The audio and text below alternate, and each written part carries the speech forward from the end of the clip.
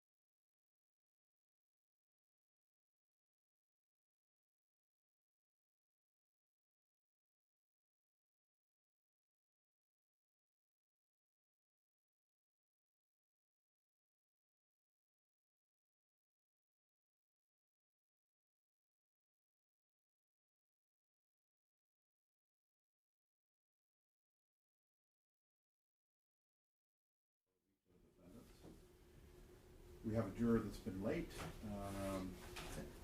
half an hour late at this point, so we're gonna go ahead and proceed with the hearing outside of their presence. The jury is out in the courtroom. Let's take up the matter that the state filed a motion in limine regarding expert testimony. State, what do you have on this? Your Honor, we simply are asking the defense to approach before they intend to offer any evidence from an expert or otherwise about the state of the mind of either of the three defendants in this case. There's been a lot of suggestion from their questioning, or so that they're willing to call expert witnesses to talk about what a reasonable person would believe under the circumstances. It's not proper under the law. It's pretty clear that the only times that a person could put on evidence such that is, or state of mind evidence, is with an insanity defense or with a defense of a justification on a domestic violence victim situation under 3836. So we just want to be sure that there are no references to that in opening statement, or any of that evidence is elicited through a expert or witness that the defense intends to call, unless they approach the bench and we have a hearing outside the presence to see if that's what's going to happen. Judge, in response to that, I would agree that the experts can't say what the particular defendants were thinking at the time, but I believe that they are able to opine upon what a reasonably trained officer in a similar situation would reasonably believe, and whether a reasonable belief would be consistent with certain facts. I don't think we should be precluded from asking questions in that format. And considering that this is not a federal trial, this is a state trial guided by state laws, the element for the jury to consider is the ordinary and prudent person standard. Has nothing to do with evidence about what a reasonable police officer would do based on what a purported expert would have to say about that. And it's already been decided by the court that the state can't do that. So what's good for the goose is good for the gander. The defense can't do it either. But I don't think it's been decided by the court that the state can't do that. I think that they didn't have anybody willing to say that. But as far as, I mean, Mr. Cifuentes is right. There's an objective, but there's also a subjective standard that goes under that, because you have to, and the court's going to instruct the jury that they have to put themselves into the position of the officer, as viewed from their standpoint, as viewed from, and you know, by necessity, they have to view it from the standpoint of men acting as police officers, doing what they were doing at the time. So it's that subjective part of it that our experts, who are all also police officers, former police officers, and have been trained and training, all of those things they can talk about how training, how perceptions, how those perceptions all work together in order to be able to form a reasonable belief for an officer. And as Mr. Cifuentes said, we're not offering any testimony as to like what these individuals were thinking at the time, and that's what the state is talking about in their motion, which I agree with that. Like we don't, as far as their motion is covering what these individual officers are thinking at the time, there's not an expert that can testify to that. But they can testify as to what somebody in that situation would be experiencing, would be thinking, how they would be reacting, and whether or not that was reasonable. And that is what we're going to offer the testimony on. So rather than have to approach, we just like the court to make a ruling that would be appropriate, so we don't have to keep coming up every time we want to ask those questions. And Your Honor, we've asked to do that. We've asked to do that. And then if he's saying that they would be allowed to do that, in the same way we should be able to do that. But the court has, by its earlier rulings, said we can't mention policies and training and how they affect the subjective reasons of an officer or these officers at the scene. So I don't understand why they're arguing that they can do it when we cannot. Well, I don't understand. Yes, Your Honor, but that's not what the court restricted. We did ask to restrict on like policies, SAPD policies. We're not going to ask our experts those things. We talked about tactics, and the court, I believe the court restricted what they were trying to get was like tactical officers to talk about those tactics.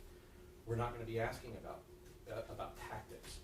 We're going to be asking about when somebody is at a place and a woman is coming at them with a hammer in this situation, What is training? Because training is important. They have asked about training. Training is important because you were trained to, for instance, you were trained to meet deadly force with deadly force. You were trained to draw a firearm when confronted with a weapon. And we've been talking about that the entire trial. And so things like that as part of their training is definitely relevant. And these experts who train police officers to do these things would have the requisite expertise to be able to talk about those things. Then we won't rest. If we're gonna be able to do that as well, Your Honor, if you're gonna lift that prohibition on us being able to talk about what a reasonable police officer would do based on a person's years of training and expertise and experience in the field, then we wish to put on more witnesses, because we have been prohibited from doing that. Your order explicitly said we cannot talk about training, and we can't talk about policies. And those are exactly the kinds of things that would inform these experts' opinions on what a ordinary and prudent police officer would be doing from their standpoint. I think the distinction, Judge, is use of force, reasonable use of force, and whether it's imminent versus policies. And it came out, even though it was asked, it still came out that policy is not the penal code. So I'm not sure what the confusion on the distinction is. I mean, you had Detective Soto arguing that I just think they could have done things differently. Well, we can have an expert to say they shouldn't have done things differently under those circumstances that they were dealing with. So that's a reasonable use of force. That's something the jury needs to hear evidence on. Now, the individual SAPD policy was what you ruled on. Whether the policy general manual 501 or 502 says this, well, that's irrelevant when it comes to the penal code. But when it comes to reasonable use of force, I don't believe that's what the court's instruction was. And as a matter of fact, their detective made a comment on it, so we should be able to rebut that. Let me ask the state, so what did you expect, or what would you expect your witnesses to testify to specifically? We would expect them to testify from their years of training and experience and their training of police officers in the field in handling emergency situations, barricaded situations of individuals, that they're trained to respond in a certain way, that their mindset is considered as far as preserving life, protecting life in these situations, and exploring other alternatives before jumping into a situation where an officer might get hurt or a victim might get hurt.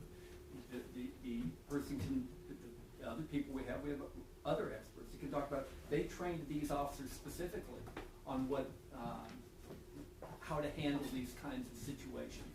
And if they didn't handle them the way that they had been trained in less than a year before, it suggests that an officer is acting, if they're acting against their training and against their policy, they're acting unreasonably in their response.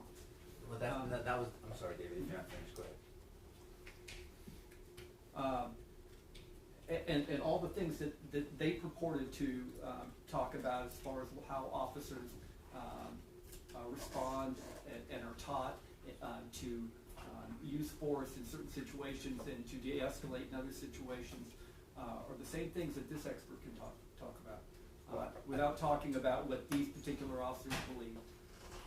I think the slippery slope is what he mentioned is the policy, Judge, versus reasonable force, and whether it was excessive or not, or that circumstance. I mean, the SAPD policy is irrelevant when it comes to reasonableness under the penal code. So if that's the distinction and that's the confusion, so I don't think that our hands should be tied to show that under these circumstances that this behavior was reasonable. I mean, again, forget policy. We're not going to mention SAPD policy because we don't care about it at this point. But when we're talking about the penal code and what this jury has to deliberate on, I believe we should have an opportunity to offer evidence to show that they were reasonable. And Your Honor, counsel, I realize it's the only argument he could make, and he's got to be an advocate, but it totally misses the point of what Chapter 9 says. Their witness, Detective Soto, said the only reason the officers were not reasonable is they failed to choose an alternative aside from the one they chose, and their plan was wrong. But he did not negate that Melissa Perez's threat was immediate. He did not negate that her threat to use the hammer could cause serious bodily injury or death.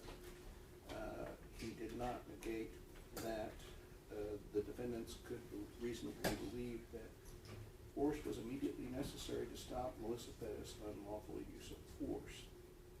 So, again, we argued previously that bad tactics did not cause her, Melissa Perez, to engage in the unlawful conduct. And under Texas Penal Code 6.04, what they're attempting to do is to suggest that they provoked the difficulty by their bad choices. And you've already ruled on this, and federal courts have already said there's no such thing as officer-created danger. In essence, officer-created danger embraces concepts in the Texas Penal Code, which is, number one, that officer-created danger does not trigger the causation necessary in 6.04, that their bad tactics was sufficient in itself to cause her to engage in bad behavior, illegal behavior, violent behavior, behavior that threatened their lives, and that it threatened their lives in a way that required an immediate response. Their suggestion that bad tactics caused those things is totally untrue, can't be proven, and not even their witnesses testified that it caused her to engage in violent behavior. In addition, 38.03B says that you don't have the right to resist an arrest, whether it's lawful or unlawful. So they're trying to get through the back door issues that this court has already ruled upon and precluded them from introducing. So their suggestion that what we're trying to do is improper is misleading, because they simply can't say that bad tactics is the cause of the behavior, or that they provoke the difficulty, or that somehow or another their bad tactics gave her a right to resist an arrest. So we would ask that their motion in limine be denied, to the extent that that's what they're suggesting, that they want to get into bad tactics. All right, so let me do this. So let me, as it relates to the state's motion in limine regarding expert testimony, I'll grant the state's motion. As it relates to the defense experts and testifying, what I'll do is I will recognize and I'll allow that testimony, and then subsequent to that, state, if you want to call it any witnesses to rebut, then you could do that. Okay, let me just see if I'm clear, right? The Yeah. motion limine is granted, they can't talk about it in an opening statement. Any expert that they call that purport to do that will have a hearing outside the presence of the jury to Yes. see if they're within the bounds, Yes. right? And if that's the case, what they testify to, we are permitted in rebuttal to talk about those things, whether it be training or policy or whatever it is necessary to rebut what they say.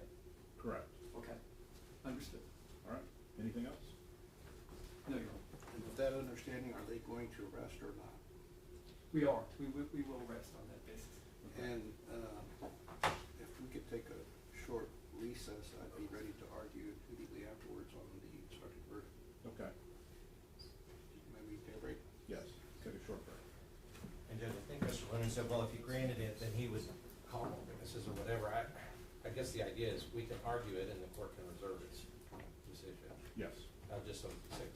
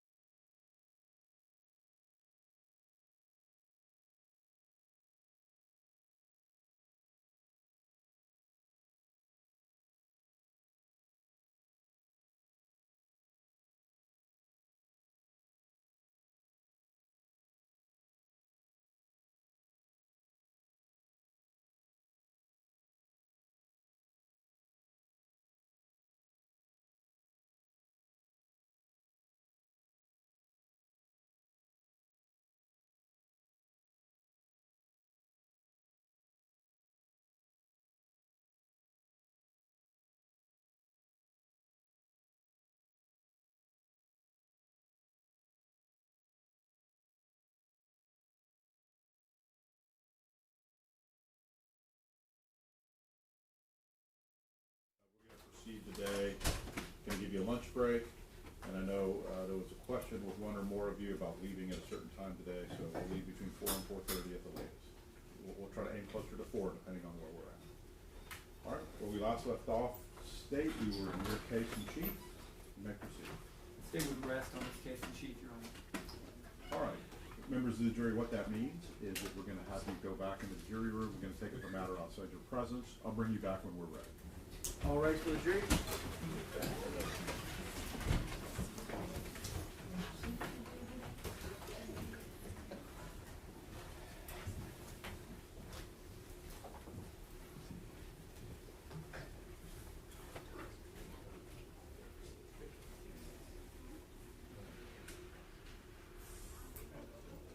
May be seated.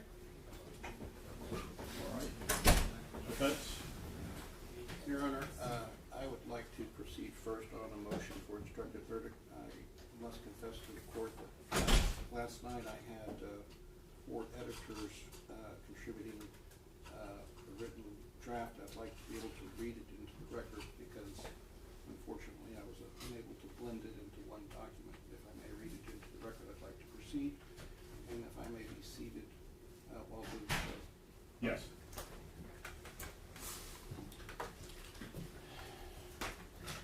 For the case style 2023 CR 11510A, B, and C, the state of Texas versus Alfred Flores, Eleazar Alejandro, and Nathaniel Villalobos in the District Court, 379th Judicial District, Bexar County, Texas. The following motion for instructed verdict is made by the undersigned, Ben Cifuentes, to the Honorable Court, to the Honorable Judge of said court.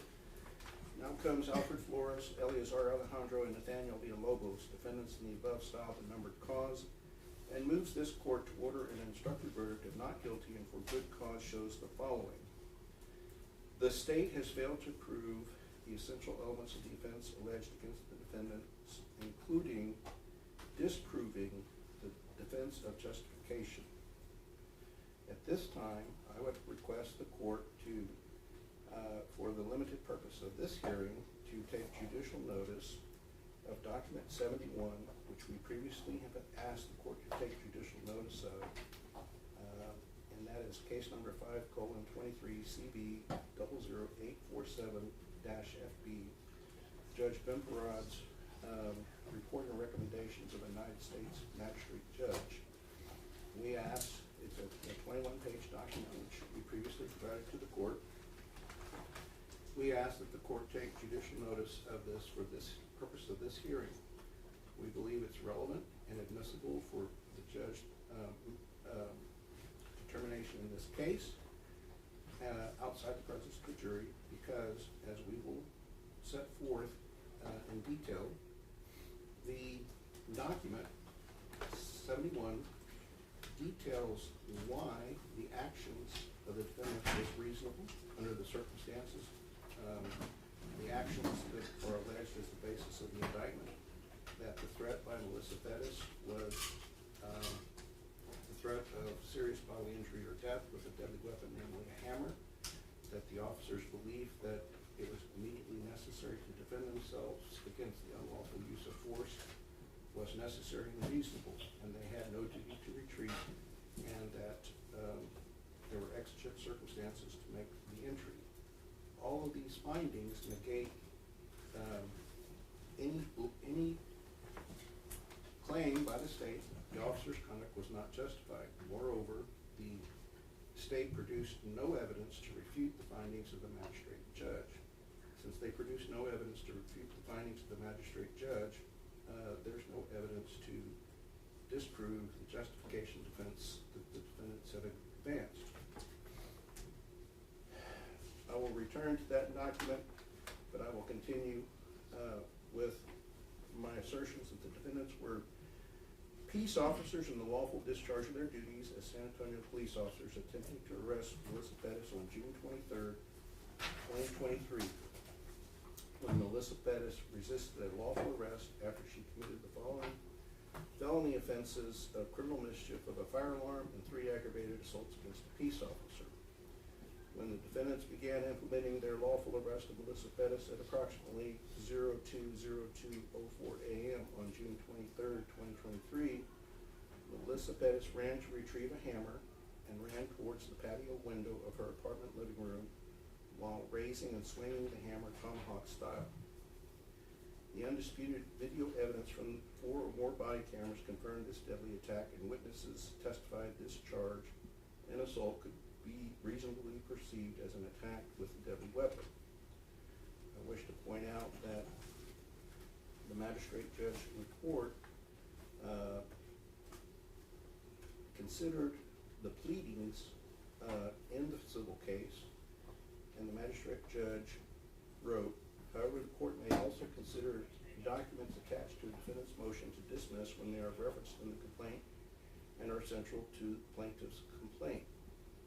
And then the magistrate judge went on to explain in a footnote number 2, in their response to the officer-defendant motions, plaintiffs also confirmed they do not object to the courts considering the body-worn camera footage when evaluating the merits of the motion, and aver that the motion should be decided on the record at hand, including the body-worn camera footage. When this court reads the document 70, this court will realize that Magistrate Judge Bimperod reviewed the same body-worn camera videos which were introduced in this case, including those of the defendants. Thus, when we assert that the undisputed video evidence from 4 or more body cameras confirmed the deadly attack, that was also confirmed by Magistrate Judge Bimperod. Continuing further, the crime scene detectives who measured the width of the patio and estimated the placement and size of a window screen that was knocked down to the patio floor by Melissa Perez's hammer swing at 1:40:50, and this was on Officer Ramos and Officer Salinas' body-worn camera, and at 02:02:07, which was on various body-worn cameras and stills, in particular Edwin Rivera's, agreed that one corner of the screen was more than 1 foot from the outer patio rail. Detective Soto agreed that the specific corner identified as noted previously by the CSI and in this motion was where Alfred Flores' feet were located when the hammer struck the patio window. All witnesses either agreed or did not dispute that when Melissa Perez struck the patio window at 02:02:07, the hammer was less than 5 feet away from the back of Alfred Flores' head. In the undisputed testimony by various detectives and in the videos, all the witnesses testified that at the moment that Alfred Flores was negotiating the patio rail, mounting the patio rail as if he was mounting a horse and turning counterclockwise, that he lacked the ability to see Melissa Perez's unlawful deadly attack with the hammer. In essence, he was defenseless at that moment in time. Being defenseless, he lacked the ability to perceive the danger and dodge or avoid being hit with the hammer. All witnesses either agreed or did not refute that the hammer swing was in a trajectory in line with the back of Alfred Flores' head. This was confirmed by at least 3 or more body-worn cameras, and the trajectory of glass that was ejected toward the back of Alfred Flores' head as a result of Melissa Perez's hammer blow was in line with the swing, the contact, and the direction to the back of Alfred Flores' head. Eleazar Alejandro gave a statement to Ronald Soto explaining he believed that Melissa Perez was throwing the hammer towards Alfred Flores' head, and all witnesses confirmed that at this moment in time, Alfred Flores was defenseless. This belief by Eleazar Alejandro, as set forth in the statement, was not refuted by any witness. Eleazar fired 5 shots in less than 2 seconds to stop Melissa Perez's deadly assault. There's no evidence that any of these 5 shots hit Melissa Perez. Now, afterwards, Melissa Perez ran back to her living room couch between 02:02:07 and 02:02:09. She then got up from the couch, went to the open hallway between her kitchen and living room and stood facing the patio door to the right field of view from the body camera. At 02:02:10, she was standing in the hallway with the hammer still in her hand. She looked directly at Alfred Flores for a second, then began charging rapidly, aggressively towards the patio door, which was a French-styled window door where both Nathaniel Villalobos and Alfred Flores stood. A reasonable officer in Eleazar Alejandro's situation at 2:02:12 would have believed that after the first charge and first volley of shots, Melissa Perez would have surrendered by throwing down her hammer, giving up her deadly weapon, and showing a willingness to submit to an arrest. Instead, having been fired upon, she again began a second deadly attack, showing a determination to kill or to be killed resisting her arrest. Her intent to resist arrest is confirmed by the fact that she stated on body camera several times, "Shoot me," and that was during the first time she swung a hammer twice at Jonathan Salinas. Then several times she informed officers that she was not going to go to jail again, that she's already been to jail 3 times and she's not going to do another 45 days. Additionally, in the second attack at 1:55 against Nathaniel Villalobos, afterwards she stated to Officer Villalobos, I believe she used the F word, and then said, "Fight me." It's noteworthy that during both of these assaults against Jonathan Salinas and Nathaniel Villalobos, approximately 11 minutes apart, several officers drew down and pointed their weapons at Melissa Perez for a lengthy period of time, knowing that the officers were threatening deadly force against her based upon her unlawful use of a deadly weapon, namely a hammer. Continuing back to 02:02:07 and the second charge, Melissa Perez charged towards the patio door a second time, and only when she was nearly against the wall in line with the patio window and patio door did Alfred Flores fire at 02:02:13 when Melissa Perez was upon the door, had the ability to exit and attack the officers. As noted in Judge Bimperod's opinion, it would be unreasonable for the officers to have retreated at that moment in time, because even Judge Bimperod noted from the body-worn cameras that both Sergeant Flores and Nathaniel Villalobos had difficulty negotiating hopping over the patio railing, and Judge Bimperod determined that retreating would not have been practical, even though the officers did not have the duty to retreat, and that had they retreated, Melissa Perez could have opened the door and attacked them, and they would have been vulnerable the way Alfred Flores was vulnerable by being hit in the back of the head. After Alfred Flores fired 3 shots between 02:02:13 and 02:02:15, Nathaniel Villalobos fired 3 shots into the wall where he reasonably believed Melissa Perez to be standing.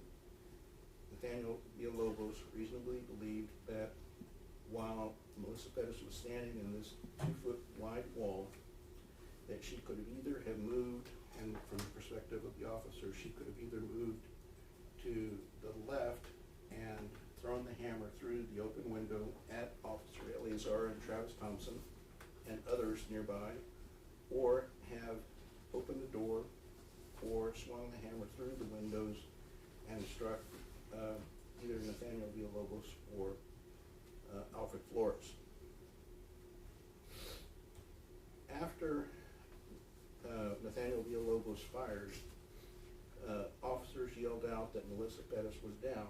Noteworthy, all the officers ceased firing when the danger was no longer present. Nathaniel Villalobos belied any intention to caused the death of Melissa Bettis when he kicked in the door to make entry to be able to render first aid. He found Melissa Bettis inside, and the video camera shows that she was still holding the hammer in her hand, and that he immediately grabbed the hammer, threw it to the side against the wall to the right of the patio door, and then immediately began administering first aid in an attempt to prevent Melissa Bettis' demise. Officer Eleazar Alejandro later jumped the railing, entered the apartment, and attempted to assist in life-saving efforts before Eleazar Alejandro was ordered to leave the apartment. Detective Soto admitted in testimony that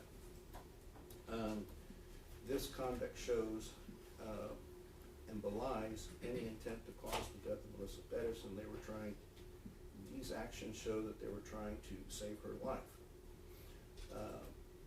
And the course of conduct in this 8 seconds of time was immediately necessary to effect a lawful arrest and to prevent Melissa Bettis' unlawful use of deadly force against Sergeant Alfred Flores and Daniel Villalobos. The state has suggested that the defendants acted as parties to commit the offense. However, as this court knows, mere presence alone is insufficient to make one a party to an offense. The state must prove that the parties acted with the intent to commit the offense. There's no evidence there was a prior agreement between the parties to commit the offense, and there's no evidence that one or more of the defendants encouraged, aided, or abetted the others because there was simply no time to take action. The fact is that each individual defendant responded independently because of the threat of unlawful deadly force that they saw Melissa Bettis engage in, and they acted independently to protect themselves in third person and to effect an arrest. Thus, there can be no law parties in this case. And as stated before, Detective Soto testified that he did not believe the defendants had the intent to commit murder, else they would not have attempted the life-saving measures. The state sought through various theories as to why it believed defendants committed murder, but in the course of nearly a 3-week trial, this court has seen how those theories have changed as the court refused to permit unsound legal theories to be unveiled. Such legal theories were inconsistent with the state's conduct in violation of Texas Code of Criminal Procedure, Article 20A.256, and also the Code of Respect 3.09 of the Texas Code of Professional Responsibility. Specifically, the state sought to suggest that Officer J. Salinas was trespassing or committing a burglary when at 1:40, 50 or so, he attempted to enter Unit 3102, and that he was told by the state that had Bettis clocked him with a hammer and hit him in the head, and had he died, she would not have been charged with any crime because he was unlawfully entering the residence. When that theory was not allowed, the state then changed its strategy and testimony. What's noteworthy is that the state refused to grant several witnesses immunity, witnesses whom they did not call. They did not grant immunity to Travis Thompson, Vince Gomez, or Maria Salinas, and they did not call those witnesses. Noteworthy, each of those witnesses gave written statements which could not be introduced because they were hearsay, and thus they thwarted the defendant's constitutional right of confrontation and compulsory process.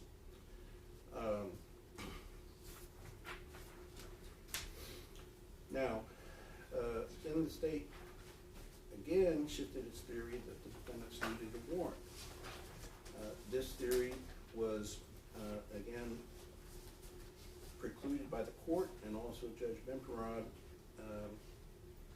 his opinion clearly delineates that there were exigent circumstances to enter. The exigent circumstances to enter were that Eleazar Alejandro had the need to enter or the officers had to enter because the homeless individual, invalid, Santos de la Rosa, could not be left alone with a woman who was psychotic, crazy, aggressive, a drug addict, and so forth, and it was necessary to protect them. Even the fire lieutenant and Officer Ramos agreed that they would not leave a loved one alone in Santos de la Rosa's situation with Melissa Perez. After the court refused to permit the state to advance the theory that the officers needed a warrant, the state then shifted to that the officers provoked the difficulty by seeking to arrest Melissa Perez. The court once again refused to permit the state to present this theory. This theory is unsound, as we have pointed out in the trial. This theory is insufficient to trigger application of Texas Penal Code Section 6.04. That is, that the officer's misconduct has to be sufficient to cause a particular result. And what, in essence, the state was arguing was that the defense caused Melissa Perez to engage in the deadly attack. Clearly, their conduct was insufficient to cause her to engage in a deadly attack, and federal courts have ruled numerous times that there's no such thing as officer-created danger. After all of the state's theories were precluded, the state was left only with the opinion of a botched investigation from Detective Soto, who conducted an incomplete investigation. He was inexperienced and was not truthful in his arrest warrant. He was not truthful in his prosecution guide, and he was not truthful in his testimony. For example, Detective Soto, in his affidavit for arrest, falsely stated he reviewed all the available digital evidence. This was not true because he admitted that 15 officers uploaded their body-worn cameras by 5 a.m. on June 23, 2023, and a review of the audit trails in Defense Exhibit 102 shows that, in fact, all 15 officers' body-worn cameras were uploaded on or before 5 a.m. on June 23, 2023. If all the cameras, the footage had been uploaded, then the footage should have been available for Detective Soto's review. When Detective Soto was confronted with his user audit trail showed that he only reviewed Eleazar's body-worn camera for a few minutes, he changed his testimony.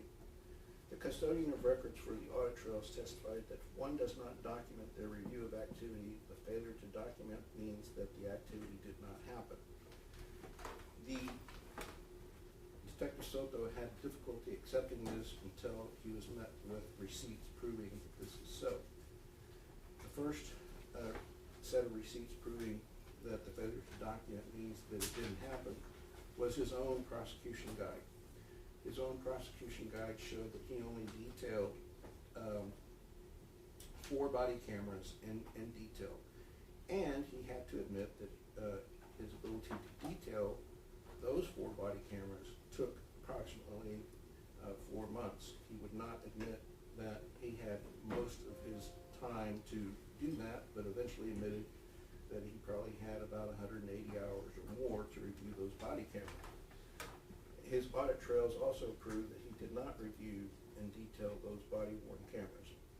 When confronted with this, he suggested that he reviewed them with his team of detectives, and I believe that ultimately he said he had a team of 8 detectives. If that's incorrect, I apologize to the court. But he admitted that he had help from other, he suggested he had help from other detectives. In fact, none of those detectives who assisted came forward to corroborate his version of events.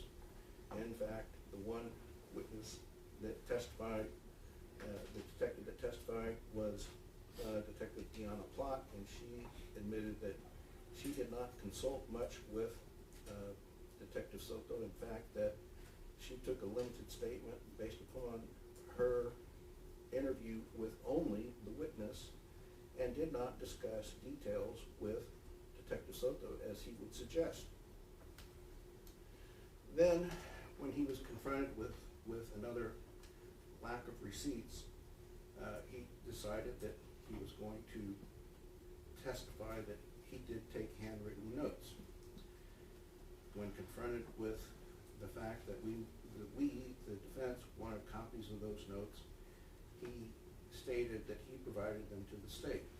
In the course of the trial, we asked that those notes be turned over to the defense. The state seemed to be eager to turn over handwritten notes. When we reviewed those handwritten notes with Detective Soto, he had to admit that none of those notes related to, of the 7 pages of notes, related to body-worn cameras. When he admitted that none of the notes that were turned over by the prosecution related to body-worn cameras, he admitted that he did not review all of the body-worn cameras from beginning to end. And he admitted that he did not look in detail at 10 of the body-worn cameras. Thus, essentially what he has done is admit that he was untruthful, that he conducted a sloppy, incomplete investigation. So he only confessed to the truth after his false testimony became manifest. Given that his false testimony was revealed through cross-examination, he should have no credibility whatsoever. Additionally, as part of the receipts showing that he did not have the ability to look at all the body cameras, he had to admit that he interviewed the Melissa Perez family sometime between 12:10 and 1 o'clock p.m. And he did not start drafting the search warrant until after that interview. With respect to the Melissa Perez interview, he admitted at least 10 or 15 different facts that related to Melissa Perez's state of mind of being aggressive, and that he did not include any of that information in the warrant, did not obtain any of that information prior to the arrest warrants.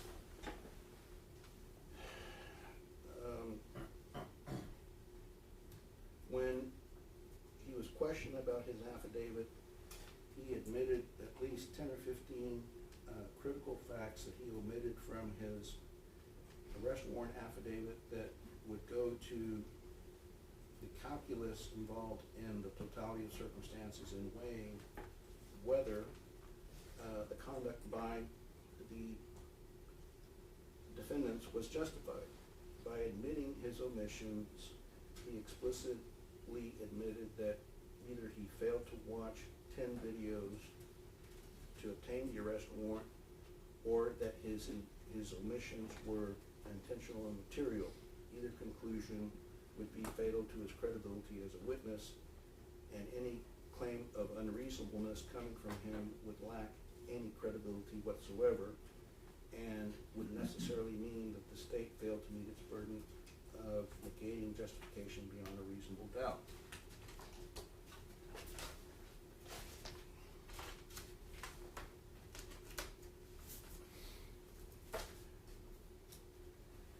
Now, in essence, the state's case rests on the shoulders of one man, Detective Soto, and as we have pointed out, that proof has evaporated.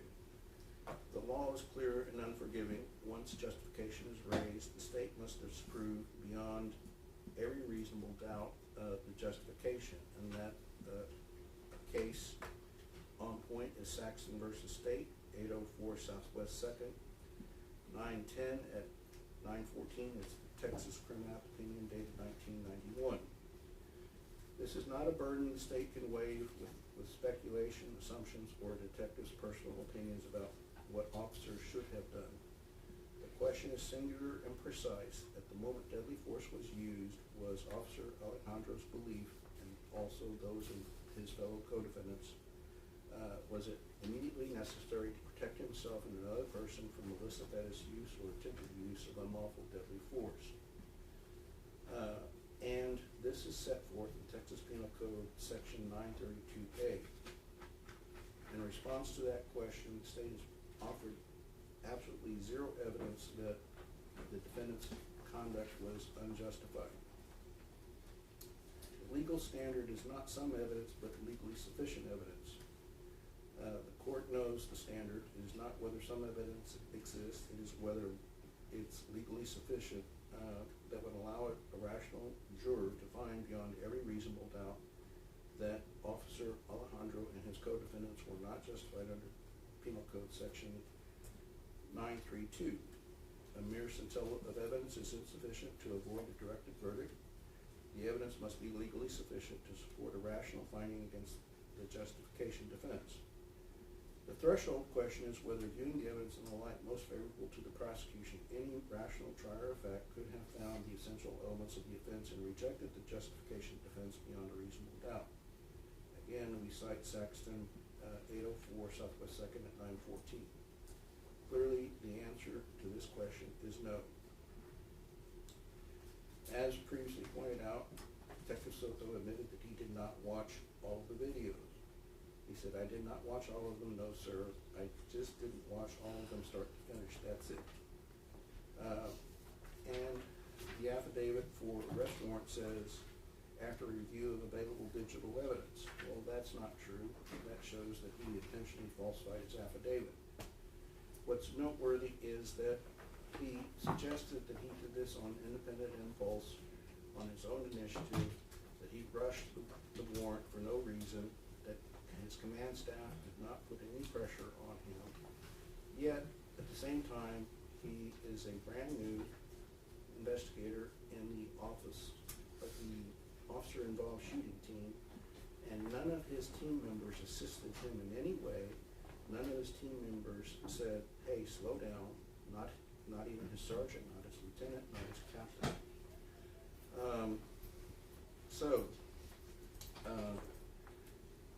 Additionally, Detective Soto admitted he had no evidence of who shot Melissa Perez. Yet he charged 3 officers with murder when he knew that it was not possible for 3 officers to have fired and hit Melissa Perez. And in fact, he agreed, and the medical examiner confirmed, that it's unknown whether 1 or 2 gunshots came from 1 or 2 different shooters. Thus, Officer Soto and the medical examiner's office and those who testified from the medical examiner's forensic crime lab could not establish beyond a reasonable doubt the cause of Melissa Perez's death. And additionally, when cross-examined, Soto would constantly say, "It was my opinion, it was my assumption." He finally had to admit that his assumption is not a fact, and he had admitted that his opinion doesn't matter when it comes to the critical issue. The defense asked him, "Detective Soto's opinion, right, doesn't trump the law. Do you agree with that?" And he said yes. The defense asked, "You would agree with me that nothing in Chapter 9 says that if you don't make the perfect tactical choice, you lose your justification?" The defense asked, "Have you read Chapter 9 of the Texas Penal Code?" Soto said, "Yes, I have before, yes, sir." But Soto's entire theory rests on his opinion that the officer should have done something different. His opinion does not address whether the threat was real or apparent or reasonable at the time the officers fired between 2:02:07 and 2:02:15. He only used his opinion that there was some driving force that required officers to enter. It's clear that when he was describing certain things such as a driving force, barricade, retreat, tactical retreat, that none of those terms were used in his prosecution guide. What this court can reasonably deduce is that some political pressure came down and caused him to use such terminology when he did not use that in either his affidavit or his arrest warrant. Additionally, Texas Penal Code Section 9.32 contains no perfect tactics requirement. there's no Monday morning quarterbacking exception. And the only provision in chapter 932 that applies was whether deadly force was justified because the officer acted as a reasonable officer would have done under the circumstances of the defendant. And even when Detective Soto was offering his opinion about what the driving force was, he testified, I just don't understand what the driving force was to get in that apartment right then. I'm sorry, repeat that? To get in that apartment right then. The defense said, but Detective Soto's opinion, right, doesn't trump the law. Do you agree with me? He said, yes. The defense asked, officers have every right, just like everybody else, to defend themselves. You understand? And Soto said, yes, sir, I agree.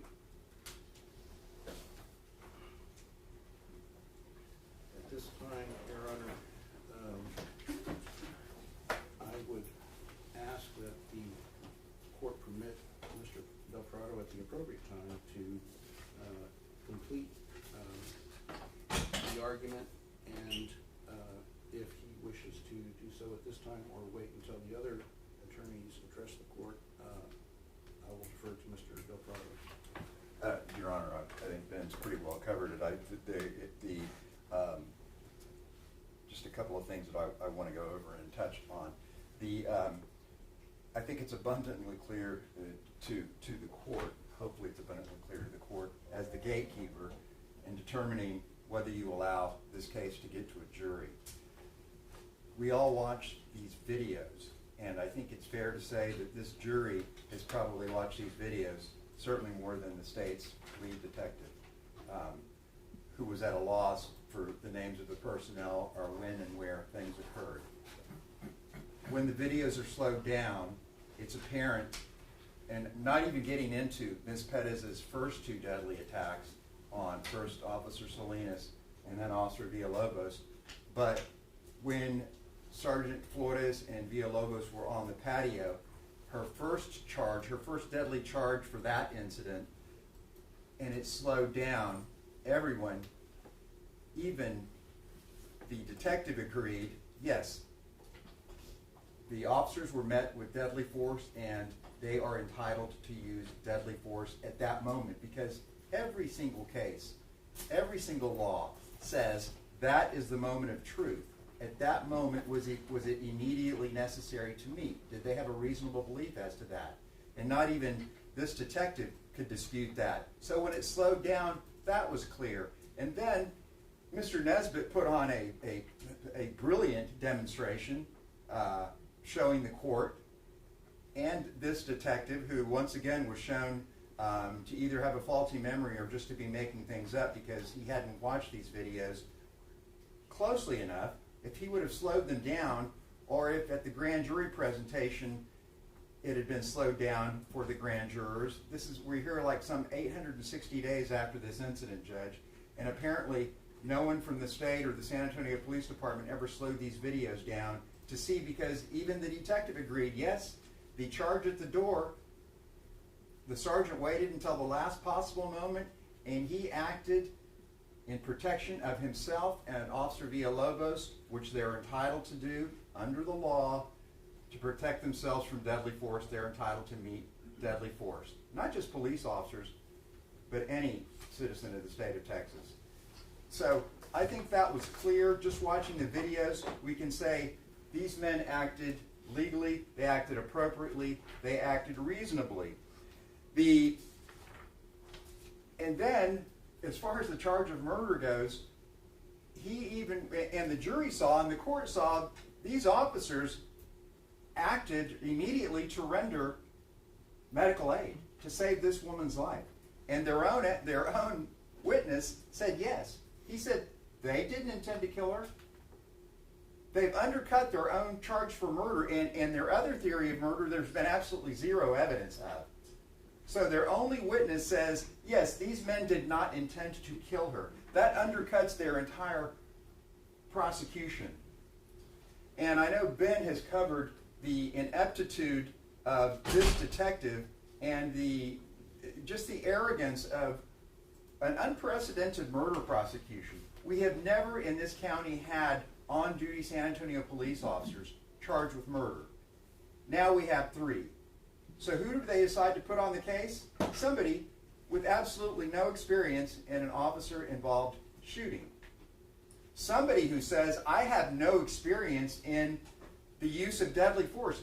Judge, with all due respect, that's all this case comes down to, is the use of deadly force. And he even said, you know what, at that academy, we have plenty of people who are experts in the use of deadly force. He didn't even pick up the phone to call one. The state decided to put up in a case that is singularly about the use of deadly force, they decided to put on the stand a detective who knows nothing about the use of deadly force.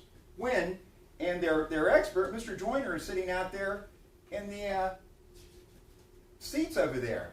They chose not to put him on.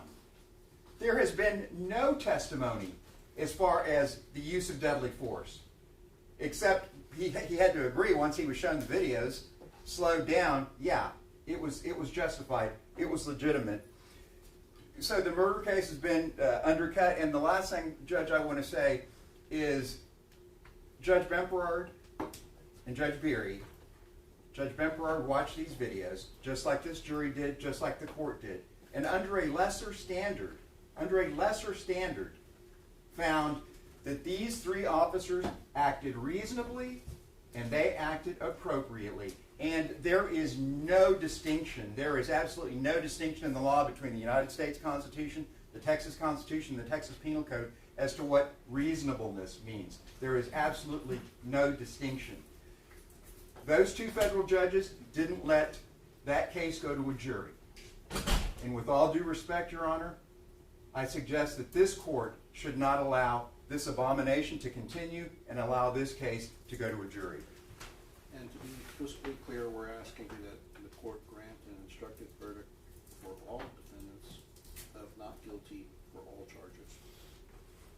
And yes, Your Honor.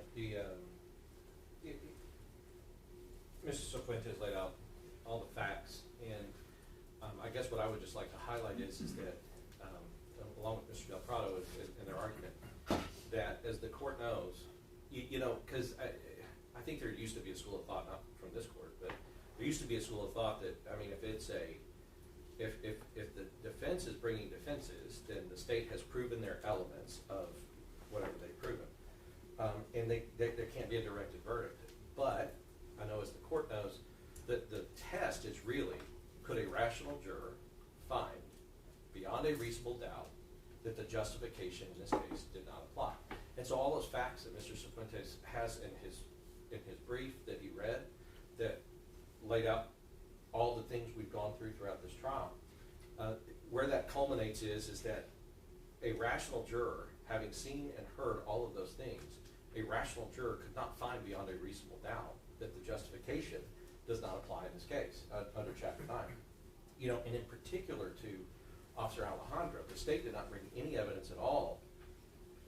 They did not bring any evidence that Officer Alejandro actually shot Ms. Perez. And so without having that, that would put him in the same position as Officer Villalobos, which means that the murder, just on that basis alone for him, should be directed out. However, Sergeant Flores, as they've talked about, as Mr. Del Prado discussed, Sergeant Flores, his charge of murder, it's the only testimony that was uncontroverted in the record was that he did not intend to kill, that none of these officers intended to kill. And I also asked the question, none of them intended to seriously hurt her. And they answered, and the officer answered, the detective answered that he agreed with that, which would go to the second paragraph of murder, which is, you know, intent to cause serious bodily injury, commit an act clearly dangerous to human life, causing the death. That second part is, if they're not intending to kill her and not intending to cause her serious bodily injury, and that's the only testimony that the jury has, again, it goes back to the murder, both of the murder counts at a minimum should be directed out. However, the reason we're asking for directed verdict on all charges is because it goes back to, if the court as the gatekeeper can look at all of these facts and everything the jury sees, and if the court has seen, and if the court the court can decide if any juror found beyond a reasonable doubt that the justification didn't apply, would that be rational? Could a rational juror find that? And with everything that Mr. Cifuentes has read, a rational juror could not, with the state of the state's case as they have presented it.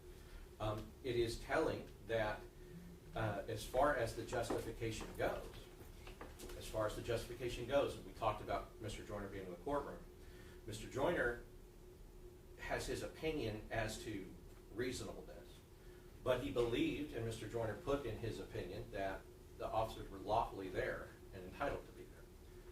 The state had decided not to call him and went with a theory that, frankly, was never going to work because it involved a matter of law and a matter of mixed law and facts, which is only for the court to decide, which is how we got to this instruction.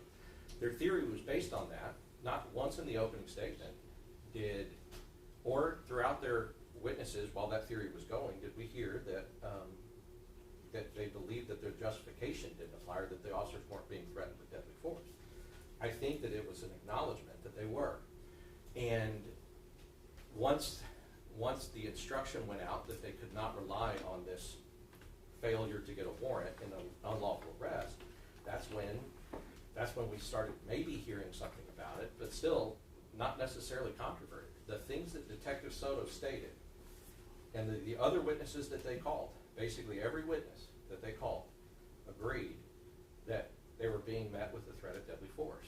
And then the thing Detective Soto stated about the intent of the officers that he testified to and was not controverted is that they did not intend to kill, they did not intend to seriously injure Melissa Perez. And so with those things, as I said, the murder charges specifically should absolutely be directed out for what I said and the arguments of Mr. Cifuentes and Mr. Del Prado. But additionally, all of these charges, the only way it could go forward with the jury is if the court makes a determination that a rational juror, based on the evidence in the case that they presented, could find beyond a reasonable doubt that they're guilty of any of these charges. And so that is why we're asking for the direct verdict on all counts on all defendants.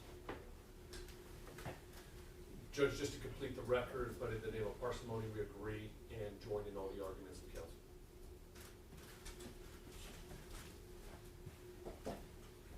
Your Honor, with respect to the arguments of counsel,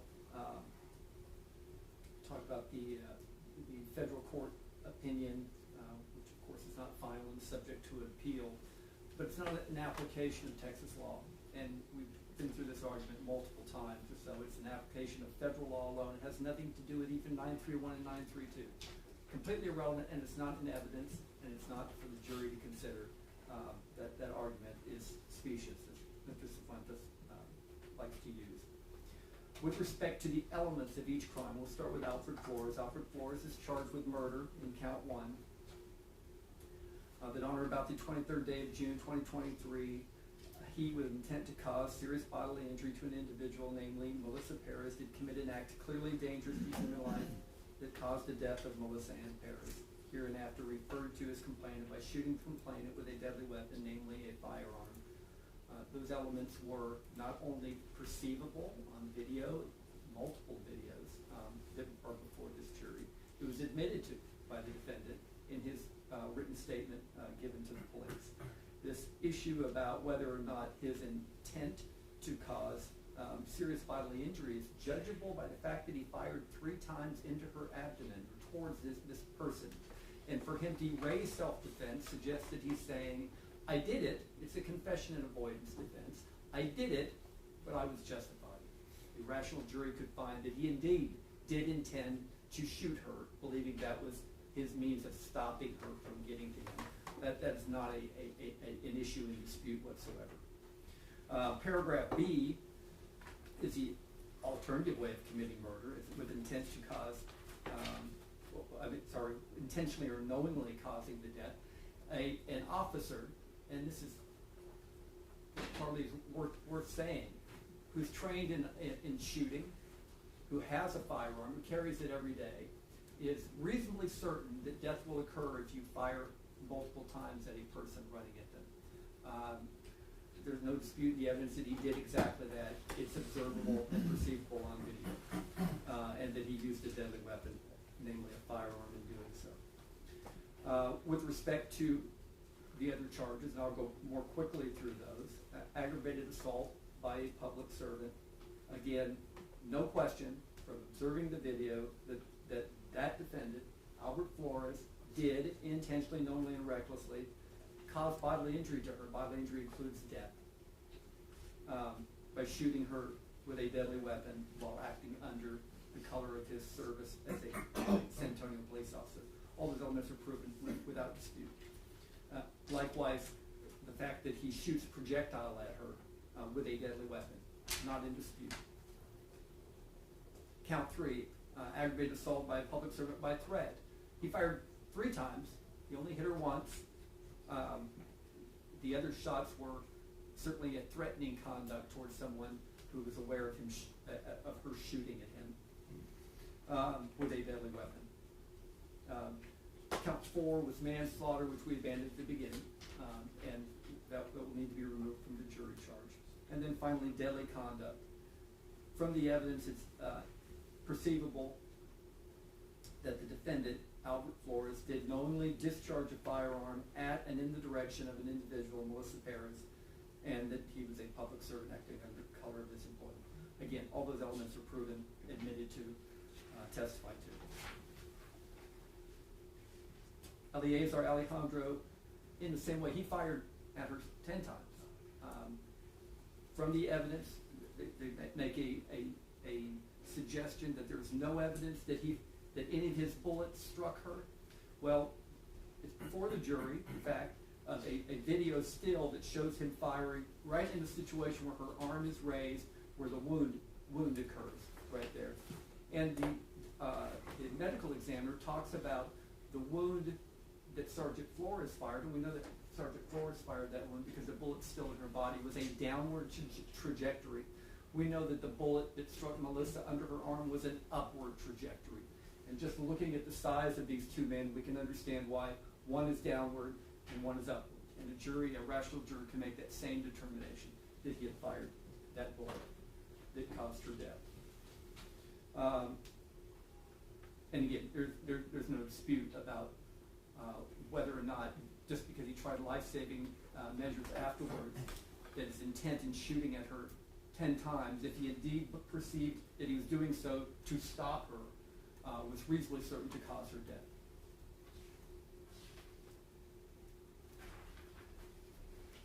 And the same arguments, the same evidence easily establishes that he knowingly discharged a firearm in her direction, and that all these things occurred in Bexar County. Nathaniel Villalobos is charged with 2 crimes. He's charged with aggravated assault by a public servant by shooting at or in the direction of Melissa Perez with a deadly weapon. Uncontroverted. Fired 3 bullets, observable from his video, into a wall where he could not see her, in which she was on the other side, slowly slumping down. A rational juror watching that video could say he missed her head by perhaps this much. That thing that they keep mentioning happened. That's what happened, missed her by this much, the bullets. And had she still been not received a fatal blow and could have survived, those bullets would have killed her. But for that matter, he is responsible for firing those bullets downrange. As Chernak says, every officer is responsible for any bullet that leaves their gun fired downrange. And he, in the evidence, knew that door was locked at the time he fired his shots. He knew it because you can see it on the video, him reaching for that door twice I'll and just ask unable Mr. Lemon to address the open it. court. One at a time. Quit looking at my client in some sort of like dramatic fashion. And I'd ask you to stop looking at our complainants when you're making your argument. All right. We already know that's. Yeah, let Same me- thing, Judge. Same thing. Let's hear the argument. Anyway, Your Honor, that shows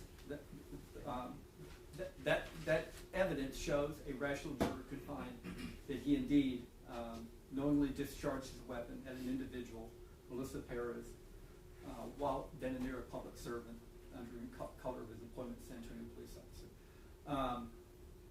So the indictment is proven. So the argument then is, and for the court to decide, is could a rational juror believe from the evidence beyond a reasonable doubt that the actors did not act in self-defense, they were not justified?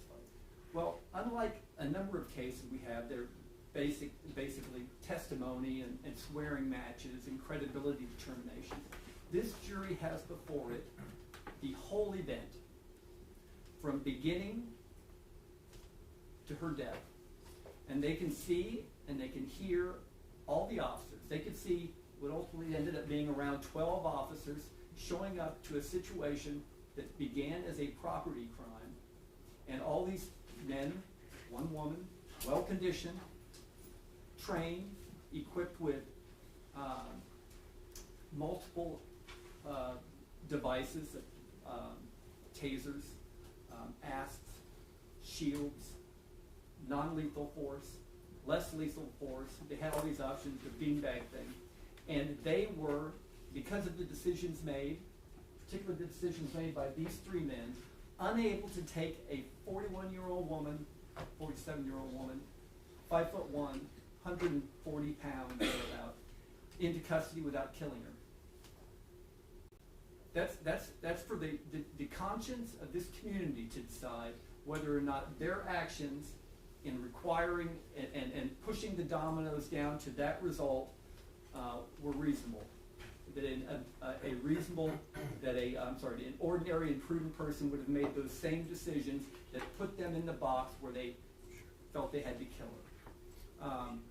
Yes, I suggest to you, yes, a rational juror watching all of that evidence, ignoring all the testimony, ignoring their statements, looking at all the video, could come to the conclusion of, yeah, this is not a justified killing. This woman should still be alive. And based on that, the motion should be denied. Judge, just for one point, Ben, just for one point of clarity, Judge. There were 15 officers there, and so theoretically, since the Detective Soto was arguing the law of parties, under the law of parties, they're all guilty. That's number one, and we know that that's not the fact. Number two, when Sergeant Flores, as the evidence showed, Judge, and uncontroverted, and Officer Villalobos were setting up for this less lethal plan, the initiation was from, unfortunately, Ms. Perez. They didn't just come in there like a bunch of rogue officers just breaking in the door and just shooting. I mean, there was a plan. They were following the 5 C's. Uncontroverted. No expert testimony from them, nobody. Matter of fact, their lead detective agreed with, and the other detective also, on cross-examination, agreed with their behavior and the behavior, unfortunately, of Ms. Perez using deadly force, a hammer being a deadly weapon. Just wanted to clear that up. The judge knows, the court knows that, but I wanted to make those distinctions, Judge.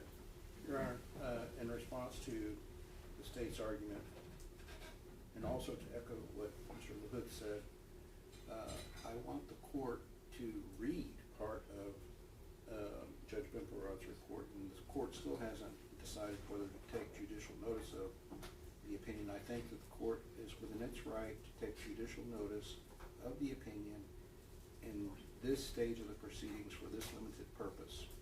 And if I may sit down and read from that opinion, Your Honor.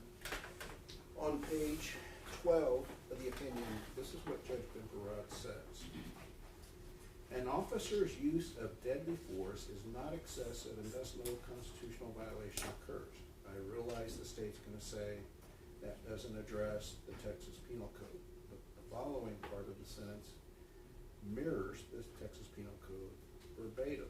Essentially, when the officer reasonably believes that the suspect poses a threat of serious harm to the officers and to others, and it quotes case law. Then it goes on to state, whether an officer's belief to that effect was reasonable is measured in objective terms based on the totality of the circumstances as then known to the officer. And it cites Barnes v. Felix. Noteworthy at the beginning of this trial, Mr. Harris cited Barnes v. Felix to cite the proposition that totality of circumstances controls.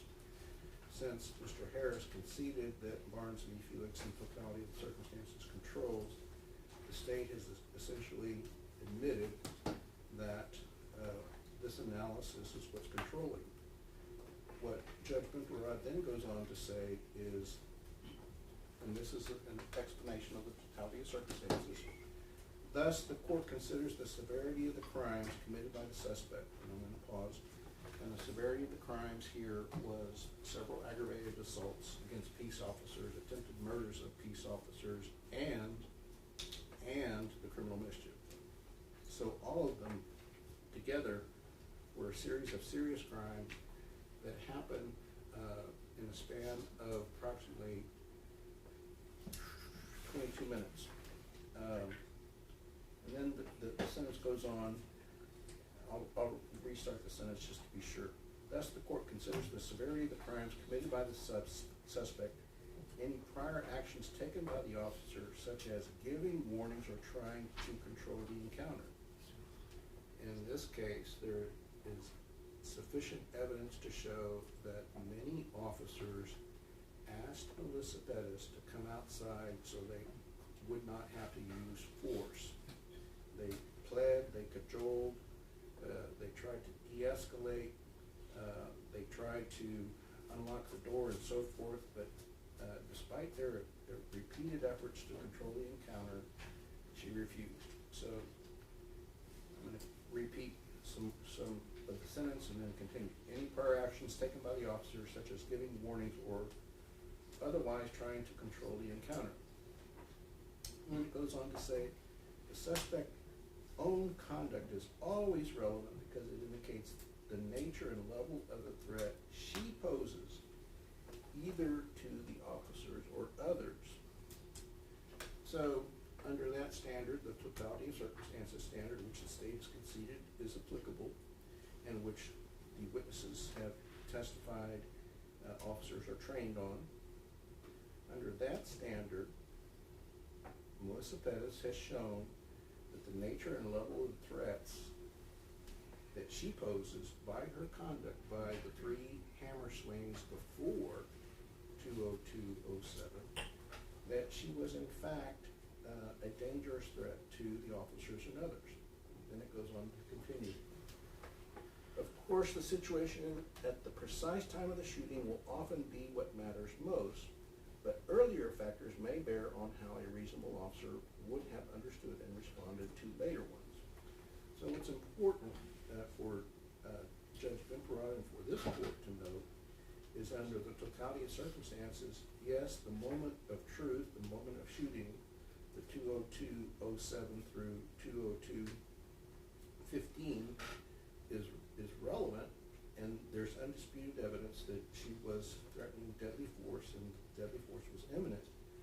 However, when it says that earlier facts and circumstances may bear on how a reasonable officer would have understood and responded, the fact is that if you show an intent to kill someone by swinging a hammer at 2 different officers, a reasonable officer can conclude that if you try to kill 2 officers 3 times in a span of 22 minutes, 10 minutes before the shooting, that intent has remained unchanged.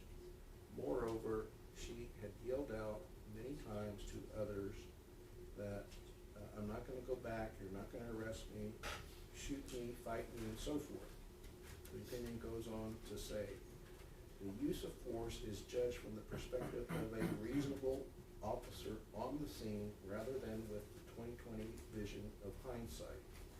And allowances must be made for the fact that officers make split-second judgments in circumstances that are tense, uncertain, and rapidly evolving about the amount of force that is necessary in a particular situation.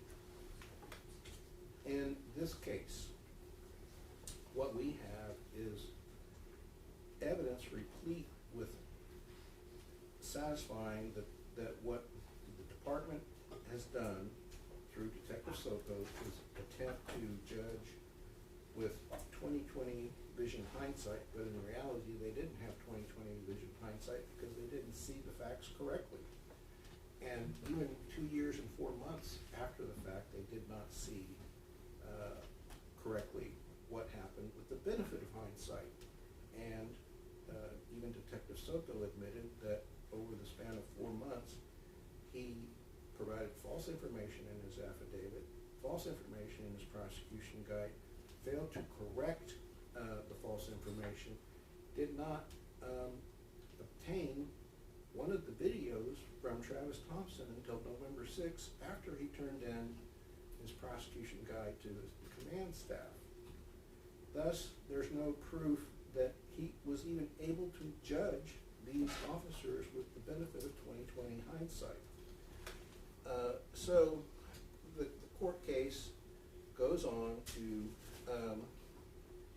explain, Judge Perez's court case goes on to explain that the officer's use of force was imminent, it was immediately necessary, and in later pages he talks about how when Melissa Perez was charging with a hammer at the officers, that any reasonable officer in the shoes of the defendants, as seen from their body cameras, that Judge Benperot, even he was able to see that the use of force was reasonable from their perspective. And since the state has failed to disprove beyond a reasonable doubt the justification of each defendant for all of the charges alleged against them, this court has no choice but to grant the motion for instructed verdict of not guilty on all counts for all defendants, and that's what we would ask the court to do. And Mr. Del Prado wants to address the court. Just briefly, Your Honor, what I'm suggesting the court needs to zero in on with total alacrity to meet this new theory from the state is, at the moment deadly force, they were met with deadly force, was it their reasonable belief that they could use deadly force to protect themselves or another? That's it. The state, in their newest evolution of their theories, because the court has ruled out, I think as Mr. Cifuentes has pointed out, 4 of them up to this point, now they're getting into a public policy argument, which is not the law. They cannot cite any law to this court that says, oh, there should have been another plan. They should have waited. There could have been alternatives. That may be public policy, and for an office that was telling officers in this case that she would have been justified in killing them with a hammer, if that's the public policy that this district attorney's office wants to go forward with, then they can propose that. But that's not the law now. The law is Graham v. Connor for the country. The law is 932 under the Texas Penal Code. I would ask the court to have them offer up with specificity what law or what statute are you relying upon to make this argument that because, in their belief, another plan should have been called for. They should have waited. An attack, 4 deadly attacks aren't enough. You got to wait.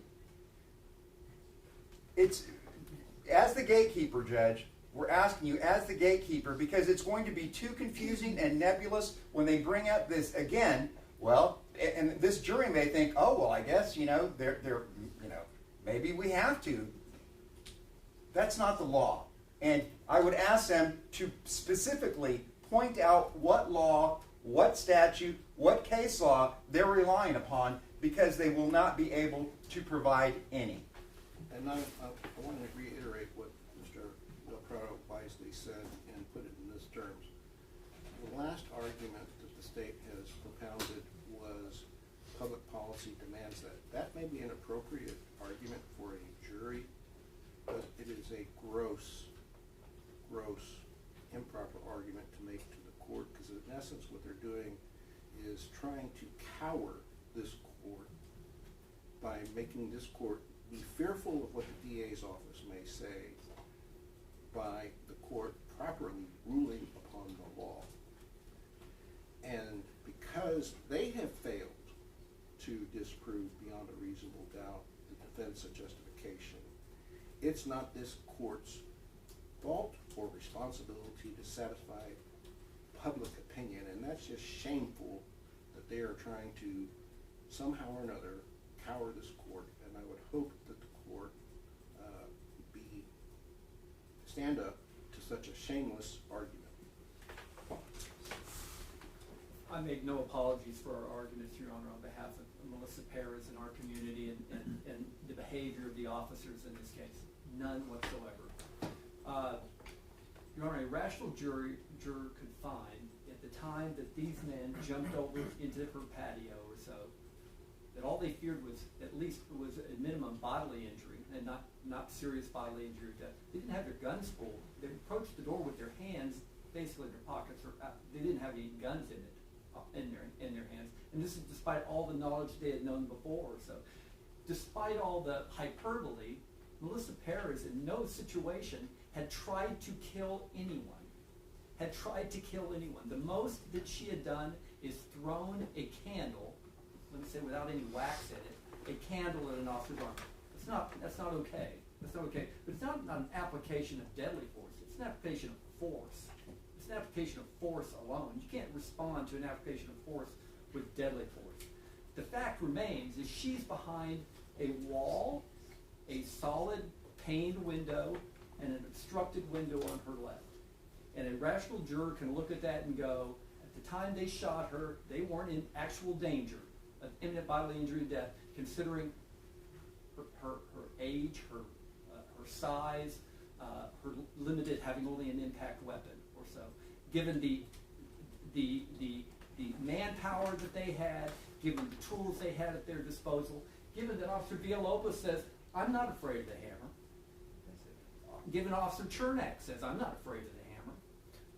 A rational juror could decide that they were not actually afraid of serious bodily injury or death when Officer Alejandro overreacts and starts firing at her. All right. I'll deny each of the defendant's motions for a directed verdict. I will take judicial notice of the federal court opinion under Rule 202 for purposes of this hearing. Anything else?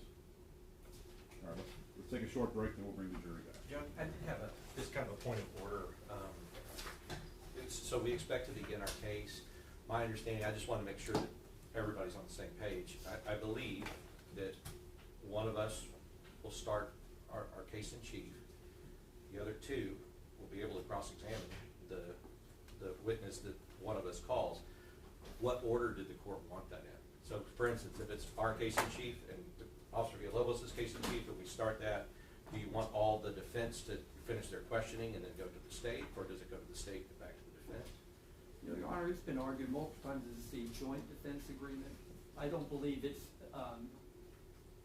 They have the right to confront. necessary for them or allowable for them to be able to cross every witness that's not adverse to them. That would be my point. They have a right to confront every witness that testifies. They can confront, they don't necessarily be given the opportunity to lead. That is not confront.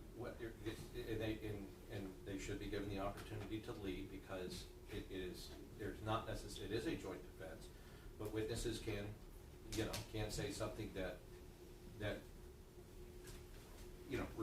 is more, I guess, more relevant to one than the other, and each defendant should have the opportunity to be able to confront any witness using leading questions. Of course, when it's on our case in chief, whoever's case in chief it is would have to direct the witness as would be common. But it's a cross-examination for every other person or every other part. It's not a separate case in chief, Your Honor, it's a joint case in chief for the defense on a joint agreement. I know no authority for the proposition that Mr. Goss proposes. It's the Sixth Amendment to the Constitution is the authority. What do y'all intend to go A, B, C, or just in a different order? Or? Our idea is, I believe that our case, that the Villalobos case will direct the first two witnesses and then rest. And then the Sergeant Flores will direct the remaining witnesses and they will rest, and I believe that will cover the Officer Alejandro, and they will not have a case in chief, is the idea. Okay, so then we'll do that. So we'll start off, and then as it relates to whether or not other defendants would be able to lead versus ask the open-ended questions. Let me think about that for a couple minutes. Let me ponder that over the quick break. And then I just want to make clear that we're not waiving a presentation of our case in chief, but how, since we're going to adopt testimony of defense witnesses to that extent, I would agree with what Mr. Goss is saying, and in the course of the trial, I we would like to reserve our ability to call a witness and not give up that right to call a witness. Yes, yeah, and we'll do that. I mean, each of the three defendants can present a defense and call your own witnesses. Yes, sir. So then the question for me becomes, is it gonna be joint defense, or is it gonna be the other defendants get the lead? So let me think about that one issue. Yes, sir. All right, let's take a short break.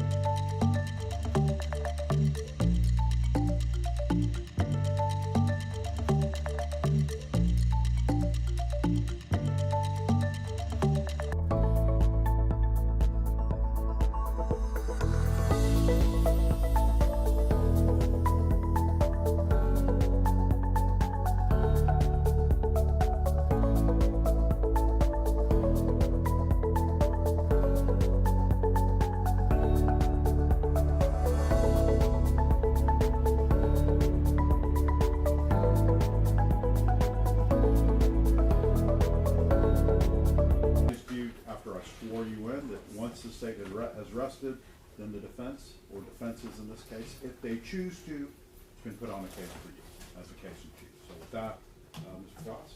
I'm sorry, Judge, I believe Mr. Nisbet is going to open on behalf of yeah. Sergeant. Judge, I reserve, may I open to the jury? Yes. Thank you, Your Honor. Good morning. They had a duty to arrest. They had a right to go home. I want to thank y'all for your grace and your time and all your attention in this trial. It's hands down the longest trial I've ever done. Probably the longest one y'all will ever do. Okay? So in opening statement, I'm going to talk to you about what the evidence is going to prove. But the case isn't really over yet, right? So what the evidence is going to prove is on June 23rd, 2023, there was a call, officers responded. I know y'all know the facts at this point, okay? And the evidence is going to prove that really two things happened on June 23rd, 2023. Two things are going to be proved to have happened that day. A tragedy where this young lady's family lost a mom, lost an aunt, lost a sister, and that's a tragedy, okay? But the second thing that happened was a rush to judgment. And that doesn't mean we have to have a second tragedy where these good officers are punished for self-defense.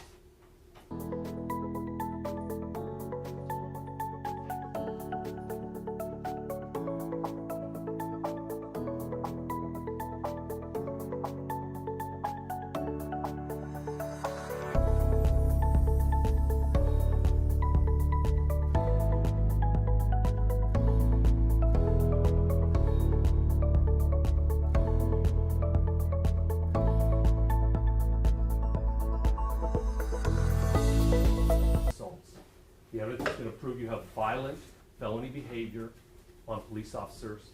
Melissa Perez was a very high risk. The evidence is going to prove that E-tone was a 15-officer response. And the evidence has shown they only called 3. Finally, you have Chapter 3, where Alfred, Nathaniel, and Eleazar show up and attempt to arrest the suspect for multiple violent felonies. Melissa Perez attacks, and they fire in self-defense.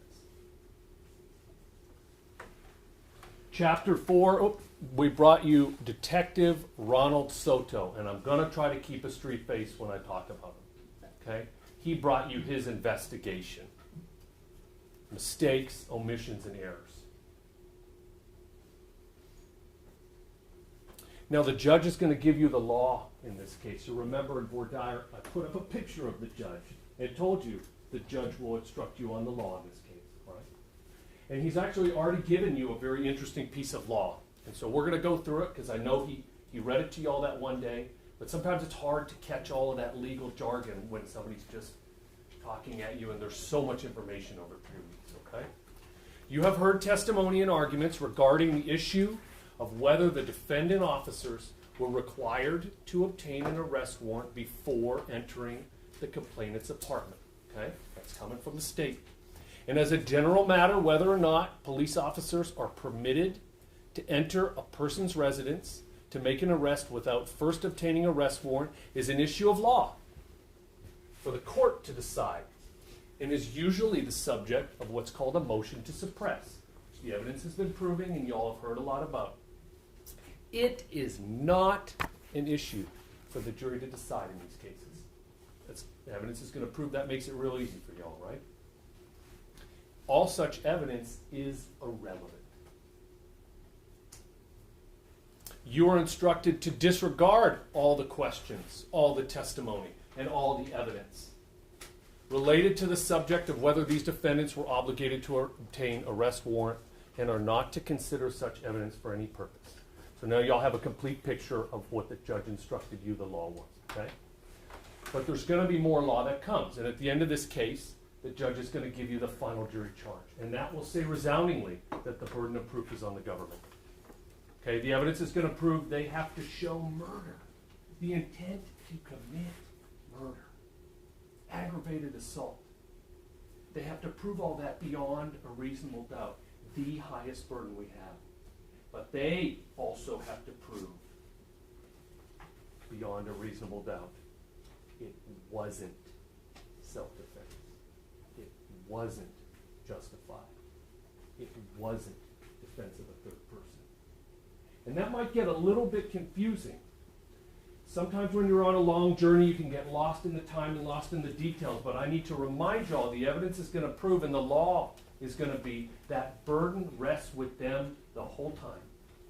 So if you find yourself thinking, geez, the defense are making a lot of good points, we don't have to. But we're going to show you in the evidence that it's so clear that we are bringing you the truth. And then we're going to bring you some defense witnesses. Not our burden, but we are. We're going to bring you a gentleman named Mark Sawa. Okay? Highly decorated major, SWAT, mental health, CIT training out of Austin PD. 7 years in the Valor program with the feds. Now is a use of force subject matter expert and instructor. Goes all over the country teaching police departments the right way to do it. Rewriting the way they do it.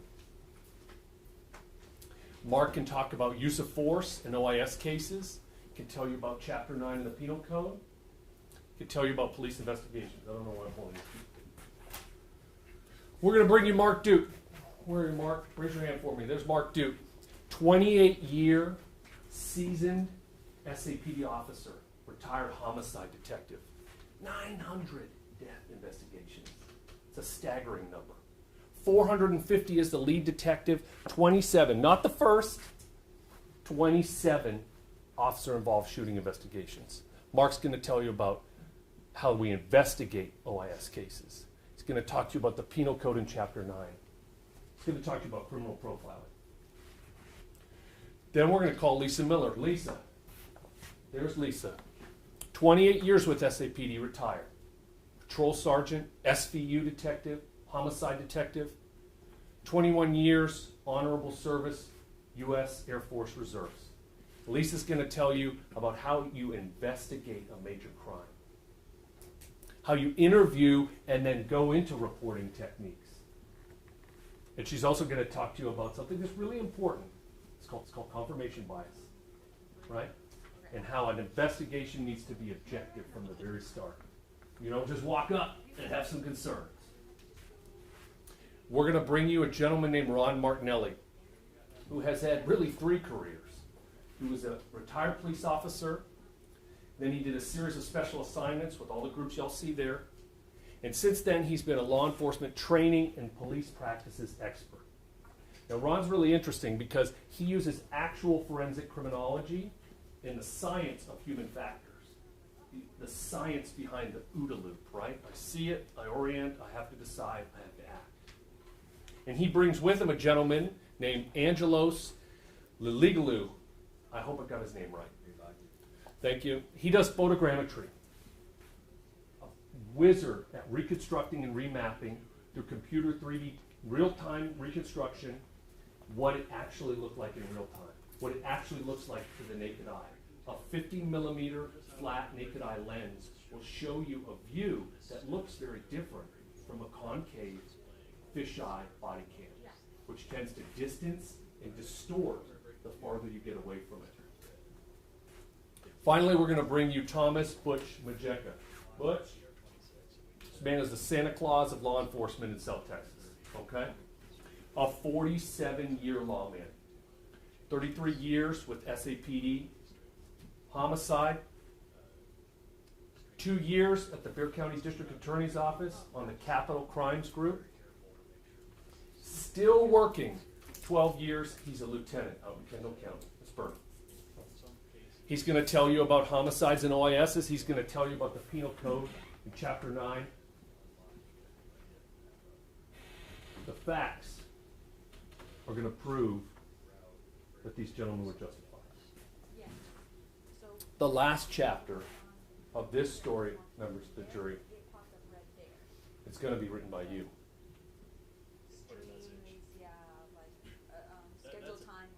847 days. These gentlemen have had to live with this. At the end of this case, we're gonna come up here and we're gonna ask, it's time to let them go home.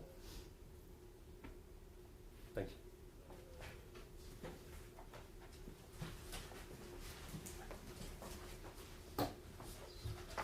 Your Honor, we'll start with Officer Villalobos as in our case in chief, and we will call retired Detective Mark Duke.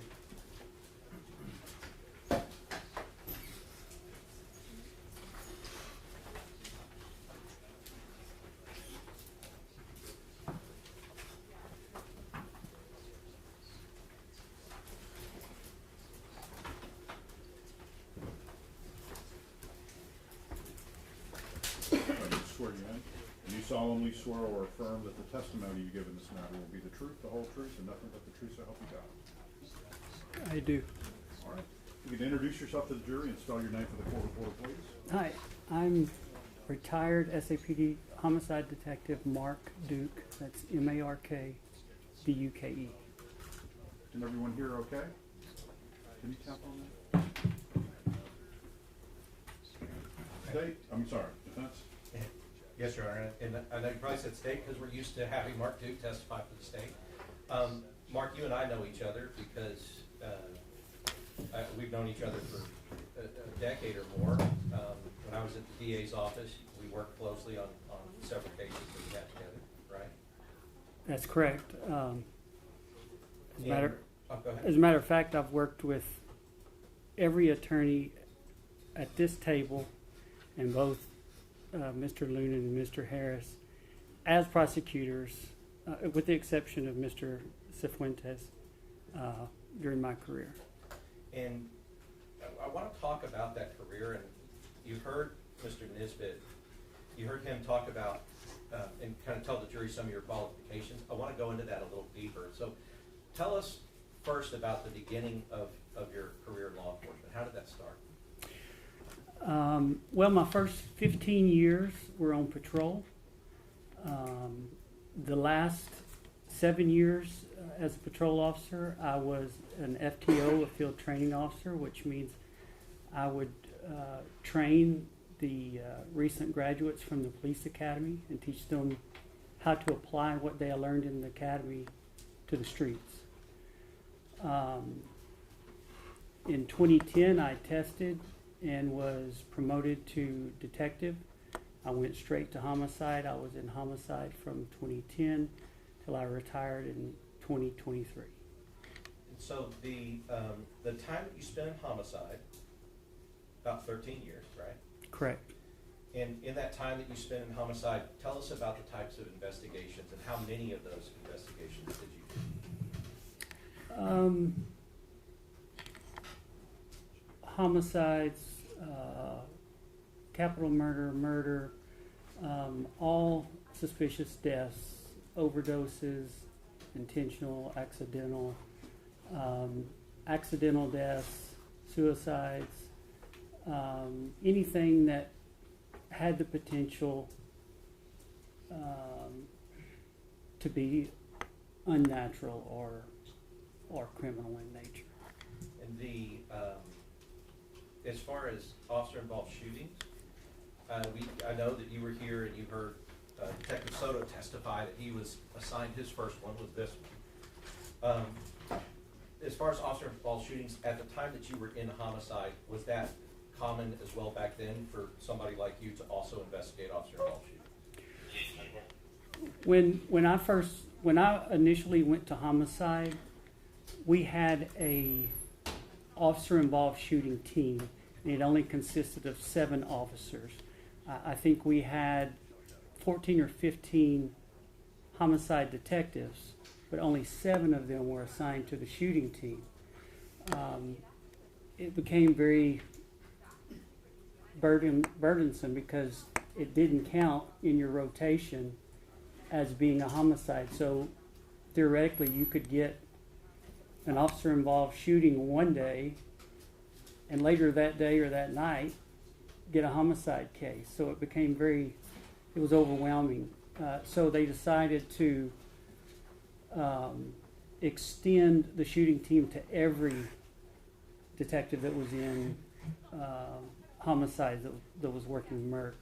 So during the time I was in homicide, that changed from a 7-man shooting, officer-involved shooting team to everyone in homicide was on the shooting team. In a department like the San Antonio Police Department, and you can answer based on, you know, your last experience, which would have ended in 2023, but in a department like that, how many homicide detectives are in San Antonio Police Department? Well, to be a homicide detective is a pretty broad term. If you're talking specifically about how many detectives work murders, because some work ag assaults and threats and things of that nature, but homicide detectives only work things that have the potential to be a violent or criminal death. And when I first went to homicide, there were 2 teams of 7, 14 detectives. I think it has since grown a little bit. I would say I would guess there's probably been 4 more added. That could be 1 or 2 off, but I would say And so, going back to and one of the things you talked about was, you know, being on a shooting team could be burdensome. So I want to talk about you said rotation, and so the jury might not know, but when you were there and there were 14, 2 teams of 7, explain how the rotation goes when there's a suspicious death and a case is going to be assigned to a murder homicide. so. We had 2 teams, 7 on each team. One team handled half the week, Sunday through Wednesday. The other team handled Wednesday at noon through Saturday. And within those teams was a rotation. If you're up for the next homicide, you catch every unnatural or suspicious death until you catch a homicide. On average, the suicide rate is 2.5 times that of the homicide rate. So you can expect to get, and San Antonio is a military city, so it's a little higher. The suicide rate is a little higher, so it's probably around 3 times the homicide rate. So you're going to pick up 3, maybe 4 suicides before you get your next homicide, and sprinkle in some accidental deaths and some overdoses. You may end up with 4 or 5 death investigations before you get your homicide. So it's very busy. Sure, and just so that we understand that, just because something comes in and it seems like a suicide, you do a full and thorough investigation on that, just like you would any other case. Well, you have to, because you only get one chance to collect the evidence. Once you release the scene, it's gone. So if you think it's a suicide today and find out tomorrow it's a homicide, unless you've done a complete, at least, collection of the evidence, you've lost things that you need for your investigation.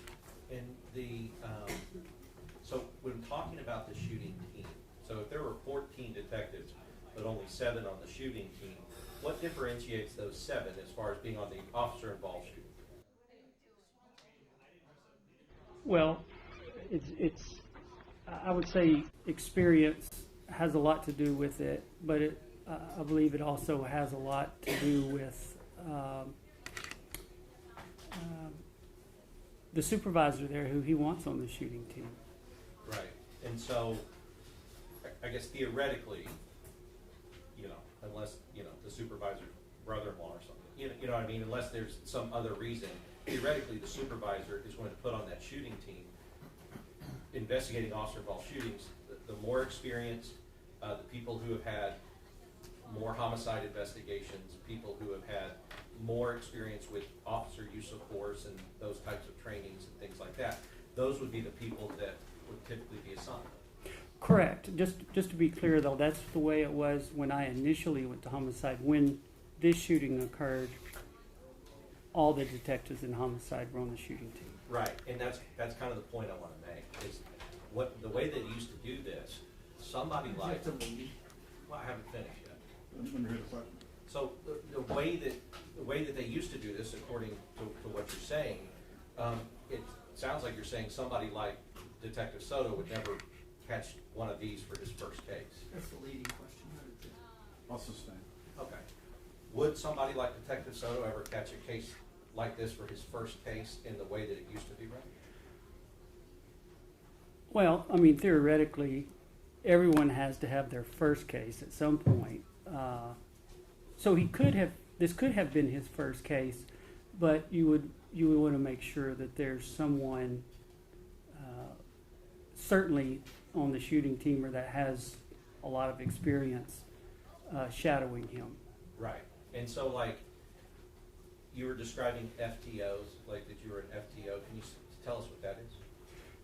Well, on patrol, a field training officer is an officer that is assigned a recent graduate from the police academy, and they've learned laws and a lot of tactics, but they've never really been able to apply that on the street. And it's a whole different world on the street. So your field training officer helps them make that transition from the academy to being a street police officer.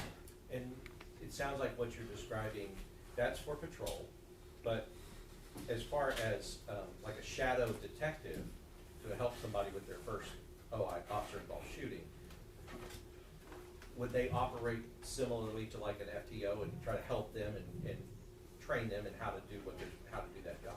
They would. There's no official designation, but yes, they would shadow them. Someone with experience should shadow them on quite a few cases, and normally they go out with them on call-outs. They would,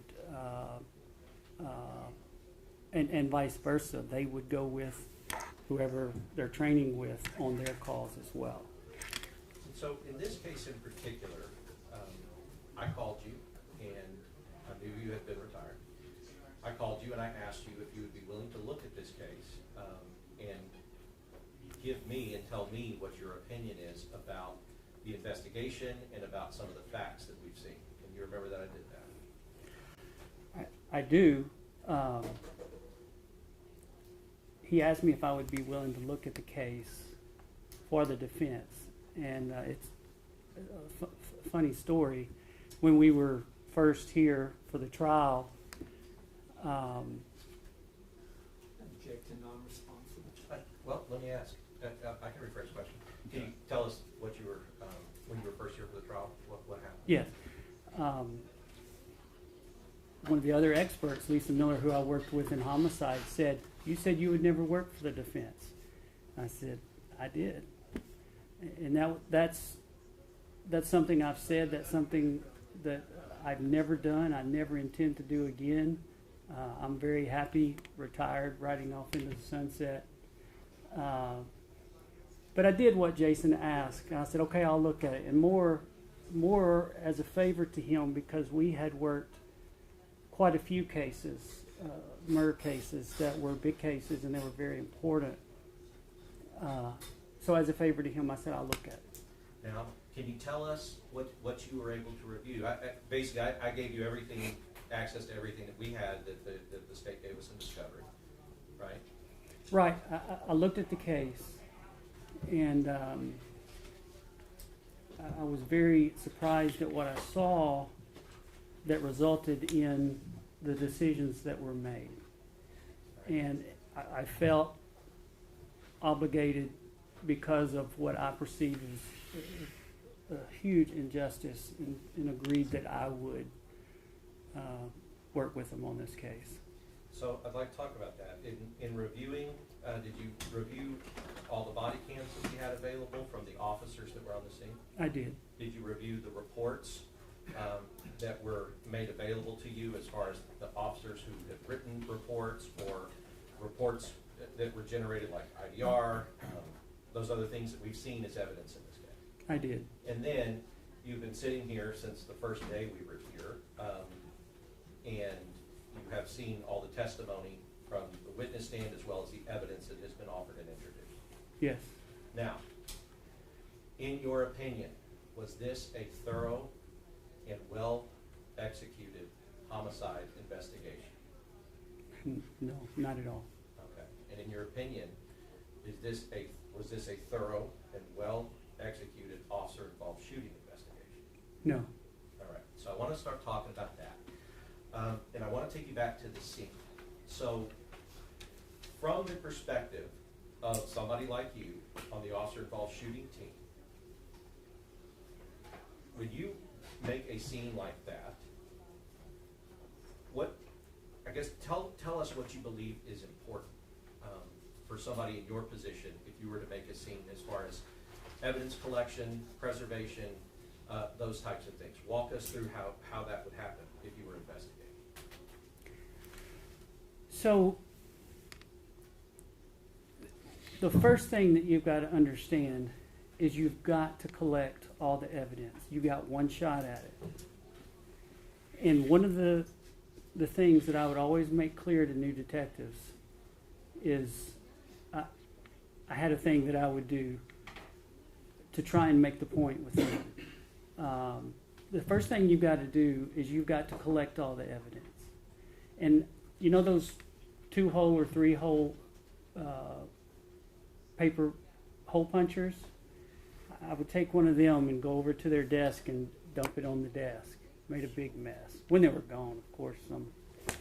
And I'd leave them a sticky note and say, you've got to collect the dots before you can connect the dots. That's very important. And you only get one chance to do it. And so when we heard testimony that Detective Soto went and saw that CSI was doing CSI things, and as the lead detective just left the scene and didn't instruct them, is that a normal thing for a lead detective to do? Well, no. First of all, if you're the lead detective, you're responsible for that case. You may trust the CSI, and we have very good CSIs.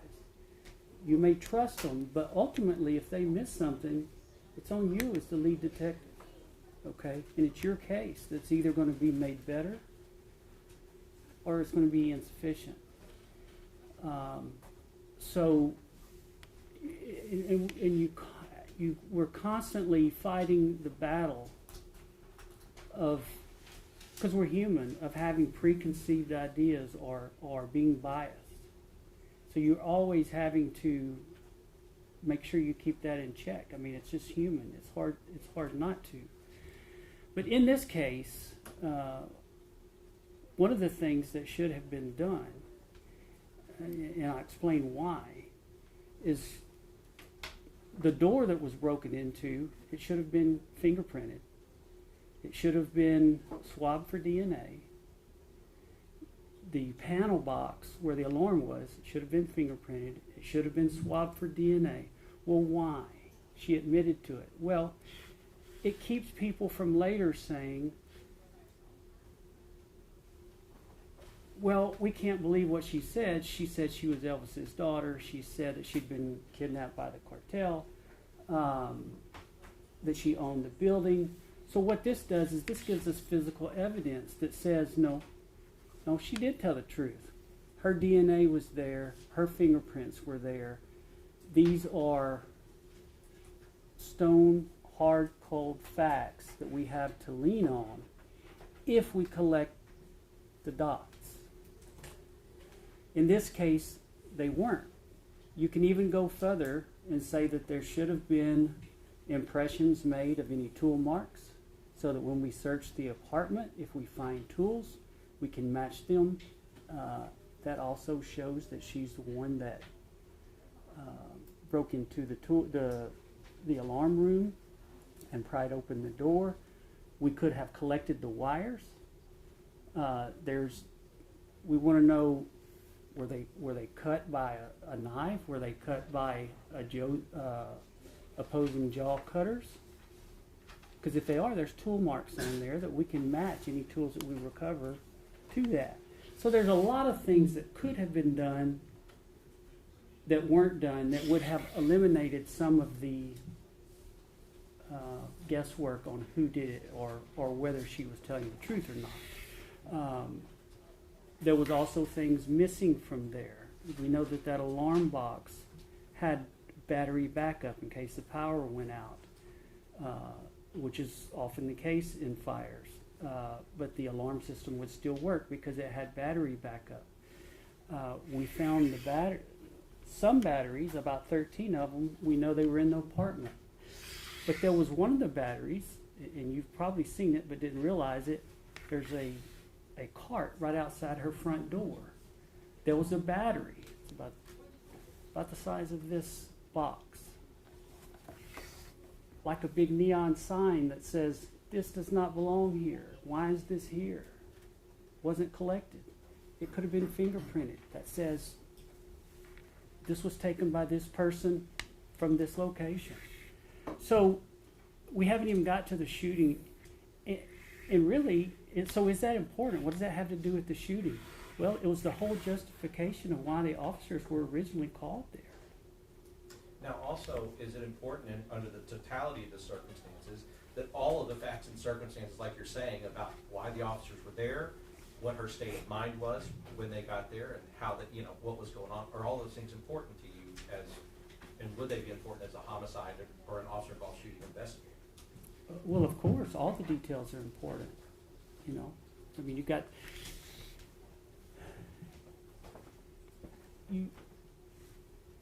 got to have all the dots to connect them. You've got to have all the facts.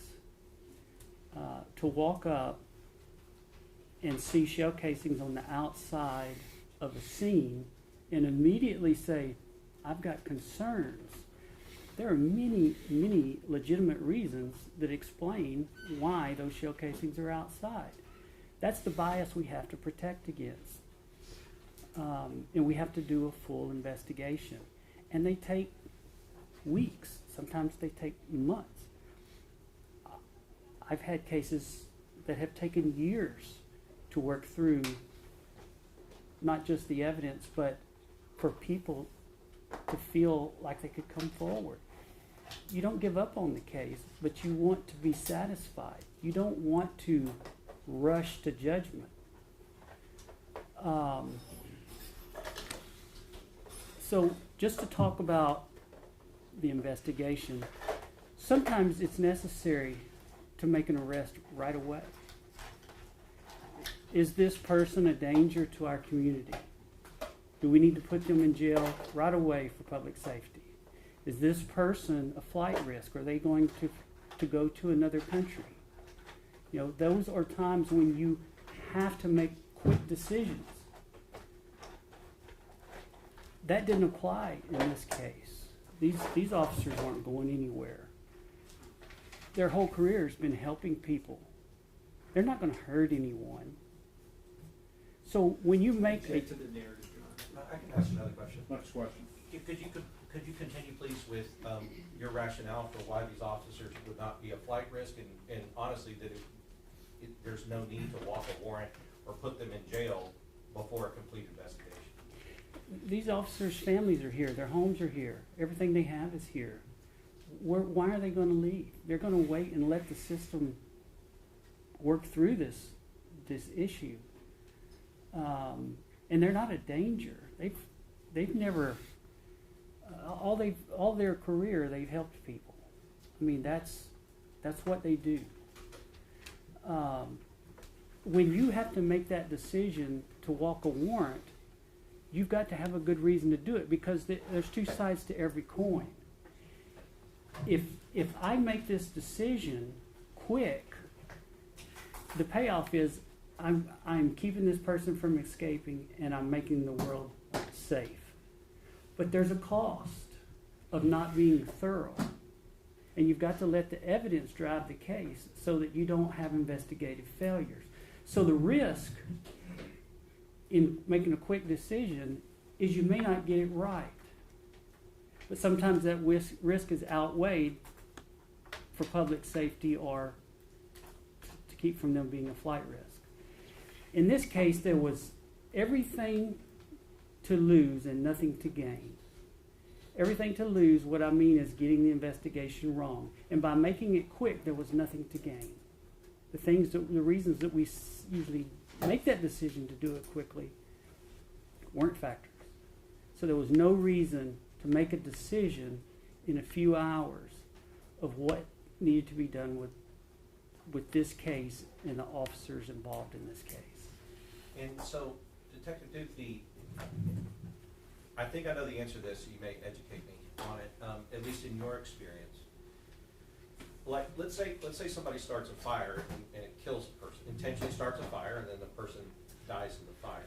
I know that there are arson investigators, but would homicide also come out and investigate those as a homicide in addition to arson, or does arson just do the entire investigation? Normally, arson will handle that, but until everything's worked out, arson and homicide will work it together.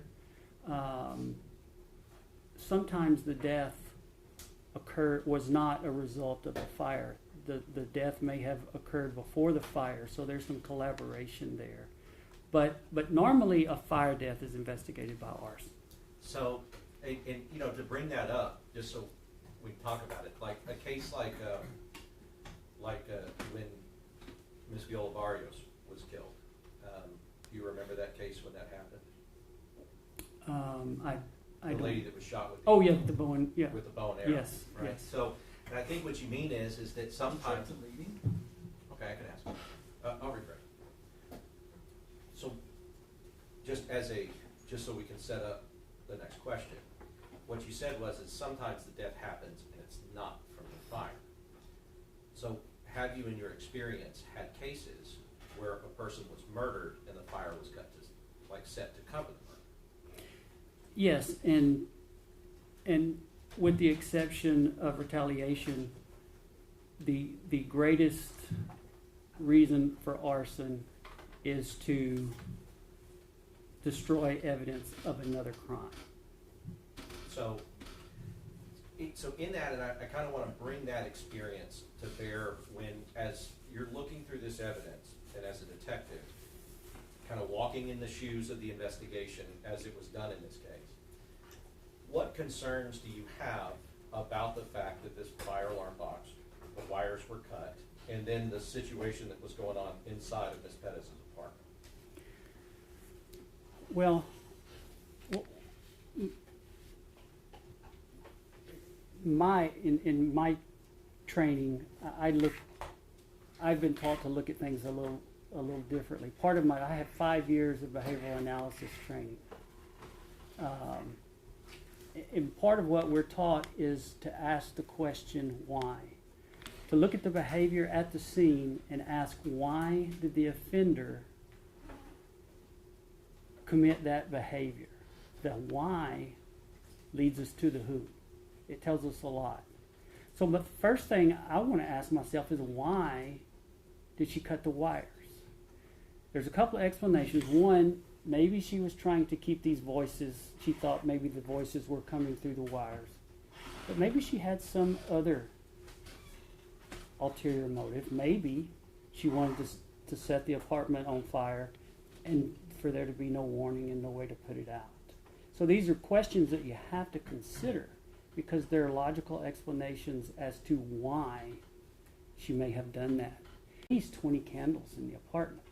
They're lined up on every windowsill. They were lined up on the bar.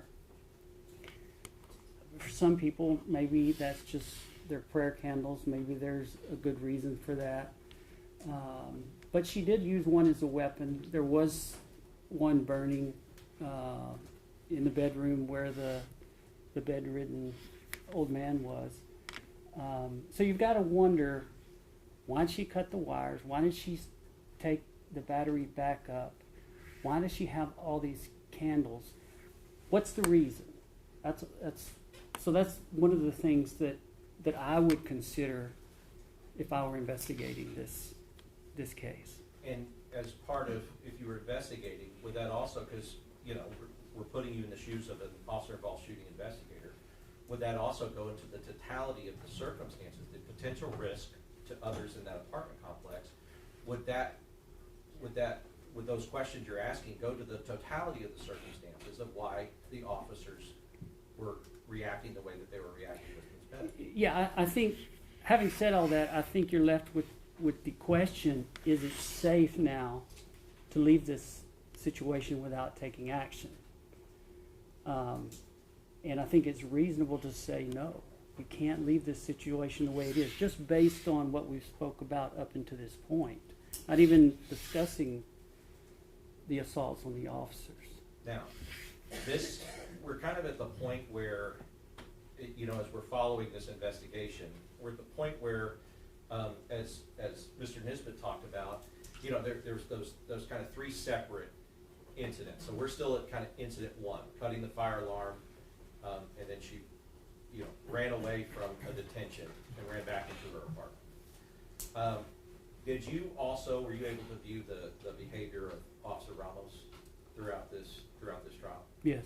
And what is your opinion on his behavior and how he was acting with Ms. Bennett? Well, he was kind of poking the bear. Yep. And because he did that, did you see any evidence in your investigation that any of these men knew that he had done anything like that to her? No. Right. So, as an investigator, thinking of those facts, would you charge what Officer Ramos did with Ms. Perez to Officer Ramos, or would you charge it to them? Meaning, would you blame them for his conduct? No, he has to take responsibility for his actions. Right. And would it be fair for them to take responsibility for his actions, having no knowledge of those actions? Of course not, no.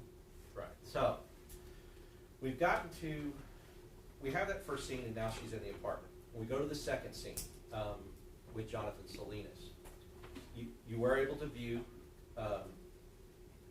Jonathan Salinas, Officer Salinas, attempting to go in the window to unlock the door. Correct. Okay, so what is your opinion of the attack that Melissa Perez made on Jonathan Salinas when he was in that window?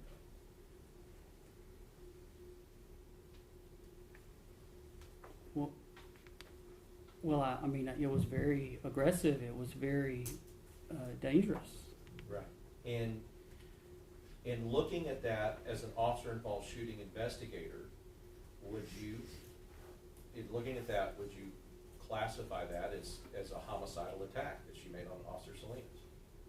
Could be, yes. And when we say could be, the fact that she is attempting to strike him in the head with a hammer can cause his death. Correct. And so how does, for an officer-involved shooting investigator, just now that we talked about the E-tone and everything like that, so how does that change the dynamic of what's going on out there by the time that these three men get there? Well, it certainly escalated from a felony property crime to now we have an officer that's been assaulted, and it's become very dangerous. And the candle, you mentioned the candle that was used to strike him. Were you able to view and see from the video evidence, and especially as it was slowed down, how the mechanics of how she was able to do that? Yeah, she was very accurate, very, it was well done. And, Your Honor, may I press the motion? Yes. I won't be here long. So, when you see in Detective Soto's report that says that he said that these are the reasons he did not believe that it was reasonable for the officers to believe they were in danger, that window blocked by television, we went over it with him. In reviewing this evidence, would you agree with Detective Soto that window was meaningfully obstructed by the television that would stop her from her attack? Well, obviously it didn't stop her attack. I mean, we saw that she went right around it and engaged the officers in the attack. And what does that tell you as an investigator about her capabilities with the hammer? That she's very capable. And what could she do with the hammer if she were so inclined? She could injure someone, specifically, in this case, the officers, if she wanted to or really tried to. And based upon your investigation, would that window would that television or the open window have acted as an obstruction to her? Obviously, it didn't. So as far as the E-tone in the totality of the circumstances, when Sergeant Flores and Officer Villalobos and Officer Alejandro arrive, should it be considered in the totality of the circumstances that they, as an officer involved shooting investigator, should it be considered in the totality of the circumstances that they are arriving because an officer was attacked? Of course. And when we say totality of the circumstances, and you say of course, and it's an obvious thing for you, but tell the jury why it's obvious for you. Well, you have to consider everything, what they knew, what they didn't know, what would make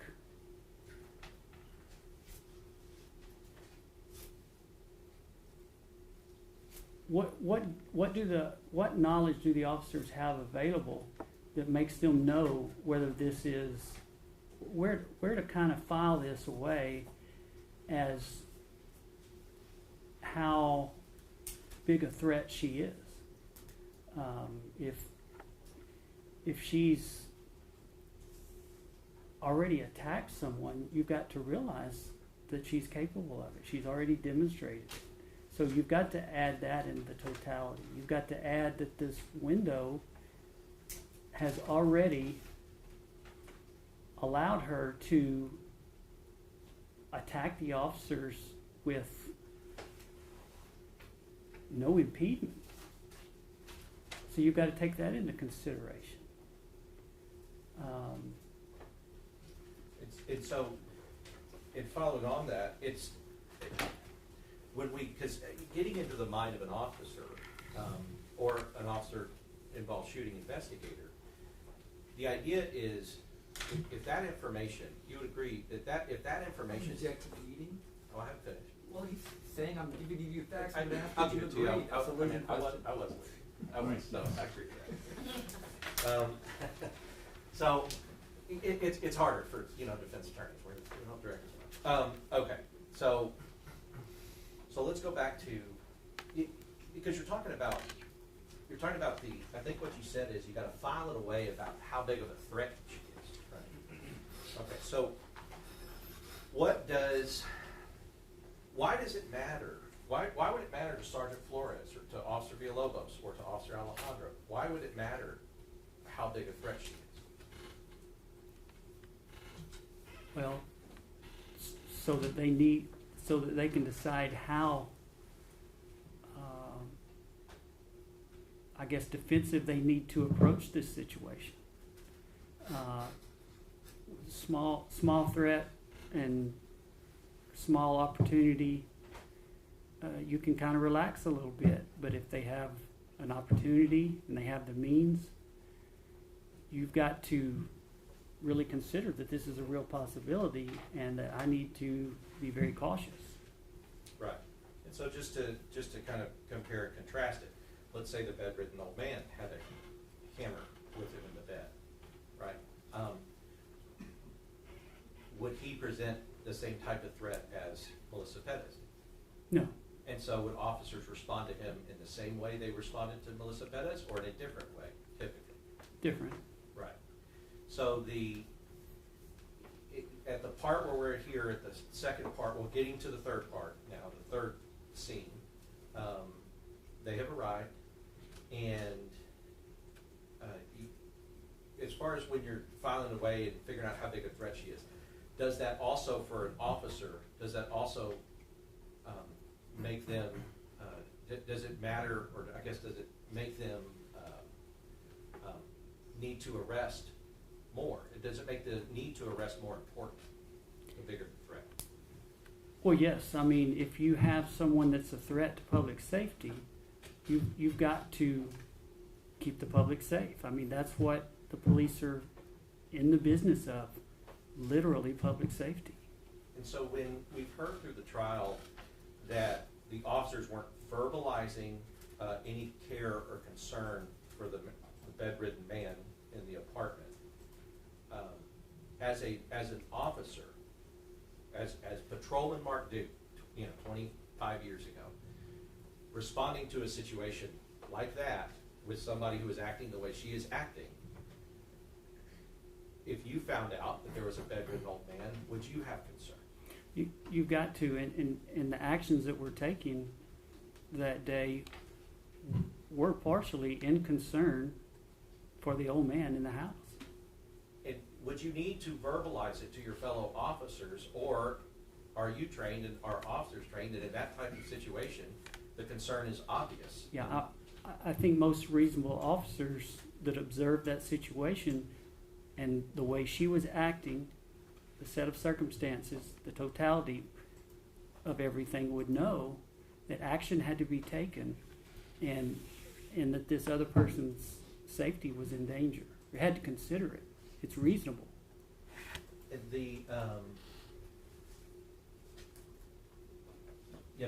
as you would agree that officers' communication. Okay. Just a minute. Okay, I'll rephrase. Is officer communication important? Yes. And now, sometimes, are there things that officers don't need to communicate about because they already just know what it is based upon their training? Yes. Right. So, I guess, and that's what I'm kind of saying about this thing. The type of concern in that situation would have been obvious to a police officer with your training or theirs. Sure. Now, I want to talk about the, as part of the,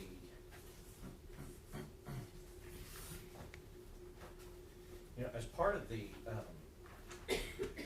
shooting, taking place itself, as an officer-involved shooting investigator, what was important to you when you viewed the different body cams and the different angles, when you viewed their actions on that night when Melissa Perez was shot? Well, I would want to know if their actions were reasonable. That's right. And so, as you look through these things, did you find examples, as an investigator, did you find examples that would tell you that their actions were reasonable? Yes, they were trying to talk her out. They were trying to give her every opportunity to end this peacefully. It was reasonable for them to recognize that she had assaulted other officers. I think it was reasonable for them to have concern about the old man in the other bedroom. So I think, I really feel like all their behavior was reasonable. And so, in addition to the things you said, tell us about the preference, from your perspective, the preference of going against an unarmed suspect versus an armed suspect. Well, certainly you would always prefer to engage someone that's unarmed if you can, and that would be your first choice and your priority to do so. And so, did you note in your investigation and in your review of all these materials, did you note that there were times that Melissa Perez disarmed herself or unarmed herself by putting down the hammer? Yes. Were you also able to note, and from seeing the trial, that there were times that officers could see both of her hands and they did not contain a hammer? Yes. All right. So tell us about your opinion about the reasonableness of trying to engage and make the arrest at a time when she is unarmed. Well, so there comes a point to where you know the arrest is inevitable. It has to be done. The best you can do is to make it is to make that decision at the best possible time to give the officers as much advantage as they can. And if she laid the hammer down, that would give officers more time than if she had it in her hand. I mean, it's reasonable to believe that it's going to take her time to close the distance to where the hammer is, pick it up, and then focus on the officers. Right, and as far as we saw, do you agree with Detective Soto that Officer Villalobos had a reasonable belief that the door was I unlocked? checked that it's being in violation of the motion in limine, commenting on the officer's reasonable belief. Well, I asked if he agreed with Detective Soto, which is in evidence, and he was able to view Detective Soto's Elicited by testimony. them. All right, so you can rephrase. So, I guess what I'm asking is did you hear Detective Soto testify that he believed Officer Villalobos was reasonable in thinking that the door was unlocked? Yes. Okay. Do you share that? Do you share that opinion at least with him? Yes. Tell us why. Well, several reasons. We saw him unlock the door. We saw him communicate to other officers and his sergeant that he had unlocked the door. We see him go on the patio and put his foot against the door, believing it could be opened very quickly and easily. I think his actions demonstrated, and I think he verbalized his belief that the door was unlocked. Now, that brings me to another part of the conversation we had with Detective Soto about what he could see on the body cam versus what the officers were communicating they were seeing on the scene. Can you talk to the jury about, I guess, maybe the perils of just viewing the body cam alone and not taking into account the other information? Well, your field of view is very limited with the body camera. It only sees what's in front of it, and there's, if you turn your head to the side, a person can see a lot more than the body camera can. And also depth perception, when you're seeing it with your eyes, the depth perception of the camera, it makes things look much further away than they really are. And in reality, they're much closer. So depth perception is an issue, and your field of view is an issue with the body camera. And were you able to see Officer Salinas and Officer Vince Gomez, discussing how close Ms. Perez got to Officer Villalobos with the hammer? I did. All right. So now it's kind of, you were talking about how officers communicate things that they're seeing, like Officer Villalobos communicated to a sergeant that the door was unlocked. As an officer-involved shooting investigator, when you have what you can see on the body cam, and you have what Officer Salinas and Officer Gomez are saying that they had just witnessed, which one do you go with? Well, you would like a first-hand eyewitness account because of the limitations of the body camera. Right. So, because when Detective Soto said if basically it was just whatever he could see on the body cam, is that a smart way to do an officer-involved shooting investigation? No, you're not factoring in a huge part of the evidence that you have available to you. When Detective Soto said that he did not follow up with any of these officers or sergeants at the scene, the other sergeants at the scene, what is, in your opinion, is that a smart way to do an officer-involved investigation No. shooting investigation? Yeah, and so tell us why.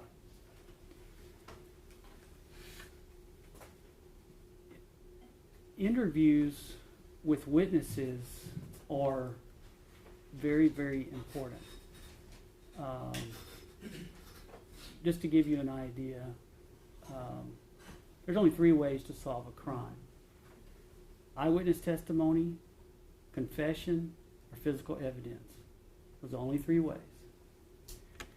We know that only about 13% of the time do we have physical evidence that leads to solving a case and a conviction in law.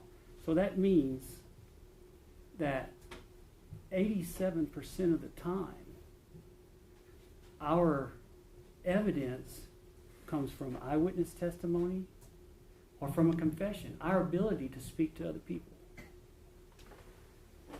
That was overlooked. This is very, very important. We have got to talk to the eyewitnesses. And when you don't, you're gonna have investigative failures. What do you mean by investigative failure? I mean, we're gonna have a case that suggests someone is guilty when they're not. You haven't considered all the evidence. You've taken pieces, you've cherry picked pieces of evidence and chose those that work in the favor of solving this case, but you're not really getting the true facts of the case. You're leaving some out. Police officers are some of the best witnesses we have. Why wouldn't you want to talk to them? Why wouldn't you call them in? You've had 2 years, over 2 years, to talk to them. Why wouldn't you? You know the limitations of the body-worn camera. They're good, but they're not as good as our eyes. And these officers all experienced this firsthand, and they weren't followed up with. As a homicide investigator,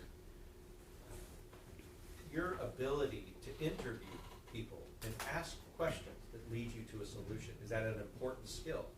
It is. Would you say it's one of the most vital skills, as you quoted those percentages, one of the most vital skills that a homicide investigator has? If you're going to pick a skill, I would say that is more important than any other one thing, your ability to communicate.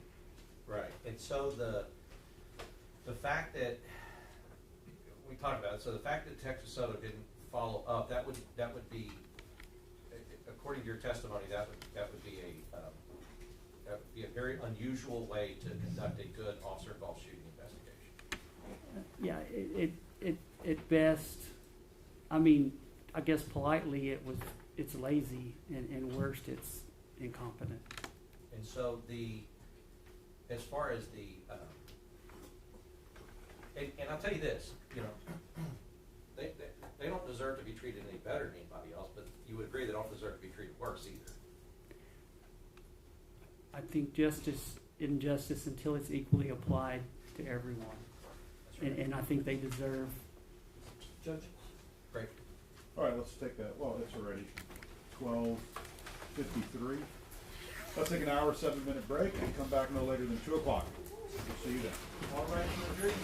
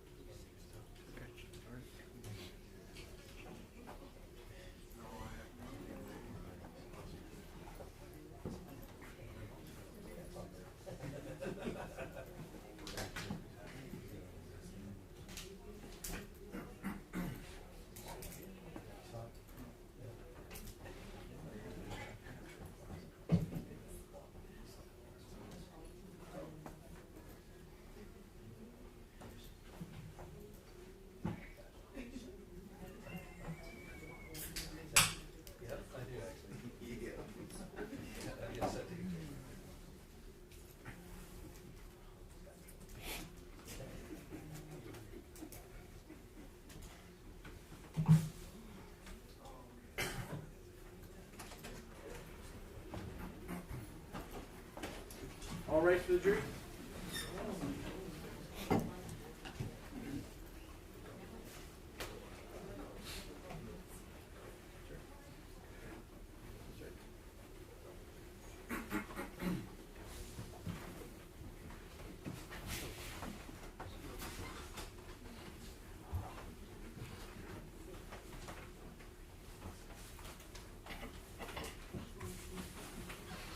May be seated. Welcome back, members of the jury. Hope you had a good lunch. Where we last left off, defense, we were here. Thank you, Judge. Yes. I don't remember exactly where we were with detective duty, but I do want to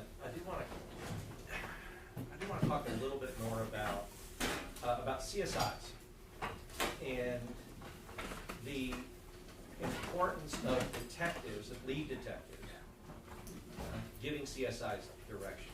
Okay, so you heard Detective Soto say, and we kind of addressed that. You heard him say, like, yeah, they were doing their thing, and so I left, and I didn't give them any instruction or direction, right? Right. Okay. So can you think of a time in your career on a case involving three potential officers, well, three officers being potentially accused and charged with murder. And basically, so your officer involved shootings where you would not have given the CSIs one instruction or direction at the scene while you're on the scene? No, I can't. And even at minimum, I would just go over what we were going to do just for clarification and just to touch base and go over what everybody's expectations were. Sure. So I guess would that be like maybe you talking to the CSIs to see what they are doing or consider is important, Yes. right? And then I guess checking that with what you think is important or what you need. Right. I'm going to talk to everybody there before I leave and make sure I understand what's important, and then I'm going to make sure that CSI understands what I think is important. And see, it's a two-way street, and get some feedback from them what they think is important, because they're very competent people. We have very good CSIs. And you saw the CSI that testified here in this trial. Yes. And you would agree that she does a good job. Yes. Both of them do. Yes. And so that brings me to the Leica scanner. We talked about Leica.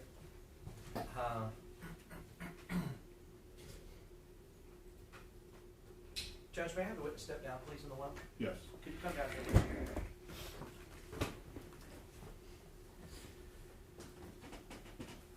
So, I guess to start with, like a Leica scanner, that wouldn't be something that the detective operates. It would be something that a trained CSI would operate. Is that right? Correct. They're trained. They set it up and they're trained. And usually it's done at every murder, not just officer-involved shootings, but generally it's done at every murder. And could you just give the jury an idea of what it looks like? Like what is the, like, the way that the Leica looks and like how tall it is and what it's supposed to be doing? It's usually on a tripod. It's probably about this tall, and it looks kind of like a camera that sets on there, and it's got lasers that go and shoots a beam out. And I'm not an expert, but it sends the beam and it bounces off of something, and the time it takes for it to come back, it makes measurements. And then it's set in one place, and it can do 360 degrees. Sometimes it's necessary to set it up in multiple places if you have a big scene, and it'll tie it all together. But that's kind of like it in a nutshell. And so what's the importance to, like an investigator like yourself, what is the importance of having those measurements that the Leica would provide? Well, sometimes it's hard to know what measurements you're going to need. If you run the Leica scan, you have it all. And then you don't have to worry about it anymore. And you can return your seat, thank you, sir. So, and I think that goes with the idea of you gotta collect the dots to connect the dots. Exactly. Right. So, in this case, there has been mention that the Leica scanner that SAPD had was broken or wasn't operating on that night. So, even assuming that, are there other Leica scanners that can be made available from other police departments or other agencies? Sure. I mean, agencies are always willing to help other agencies. It may not be a common practice, but we're always willing to help each other. I can't think of another incident that would be more important than when you have 3 officers involved in a shooting that you would want to document it than this one. And if you don't have one, you need to find one. Right. And did you see in any of your review of all the materials in this case or hear in any of the testimony that Detective Soto made any attempt to try and go find a Leica scanner to get those important measurements? No. All right. Had you been an investigator and could not access the Leica because SAPD's was broken, would you have made every effort to find one? I think you have to try. You have to call Bexar County DPS, Ranger, somebody that's got one. I've never seen an agency not willing to help another agency, but at the bare minimum, the least that you would do is take very specific measurements of everything that's important, and that's at a minimum. That's really not satisfactory, but you would at least make the attempt of measurements that you know that are important, that were not taken. Yeah, so, and we've seen Mr. Nisbet with just like his tape measure that pulls out and, you know, he measured off what 16 feet look like here. Are you talking about at least have something like that and measure distances from window to couch to the end of the room and things like that? Yeah, all the distances that are important, how much ground she covered and closed on the officers, how much room was between the wall and where that TV began to obstruct the window. We know that there's a couple of feet there because the officer was able to get in there with his wide shoulder, so we know that there's at least 2 feet there. I mean, these are all important measurements that were overlooked. So, for instance, if you were going to put in an affidavit that there was a television obstructing the window, as an investigator, would you have measured and made sure that that was actually a true statement? Well, if you want to be accurate, you would. Right. So, as far as, I think you saw Mr. Nisbet's presentation, and one of the things that he said is that the only measurement we have is that 14-foot measurement of that wall there, and measured 14 feet, right? Correct. So I guess what you're saying is as an investigator, there should be many other measurements that should have been taken. Right, like where she was standing near the hallway to the door, where she sprinted to with the hammer. That's a very important measurement. And I guess even measuring from where the officers were standing to where she ended up at the end, would that have been an important measurement? Yes. Why is that an important measurement? Well, it talks about officers' training and what's reasonable. She's within that zone that we know is a threat. That's commonly known to be a threat within the 21-foot rule. And so the fact that we don't have the measurements, or Detective Soto didn't have it, is that something that you would expect a CSI to know, or is that something that a lead detective should instruct the CSI to do? CSI probably, if they had the Leica scanner, would have ran the Leica, and that would have taken care of it. But since it wasn't working, he should have instructed the CSI personnel to make sure they got those measurements. So as far as like time and distance, if that is an important factor in this case, as well as their reactions, what they could see and perceive, those measurements are crucial to understanding that. Absolutely. Okay, so let's talk about the fourth scene. Your Honor, may I approach the demonstrative? Yes. And Detective Duke, I'm going to give you a copy of Detective Soto's affidavit for an arrest warrant. Now, to be fair, as a homicide investigator, you would probably be more likely than most to walk warrants based upon your factors of are they a danger and are they a flight risk? Well, those are things you would consider, and if they were, then yes. Sure, and usually because you're investigating somebody who just killed somebody. Also, as the flight risk, you would agree that people are more of a flight risk the more serious the crime they're charged with. Correct. Right. So, however, in this case, were these men a threat or a danger to anybody? No. In this case, were these men, in your opinion, were they at any risk of being a flight risk? No. All right. So I want to go to, we've talked about the third scene. So this is kind of what Mr. Nisbet talked about is this is kind of the fourth thing that's going on. This is the timeline. So, on this timeline, you can see that at the decision to charge the officers, you heard the testimony that there was the meeting with Captain Van Geffen. Correct. According to Soto. Now, did you, in your review of the materials in this case, did you see a memo that Captain Van Geffen wrote about some of the circumstances that are going on here in the timeline? Yes. And what I mean by that is, from 5 o'clock in the morning to, I guess, till he met with Soto, there were some things that I guess he had done previously as part of the investigation, the homicide case. Yes. And you were able to see that. Yes. What was one of the things that was, I guess, more unusual that you saw that he did?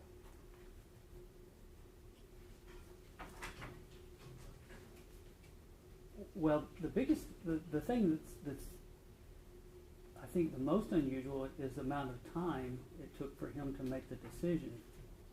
And before and when he was making that decision, who did he meet with? Well, the family, and he met with the captain. And I guess Soto did. Who did Captain Yes. Van Geffen meet with?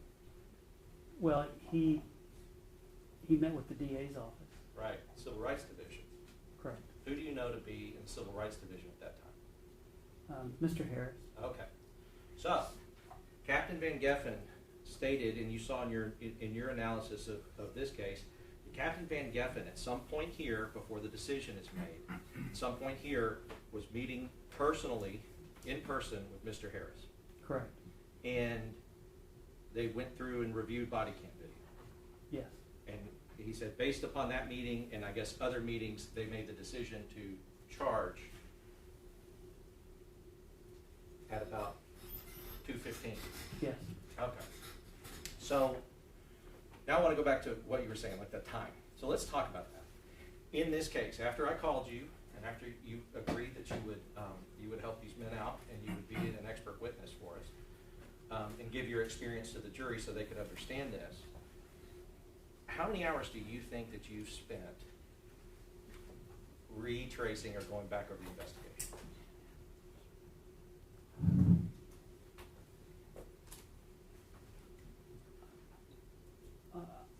I don't know, 150 or more hours. Okay, 150 or more hours. How much time did Soto spend before walking a warrant on these guys for murder? I don't know, around 12 hours or so, yeah. According to him? Yes. All right. Now, in 12 hours, you've reviewed body cams in this case, right?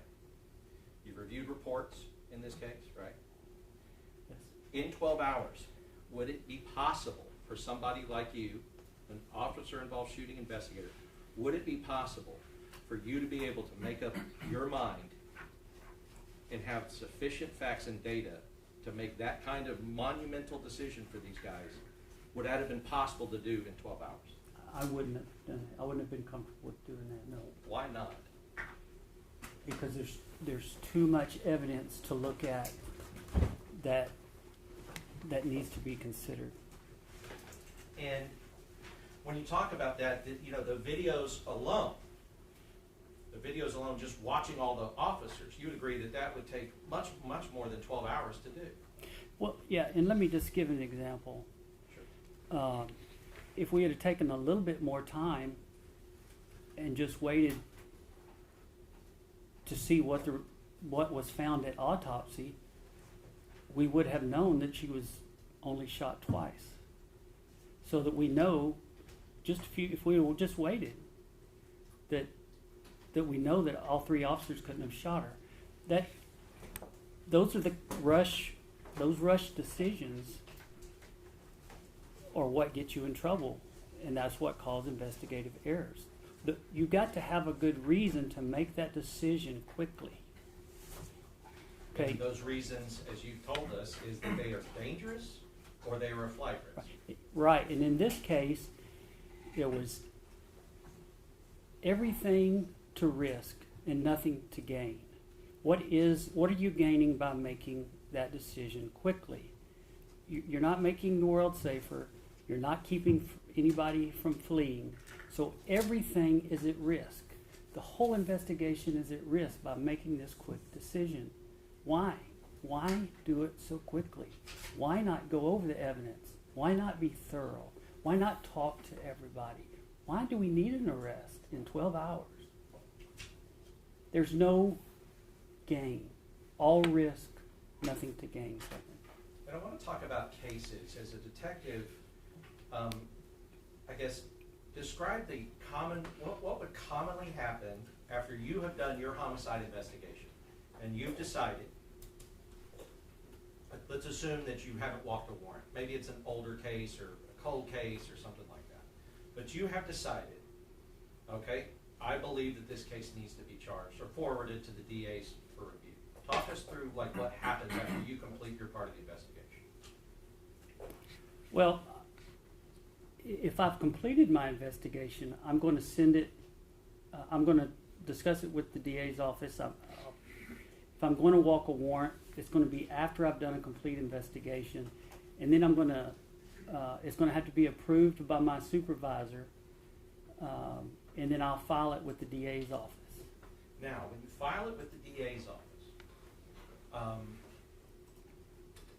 in your experience and in your career, does then a prosecutor take what you have filed, review it to see if it's a case that should be indicted and carried forward further? Yes. All right. And have you had cases, you probably haven't had many, but have you had cases that a prosecutor has said, I'm rejecting that case, I will not file it? There have probably been a couple. I couldn't tell you. I would imagine, knowing your work, that you haven't had many of those. But have you known other detectives that they give it to the DA's office, the DA's review it, and they say, no, I'm sorry, we're going to reject that. That's not enough information. Yes. Now, have you also had cases where the DA's office or the prosecutors come back to you and said, Detective Duke, there's a few more things I'd like you to try to do. And could you do those things and then supplement the file? Yes. Right. And as far as, but you would agree that the normal part of the process is that you've done your investigation and then there's another pair of eyes in the criminal justice system that's looking over your work and seeing if it's sufficient. Correct. Right. But if the prosecutor and the Captain Van Geffen are both sitting there making that decision in 8 hours, then there's nobody over here on the other side, right? Like there's not, that other pair of eyes was already there on the front end looking at this and making that decision. Correct. All right. So, with the affidavit that you have up there, as an investigator, we talked to Detective Soto about it a little bit, but can you please explain to the jury why putting everything that you have that is material to your case and your investigation into the affidavit is important? So, The thing that you may remember from the detective's testimony is he said his goal was probable cause, or he just needed probable cause. And so what is probable cause? It's not, what that means is something is more likely to have happened than not. It means it tips the scales. Okay, it's really not defined in a percentage, but 51% would tip the scales. That would say it's more likely to have happened than not. So you have the right to write your affidavit, and your goal is probable cause, but if you write your affidavit with only probable cause,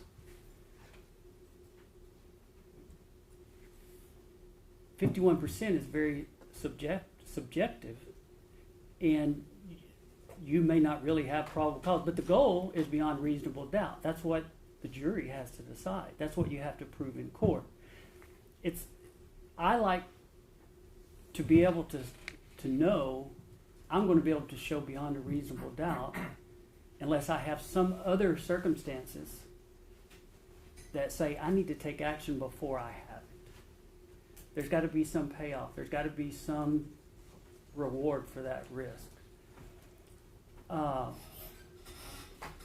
You don't have to put all your probable cause in there, but some detectives do, some don't. But what you do have to do is, if there's any evidence that shows the person you're seeking this warrant for may be innocent, it's got to be in there. You may have 51% likely that it happened, but you may have another 20 or 30% that say he's innocent. Or there may be a good explanation which negates your probable cause. That's a little confusing, so it's really probably not a good example. But just to understand, you don't have to put all your probable cause, but you need to put everything in there that says this person may be innocent. And that's what was left out.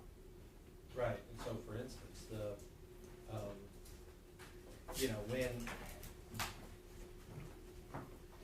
because you would agree that all officer-involved shootings involve officers shooting somebody, or at least firing their weapon, but all the ones you would be investigating is somebody has been shot and sometimes died. Normally, yes. So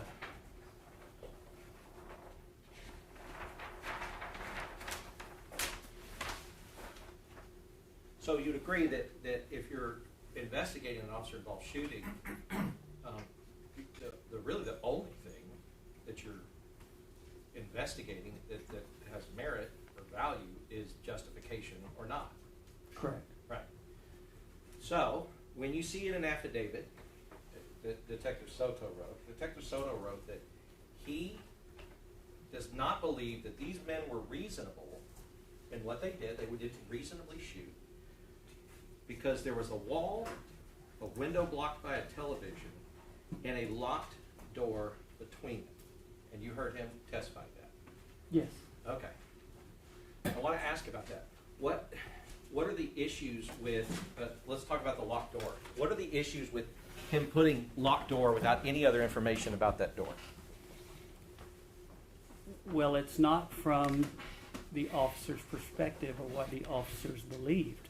It's what the detective had the luxury of knowing after he had more facts or more information.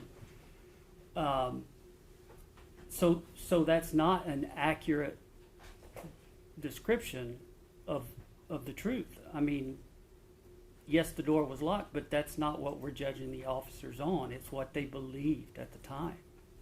And did you hear him testify that he believes, based on his review, that Officer Villalobos reasonably believed the door was unlocked? Yes. Okay.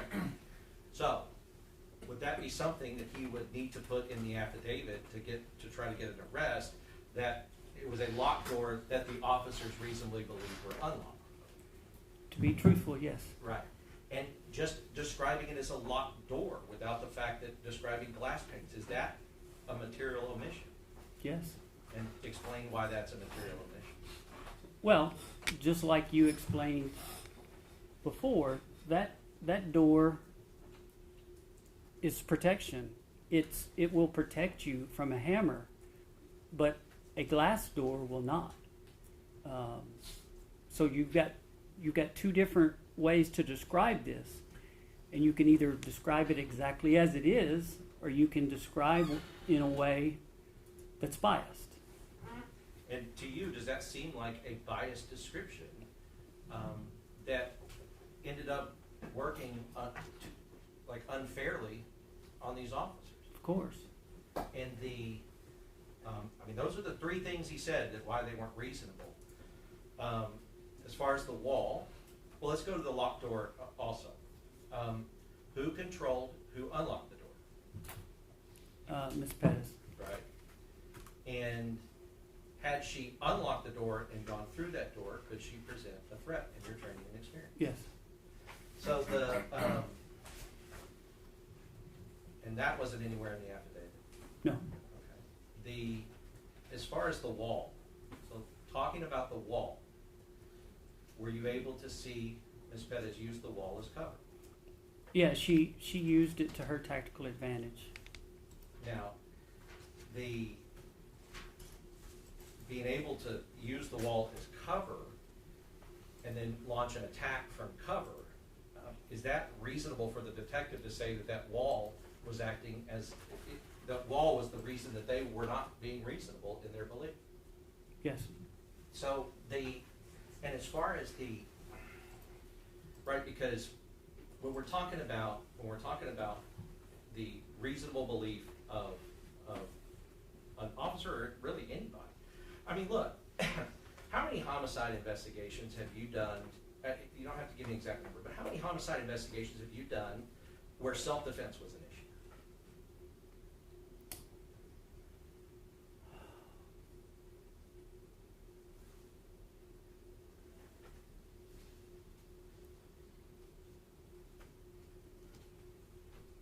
I would say probably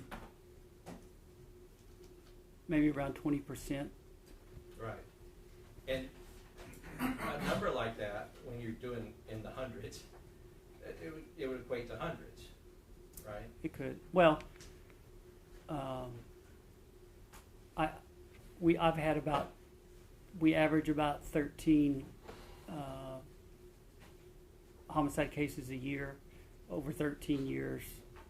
That's 169 or so, and I mean, there are other death investigations, but as far as homicide investigations and officer-involved shootings, so I'd say 20% of those. Okay, so a couple of dozen. Yeah. And the only reason I say that is because it is important as a detective, as a homicide investigator, it's important to understand how self-defense works under the law, right? Of course.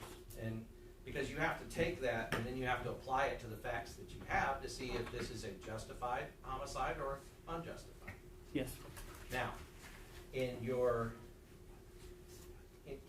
when doing that type of analysis, is it important to look and consider all the totality of the circumstances of why that individual did the action that they did that caused the death of another person? Yes. Right. And so I'm not just talking about officers, it's really because everybody has the same right under the penal code. Right. Now, have you had investigations where you've done that analysis and you've determined this person acted lawfully and justified? Yes. Right. And in that case, when you do that, you have to analyze it from the standpoint of that person and look at the totality of the circumstances, and then you come to your opinion. Correct. All right. So, you said you were a patrol officer and let's just, you talked, you've been over 100 hours doing this case. Just so that the jury understands, we went and asked the court to give money so that you could get paid for your time in this case, right? Correct. But we've never, and honestly I don't think you've actually gotten any. I haven't. Right. But we've never we've never asked you or paid you for any opinion that you have. No, it's my understanding, I was gonna get paid regardless of whether I decided to do anything past reviewing the case or not. Yeah, and that's correct. Because that's just like anybody, if you're gonna spend that much time doing something, that it would be normal to compensate for that. Correct. Okay. So if you were the officer involved, the investigator, if you were the investigator on this officer involved shooting, would you have been paid more or less for the work that you've done? If you were the actual investigator still at SAPD? I would have made more per hour working as a detective than I've earned in this, yes. Right. So, because I want to go into, you were a patrol officer for 15 years, and you have seen from every angle, you have watched these body cams numerous times. So, you understand what it is to have a duty to arrest, and you know what your duties were as a patrol officer, right? Yes. Under the law. Standing in the position of any of these three, would you have shot Melissa Perez that night? Yes. And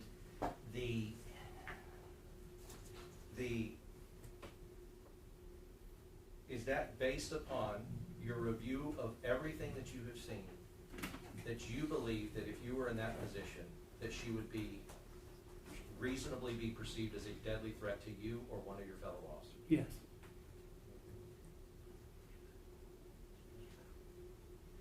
And in that position, and from where she was, and seeing Mr. Nisber's presentation, and all of those other things, would you have perceived her threat to be an imminent threat? Yes. I pass it. A few quick questions. You had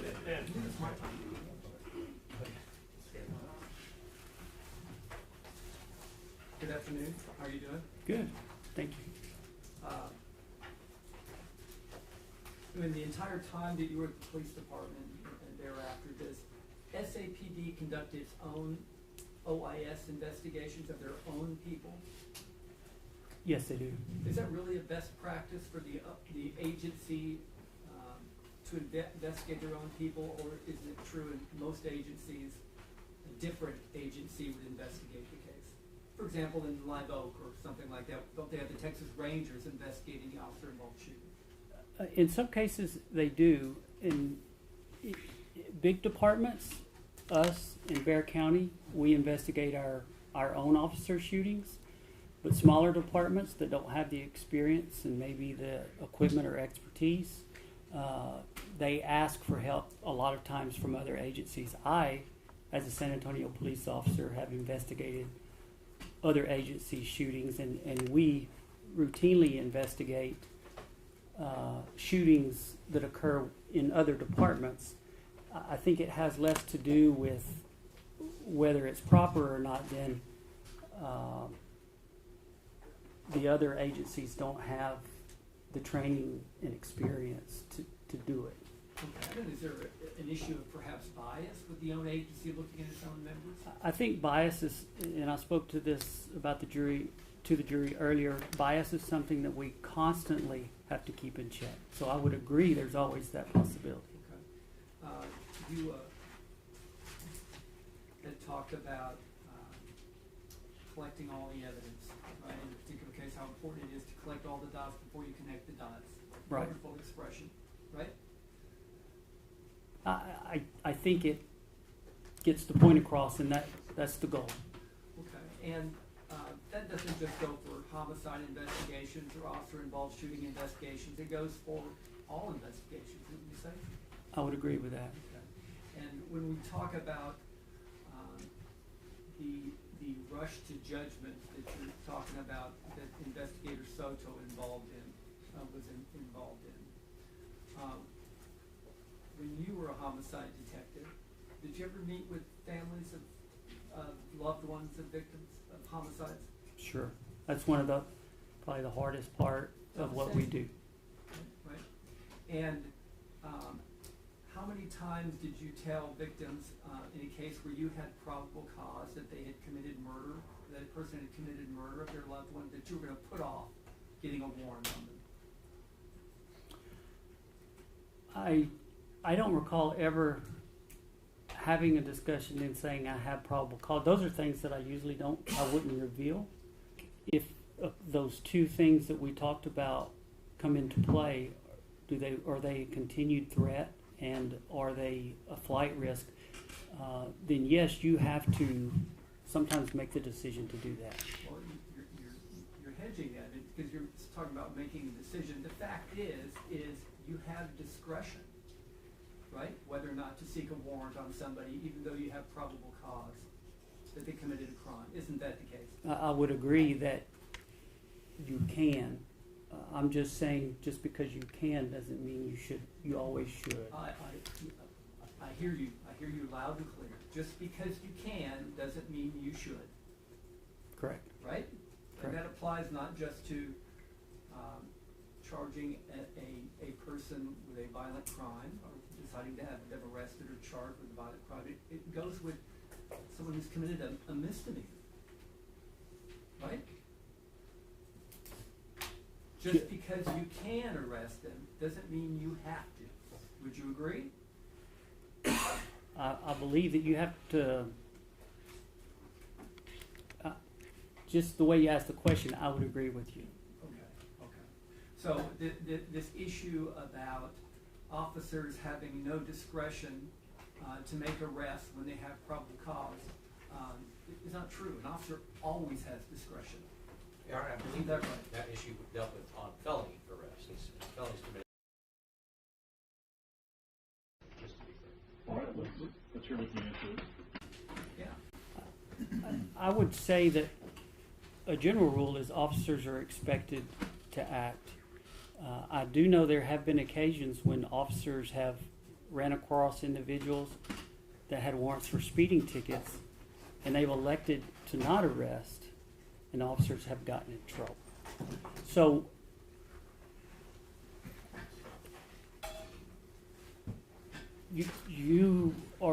there's a good chance you're going to get in trouble if you don't do what you're expected to do because of. Okay, well, would you expect Detective Soto then to have gotten into trouble for not seeking warrants for arrest on people who were accused of murder on video? I don't believe he was in danger of getting in trouble. Okay, because there's no duty, right? I think the duty is to make sure that if we're talking about justice, is to make sure you get it right. Once again, yeah, I agree with you.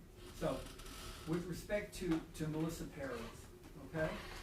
Okay. When officers made that fatal decision, ultimately, to go into her apartment to arrest her, they didn't have a duty to, did they? I believe they did. And you believe they did because she had committed a murder? Well, because I believe our laws say that we have a duty to protect others. Well, you just said you didn't have a duty to seek to arrest somebody charged with and you having probable cause for the offense of murder. Didn't you just say that? That's a little different. It's discretion because you don't want to jeopardize the case. And then you're talking about public safety. So I think you always have to err on the side of public safety. You'd have to agree with me that that's kind of a hard to believe that someone charged with murder is not more important to seek to have arrested than someone accused of cutting wires to a fire alarm. Your Honor, I object to argumentative, and I do object to him keep conflating what they were doing with any cutting of the fire alarm. We've established they didn't get out there until she had tried to kill a police officer. One. But it's argumentative anyway because Detective Duke has said that she posed an imminent threat to public safety. These officers did not. And so it's trying to conflate what he's testifying to. You can restrain. May I continue? Yes.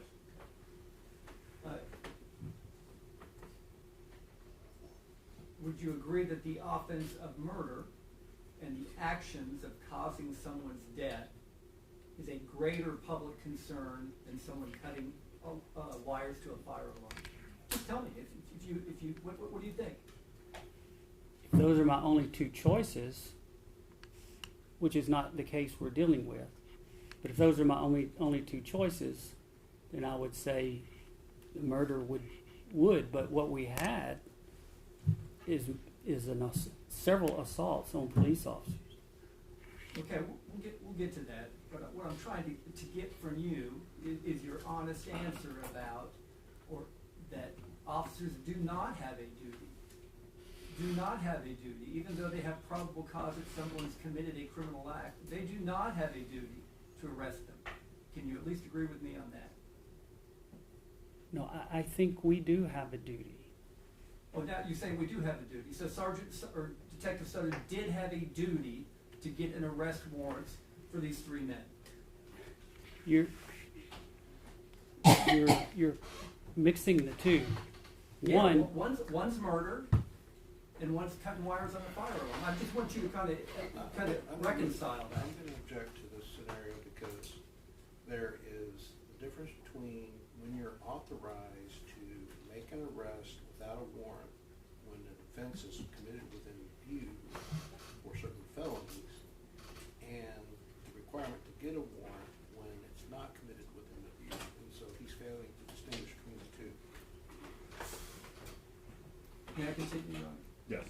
And I'd like a ruling on the objection. If your objection is that the offense was not committed in their presence somehow, that's, He's creating a false scenario. okay. And it's So to creating the false scenario, And it's misleading. I will sustain that. Okay, well, in each situation, on a case where you have probable cause that a person has committed a felony, outside your presence or view, okay? You follow me so far? Yes. You don't have a duty to arrest either person, right? You have discretion to decide whether that person is going to be arrested, you as a peace officer.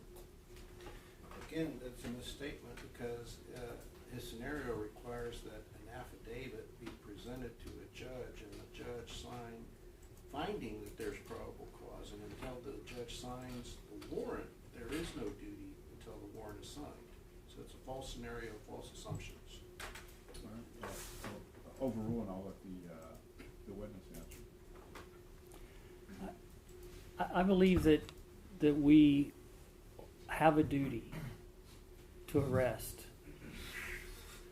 If I am still investigating a case and trying to get all the evidence, I don't think I'm obligated to make that arrest till I've gotten a warrant and I've convinced a judge who's a neutral party to agree with me. There are cases in a murder when maybe it did take place in front of a police officer that you don't have to wait for a warrant, but that's a different scenario than we're dealing with. I'm just kind of following up with your testimony about how important it is to collect all the dots before you can connect all the dots when you're doing an investigation, right? Yes.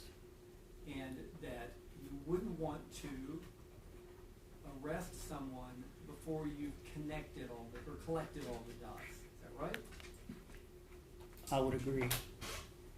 I agree. You agree, okay. And would you say that the officers in this case, with respect to the investigation into what Melissa Perez allegedly did, spent less time collecting the dots before they decided to arrest her than Detective Soto did spend time collecting the dots before he decided to arrest them?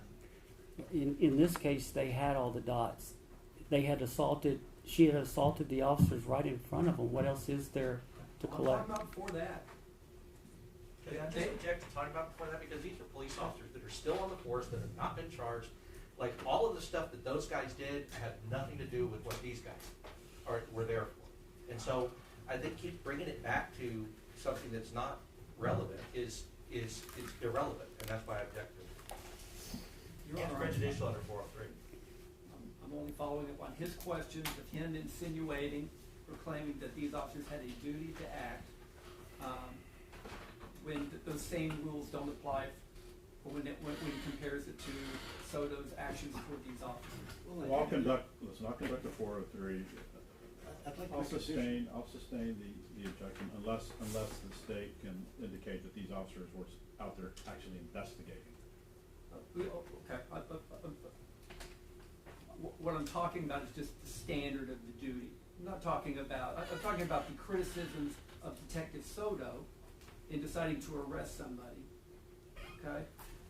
Compared to what they had on this Perez, where they decided to arrest her and said they had a duty, and they're claiming that with Detective Soto that he had no duty and should not have arrested her. This is a defense of what they say was a rush to judgment by Detective Soto when it doesn't work both ways. But the duty comes from the fact that she made herself a risk to public safety at that moment. So they had a duty to go in. She'd assaulted. These officers were not a risk to public safety. So therefore, that's the difference, and that's why we're saying that is confusing under 403. It's confusing the issues to the jury. I think the jury can decide whether or not firing 16 times into a woman's apartment is a bigger risk to the community, her neighbors, the man next door, All right, the than court the conducted other actions. a 403 and sustained it. You can ask your next question.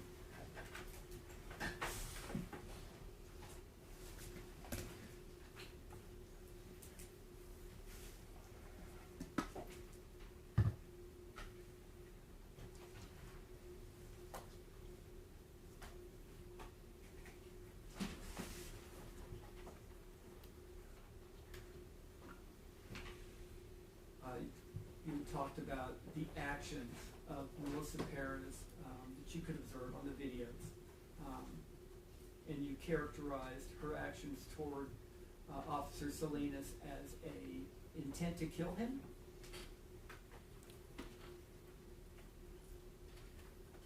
Well, I think there, at first, I think there was multiple events. I think one, it was to injure him, and on other occasions she attempted to seriously harm him or kill him, yes.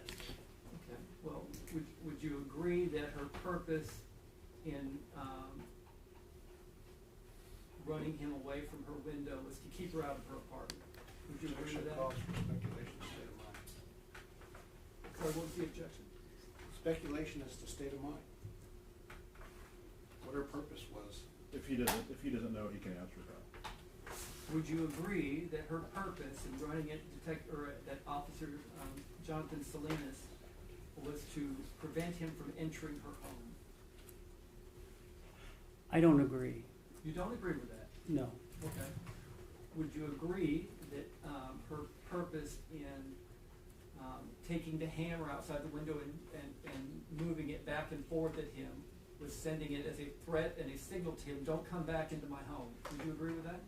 Objection, Your Honor, it's irrelevant given the court's ruling on the fact that 38.03B does not give a person the right to resist arrest, and we've already had rulings on 9.41 and also rulings on the Castle Doctrine and other rulings, and this is improper. I'll allow the question. And then also the state objected to any expert opinion about the state of mind of the other, another.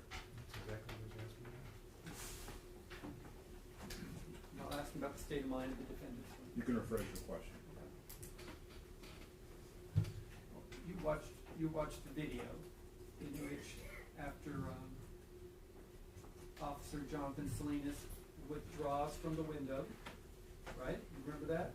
Yes. You watched that? Yes. Right? And in that period of time, she puts her hand out the window and moves the hammer kind of back and forth, right, outside the window? Do you remember seeing that? I believe she swung it at him. Okay. It wasn't at him because he wasn't at that location. She was making the gesture in. Is that right? He wasn't in that spot. She wasn't within reach of him when she did that. Would you agree with me? I believe it was an assault on the officer. An assault by contact, an assault by I threat, think an assault by what? I think using a deadly weapon. Okay. Was it an attempt to kill him? I think it could have been, yes. Okay. Do you believe that as much as you I'm sorry. Do you say that with as much emphasis you do the rest of your testimony that you are confident that she was trying to kill him at that moment? I think she was willing to do whatever she had to do to not go to jail. Okay. And then she followed that up with what? She threw, well, there was a couple of times, a couple of assaults with the hammer, and then she threw the candle at him. Okay. And you said, get your quote here, she was very accurate in throwing the candle. Is that Correct. what you said? Correct. That's what I wrote down as your quote. Did I get Right. that down correctly? You did? Okay. Meaning that she was aiming at what she hit. Yeah, I've got to believe that, yes. Right? I mean, is that what it means? If she was accurate in throwing the candle, it means that she hit what she wanted to hit. I believe so. Right? Okay. And would you agree that her striking him with the candle in the arm was not a exhibition of deadly force? Only force. Agreed. Right?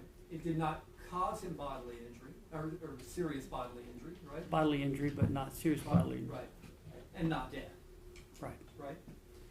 And in none of the videos that you saw, did she express to anyone standing outside those windows her intent to harm any of them? Did she? Not verbally, but her actions did. Oh, I asked you if she expressed it to anyone. Yes, her It actions. can be verbal and nonverbal, so this is argumentative. Okay, I'll ask you first, did she express it verbally to anyone surrounding her in the entire time that officers were surrounding her apartment? Did she express her intent to hurt anyone? I didn't hear it verbally, no. Didn't hear it, right? Right. And you listened to all of it, right? Right. Right. The only time that she expressed in nonverbal terms her intention to cause someone injury was when they tried to go into her apartment. Would you agree? Yes. The only time. Yes.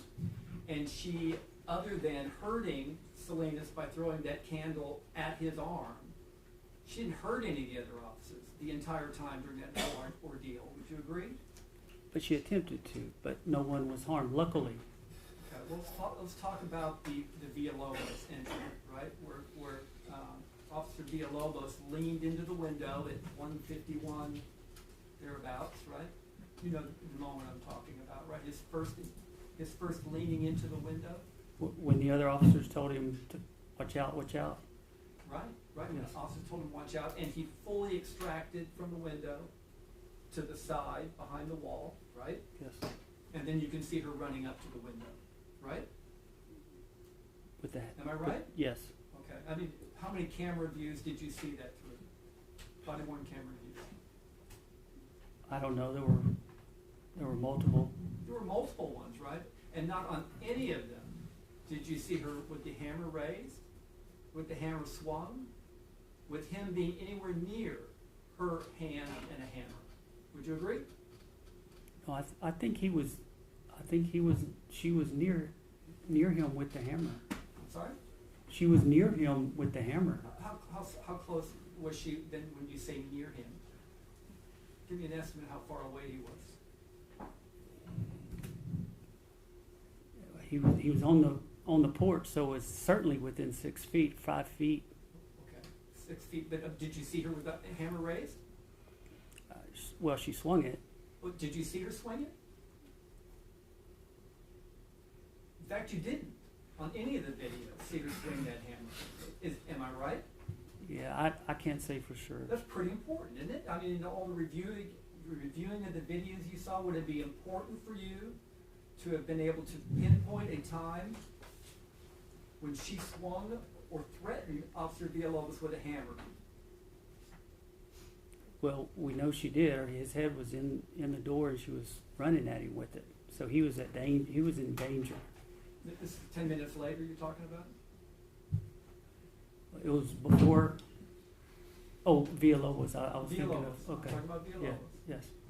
right? So would you agree with me then that there is no video evidence from multiple videos, from multiple body worn cameras, of when Villalobos is extracting himself from the window, did Maria,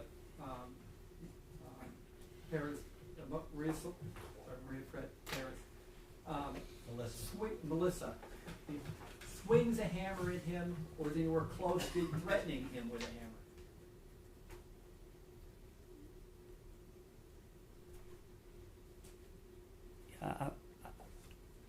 You don't know? I'm not If you sure. don't know, that's fine.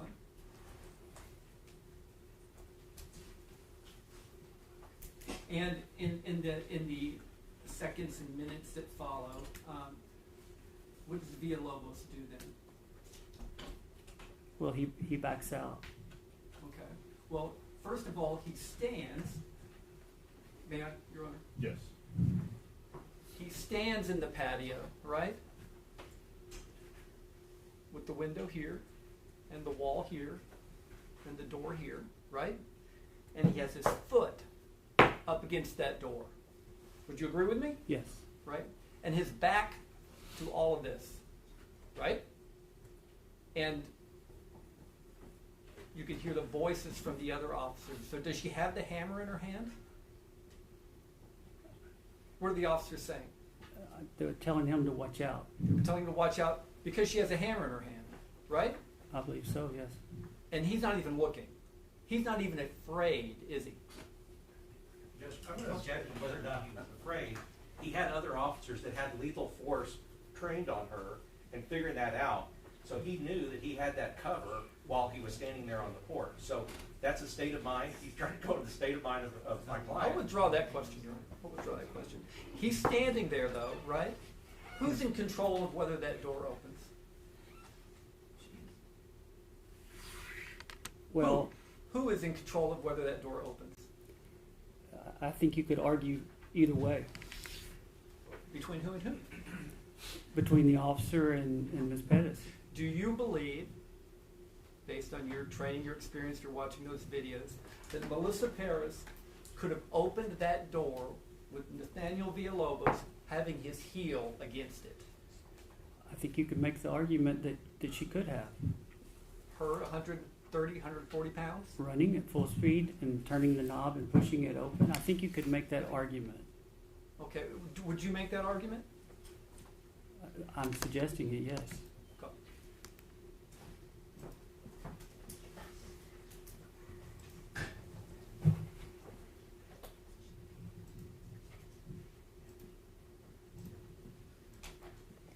Officer questioned you about the lit candles in her apartment. Do you remember that? Yes. Okay. Is it your testimony that the reason why officers had to urgently go into that apartment was to extinguish those lit candles in there? I'm saying the totality of everything. Why did she cut the fire alarm wires? Why did she have candles? I think one has to ask themselves, what is the reason for that? Is there a risk that she could start a fire? Who needs to ask those questions? We do if we're trying to get to the bottom of this situation. The officers at the scene, did they need to ask those questions? I think it's something that they have to consider whether they're going to leave her there or not. Okay, you're engaging in 20/20 hindsight, right? Kind of be looking back at it, because that's all you can do. I'm gonna right? object that he's the one asking him to consider things in 20/20 hindsight, so it's argumentative for him to suggest he's the one asking him to do 20/20 hindsight, when it's the state asking him to do 20/20 hindsight. I'm only responding to questions that they had asked him on This is directional. argumentative and improper. All right, I'll let you ask the question. Okay. Do you believe, from the videos that you watched and the statements you've read, okay, that any of those officers making entry in Melissa's apartment were doing so out of concern for the lit candles? I don't know. I'm saying I would have been concerned. Okay, okay. You would agree, though, that there is nothing from the evidence you saw. Did you see every video? I think I did. Okay. I mean, how many hours are you billing for having looked at the videos and everything? I'm not billing hours. You're not billing any hours? No. You're just billing a regular, a one amount? Yes. And is that based on your review and your testimony, or do you make more from testimony plus your review? It's my understanding. I just got paid to look at the case. I don't know. I'm not getting paid more or less whether I take it or I testify or I don't. Okay. But you can't tell us how many hours that you spent looking through the videos? No, I mean I haven't been keeping track of it because it doesn't. Been? No, because it doesn't matter. What's the reason? Okay. So in any of the videos that you saw, would you agree that the videos encompass the entire event of the contact with Melissa from the time that she was talking to the fire department folks until well after her death? Most of it. Most of it? Yes. It covers the entire time period, right? It doesn't cover her for the entire time period, but it covers the time span. Okay. And would you agree that during that entire time period, there wasn't one voiced concern from any officer about the lit candles in her apartment?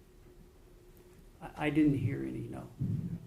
And did you, in any of the videos that you saw thereafter, them going through the apartment, blowing out candles out of their concern for the lit candles being in the apartment? No, but you can clearly see candles burning in the apartment, and then later they're not. Yeah, and as they're walking through, they're doing life-saving measures, there are candles burning, and everyone, it's not important, right? Well, at that point, it's not. Yeah.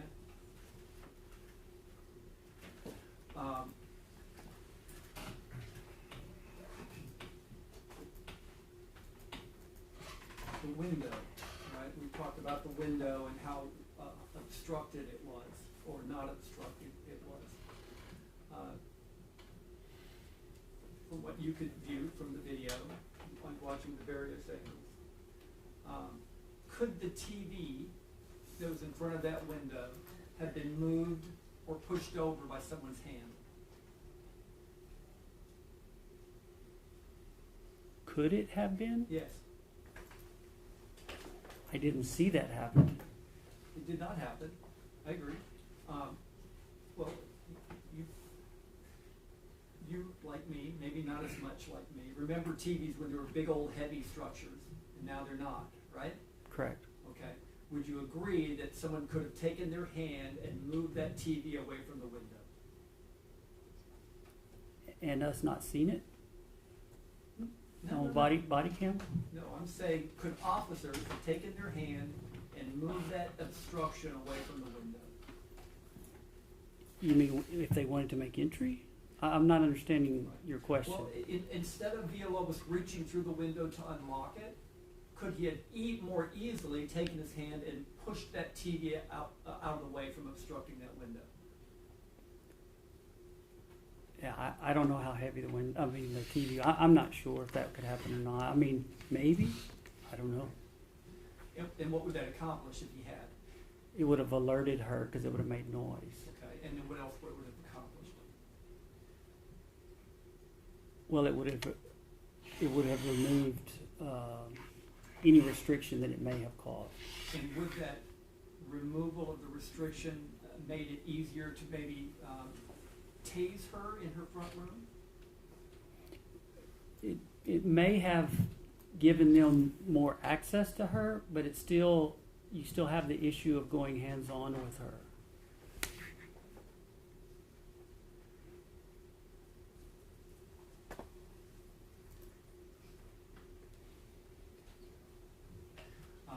Would it have provided a clear shot for a beanbag shotgun to train on her? It could have. There's limited space on the patio, but maybe. Okay. Could a shield have warded or protected an officer from any serious risk of serious bodily injury or death from a hammer? I think the shield was a poor choice, and I think it would have complicated things more than it would have helped things. Well, if you'd have taken the shield, if you were afraid of a hammer strike, if you were aware of a potential hammer strike and you were afraid of a potential hammer strike going through a window, could you have taken the shield and put it up against the window and tried the door? Would that have removed all concerns of serious bodily injury or death by having that shield against that glass? No, because she could have come around the shield. You don't think that an officer would feel safe from serious bodily injury or death if he was in possession of that shield and all she had was a hammer? Objection asked and answered. It's a different question. Overrules.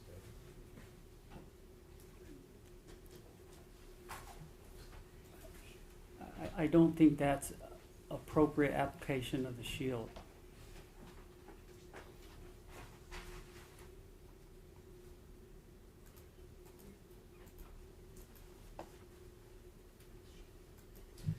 Would you agree with me that had there been any realistic fear that Miss Perez would hurt the old man in the next room,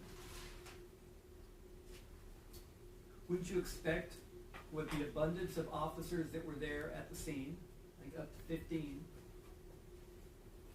that someone would have been assigned next to that man's window to look after him? Would you think that would be the reasonable choice? Well,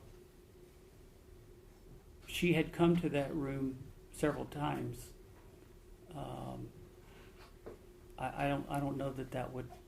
Okay, you mentioned seeing the video. She had gone to that room several times. Each time she went to that room, did officers rush to that window to protect that old man?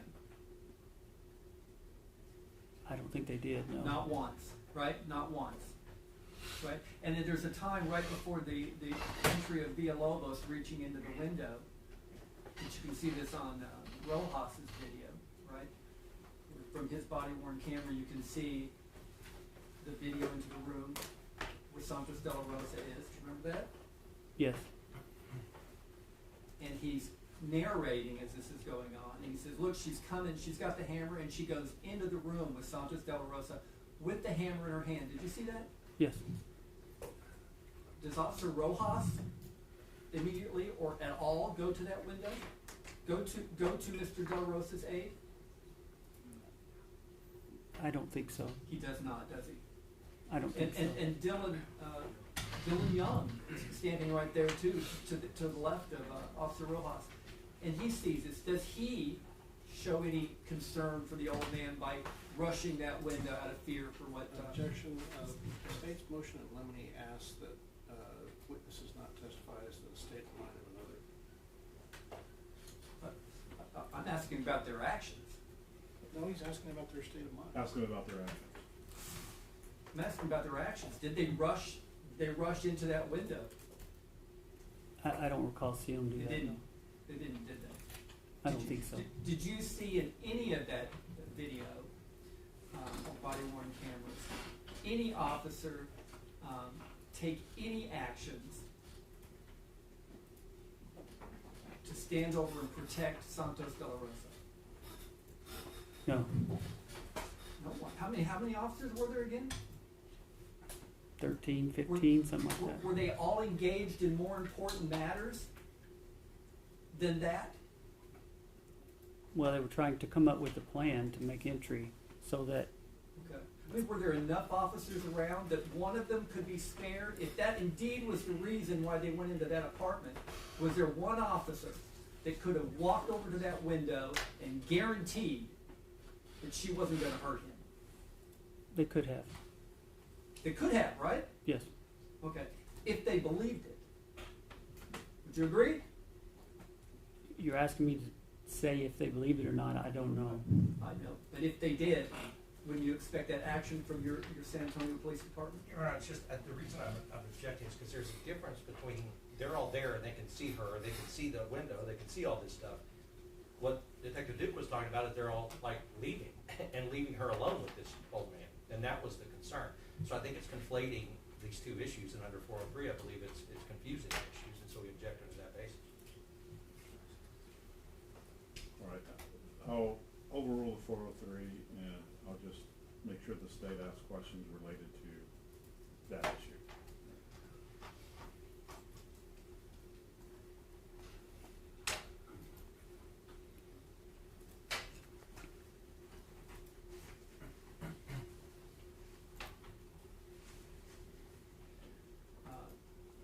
Detective Duke, when you were still with the San Antonio Police Department in 2022, did you attend the in-service? Yes. I'm gonna object to this line of questioning.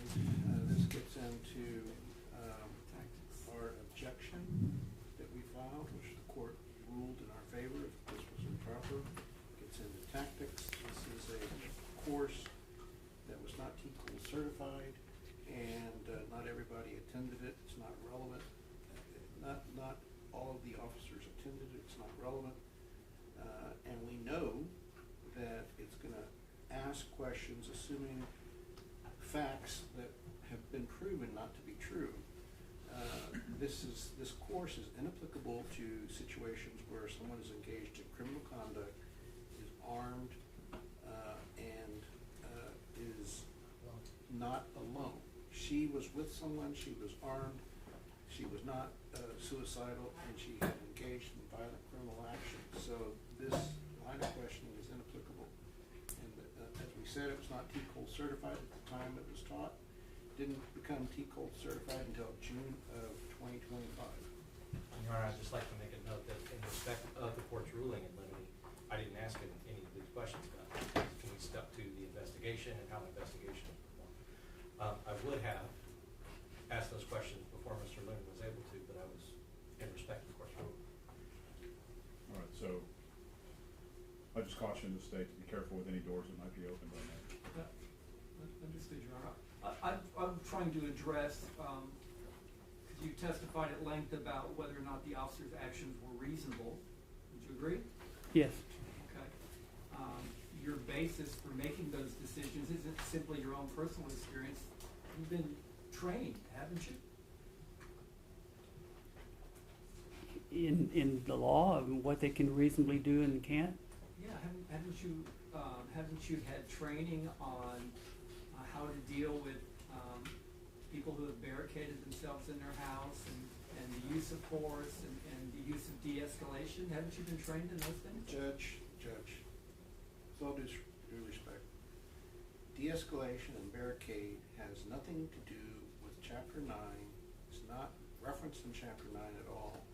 And it's a policy, not a legislative statute or provision that either changes or modifies justification. So to suggest that barricading training and de-escalation training has anything to do with whether or not force was justified at 20207 and at 20213 is disingenuous and inapplicable. It does have to do as to whether he's qualified to testify to the conclusions he's making. That's the purpose. Well, if he wants to do that, then he needs to attack his credentials and his resume, not some bogus theory about what the law is or isn't, when clearly it's not the law. De-escalation and barricade has no part of Chapter 9, and SAPD policy is not the same as penal code.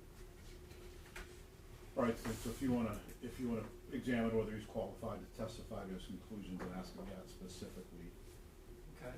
I'm asking you, did you attend that tactics and service, technical response and disengagement for Same barricades? objection. Same objection. I'll This is- So what is your basis then for being able to say whether these officers' tactics, these officers' observations were reasonable if it wasn't for any training? I'm going to object to him interjecting the word tactics, because tactics has no bearing on Chapter 9, and to suggest that tactics can vitiate justification under Chapter 9 is a misstatement of the case law and the statutory law, and this is a repeated violation of the court's rulings, and I'd ask that counsel be instructed not to ask any more about tactics. All right, State, you can refer.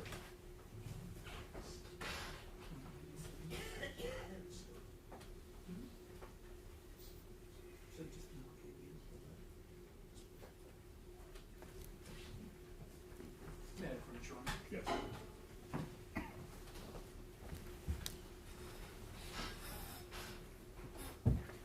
There, you've got it in front of you here, but I've got a marked copy of it, State's Exhibit 197. What is that? It's affidavit for arrest warrant. All right. And do you recognize it as kind of the template, and the ones that are used at the San Antonio Police Department? Yes. Did you recognize it as being the affidavit for the arrest warrant of Alfred Flores that you've been talked about previously on your direct examination? Yes.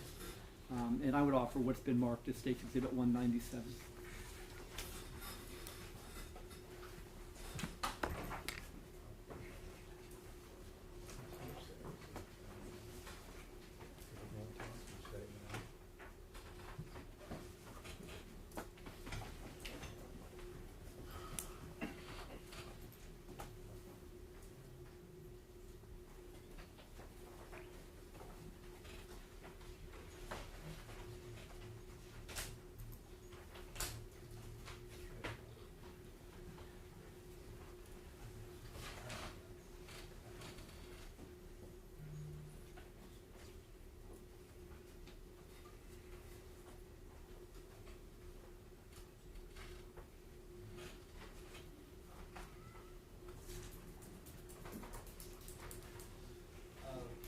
Your Honor, on behalf of Alejandro Eleazar, we would object on the grounds that it would open the door to our request for judicial notice that we previously made. And we don't really have an objection because we actually expect that Mr. Tucci can come, the magistrate can come and testify about the detective lying to him, so. Your Honor, I object to these testimonial objections, the speaking objections. It's 100 times now. He's been doing All right, so we had one no objection, and we had one objection related to opening the door on the 202 issue. Is that right?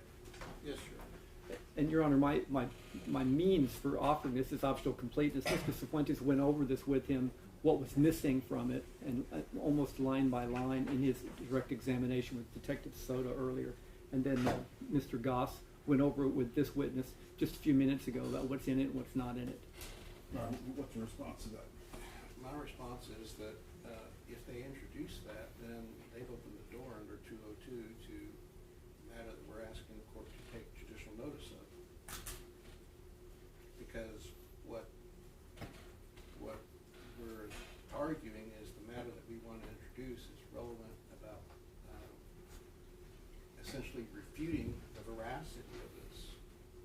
The document we want to introduce will refute the veracity of this document.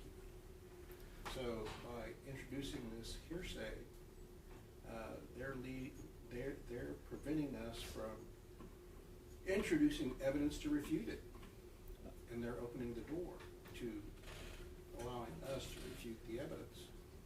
Your Honor, under the rule of optional completeness, if you admit and introduce and read from nearly this entire document on his cross-examination of Detective Soto, the state, in fairness, should be able to show the rest of the document for the jury to consider the context of it. He was scolding Detective Soto for not including enough information in this affidavit, and the jury should have the opportunity to see what exactly he put in the affidavit then. So State, would that open the door to that 202 issue? Has nothing to do with that issue whatsoever. Your Honor, I think they're mistaken, because what our point in cross-examining Soto was that the document 197, states 197 is untruthful. And what they're essentially going to do is make an offensive use of privilege to preclude us from refuting a privileged statement by by not allowing us to refute the veracity of this document by the 202 matter. These speaking objections make it even more relevant and more probative for it to come before the jury, for them to claim that there's information here that are not credible, then the jury ought to be able to see it. Well, we've already made that point through cross-examination, but if they're going to try to say that it's truthful, we should be allowed to offer extrinsic evidence to show that there's been a determination that it wasn't truthful. All right, so what I'll do is I'll sustain the objection, and I will make a determination that the introduction of the hearsay document would open up that document related to the 202 issue. May I ask him questions about it from the same document that they gave him, which is actually the same item? Yes. Okay.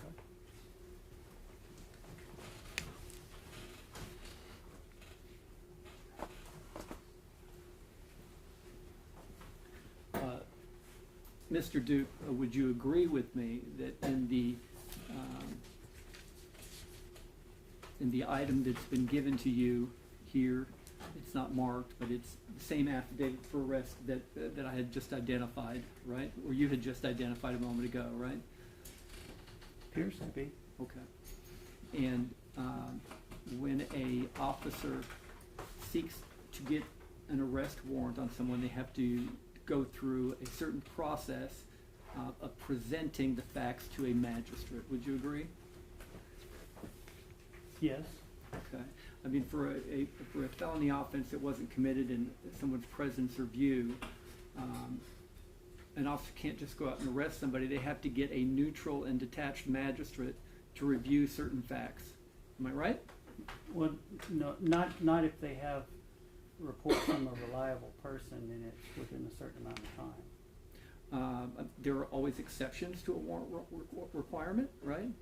But in the circumstances of here, Officer Soto sought a warrant for the arrest of, at least in this case, Alfred Flores,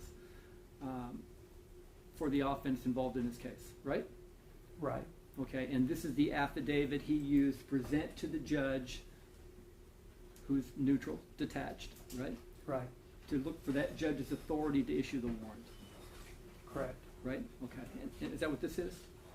Yes. Okay, and you've probably done these yourself hundreds of times, or not? I've done quite a few, yes. Not hundreds? I would say quite a few. I would Okay. say a bunch, but I don't know. Okay, and particularly on homicide cases, on murder cases or so, would you say that the frequency of times that you would seek to get a warrant is considerably greater than perhaps a property crime? For me personally, Yes. or you? Yeah, I'll ask for you personally.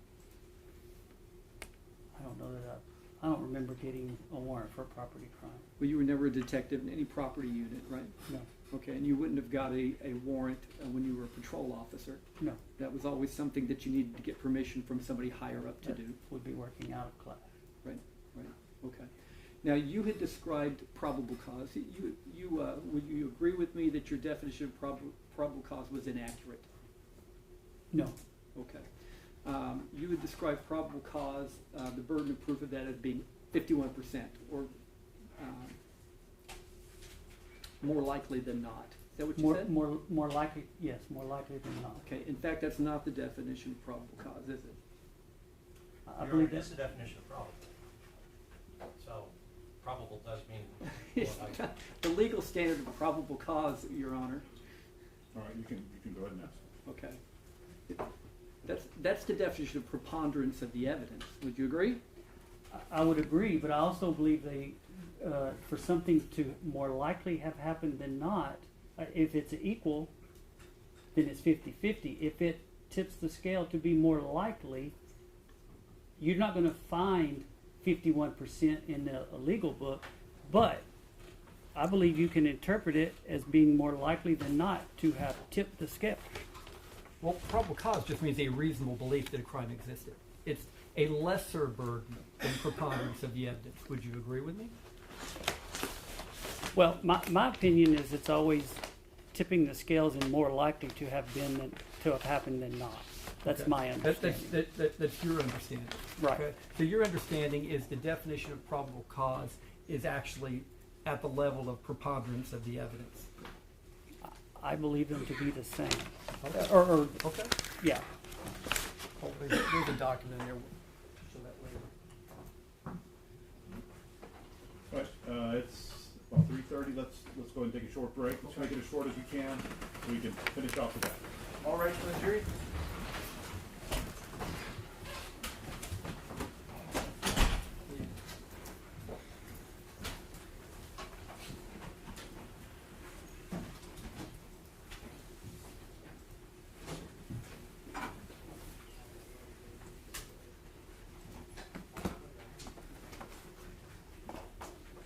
Okay, see.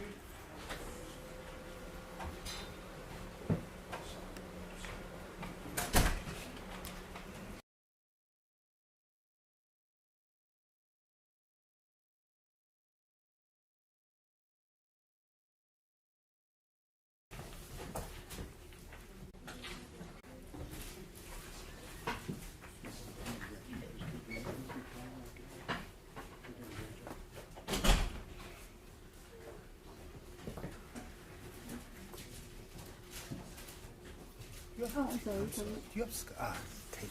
yeah.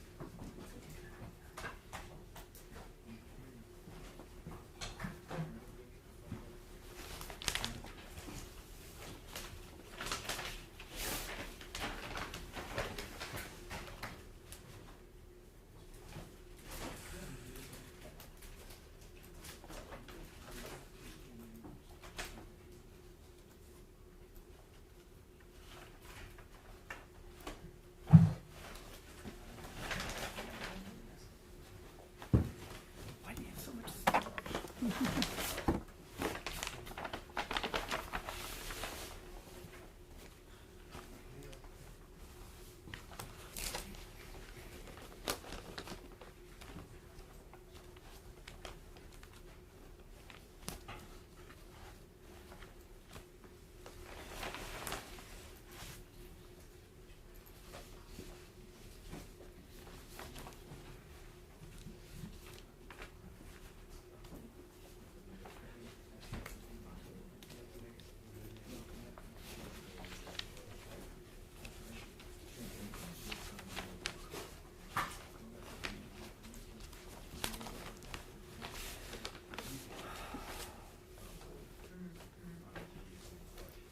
Hey, Daryl? Sir.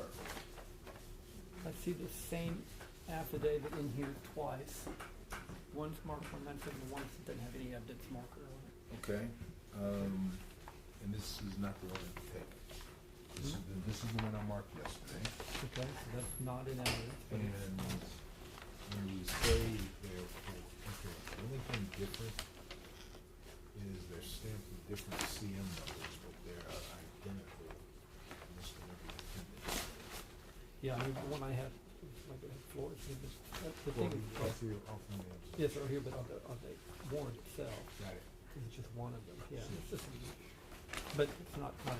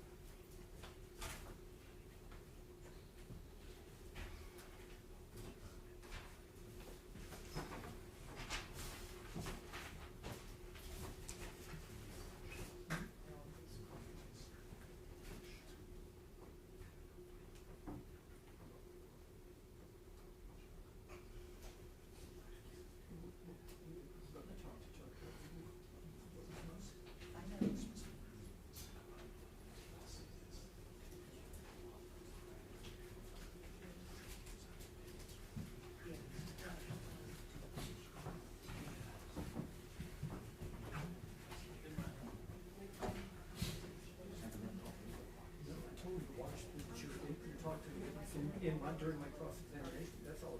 You don't listen to the thing. Oh, no, we don't. Yes, you do. We do Every not. time. We do not. Yes, you do. We do not. Yes, you do. No, We do yes, not. Yes, you do. Well, quit Yes, saying you yes, they do. No, Yes, I you don't. do. No, I don't. Yes, you do. No, I don't. Absolutely No, you I do. don't. No, I don't. Hey, childish. Yes, it's childish. You're childish. That's ridiculous. 37 years into your career waiting No, for I this. don't cross-examine. Yes. I do not talk to witnesses after they're. So every prosecutor does. No, Every prosecutor does. Hold on.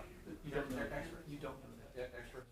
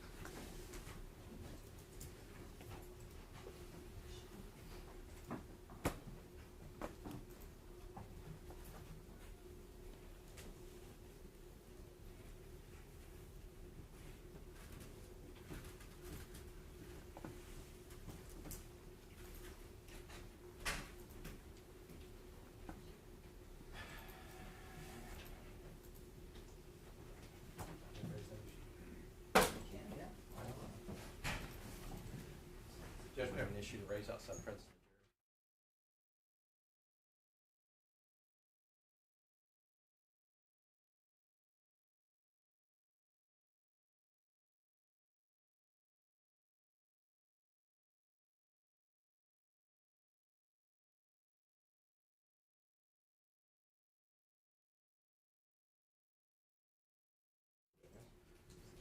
The DA's, well, apparently Mr. Blumen sent the DA investigator out to eavesdrop on the conversation.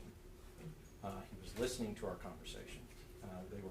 These are protected conversations between the attorneys for our clients and the expert witnesses that have been retained. So, I did observe their investigator to, when Mr. LaHood raised an objection to him standing there and eavesdropping, tell Mr. LaHood that he needed to watch his step counselor. And subsequently there was an argument because, you know.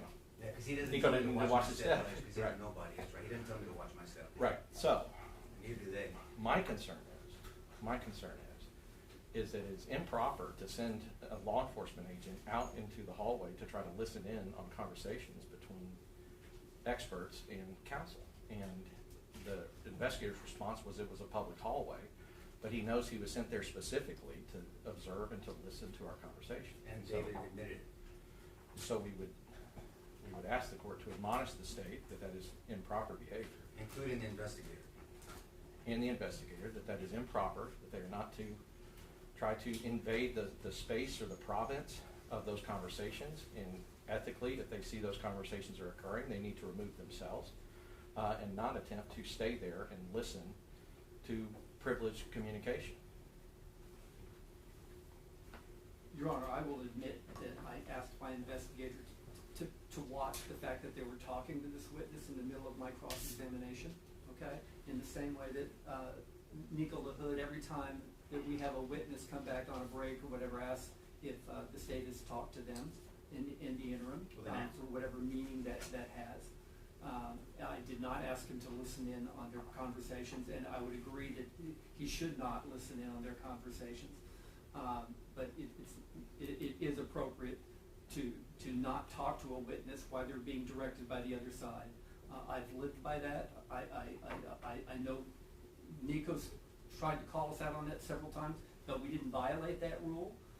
And then when they violate the rule, they want to come down on us. It's not a violation of the rule because this is an expert witness that is not under the restrictions of the rule. Yes, you cannot do that with a lay witness under the rules. But this is an expert witness, and he is free to ask the expert witness if he's had any communications with us, and our witness will tell the truth about whatever was said. But there's nothing fundamentally improper communicating with somebody not under the rule. But what is fundamentally improper is sending somebody out, a law enforcement officer out to eavesdrop on privileged communication between a defense attorney and their expert witnesses. Because Mr. Duke wasn't the only one there. Dr. Martinelli was also talking about trial strategy and some of the other issues that have come up, that we were having that conversation out in the hallway, and that is, it's improper. And then to attempt a very weak attempt of intimidation. It was just horribly weak. And then when I pushed back on it, and he said it's a free country, it's a free hallway, and he knew what we were talking about. He knows we're talking to it, and he acted like an arrogant person that he is, smiling and trying to antagonize. And so it was the weak attempt, because he's not very intimidating, so it was very weak, but it was improper in trying to eavesdrop, Judge. And so we're just asking respectfully that you admonish them, including this investigator, so-called investigator, to teach him what he can and can't do when a person has a right to effective assistance of counsel, and we have a right to talk to our expert witnesses. All right, so, And we would ask, on behalf of the Eleazar Alejandro, that this is the umpteenth deliberate, intentional violation of rules of ethics and rulings of the court, and at some point in time, you've touched the boat too many times, and the only remedy should be dismissal with prejudice, mistrial. okay, so I'll admonish the state and the state's investigator, you are clearly not allowed to listen in to any sort of trial strategy or discussions with any experts and defense counsel. And I'll deny the motion for a mistrial. Anything else? There you are. Just to remind the court, is today the day that we have to leave it for? Yeah, look, when one of the jurors asked to Oh. leave before 4:30. Okay, So we'll try to time it between 4 to 4:15. thank you.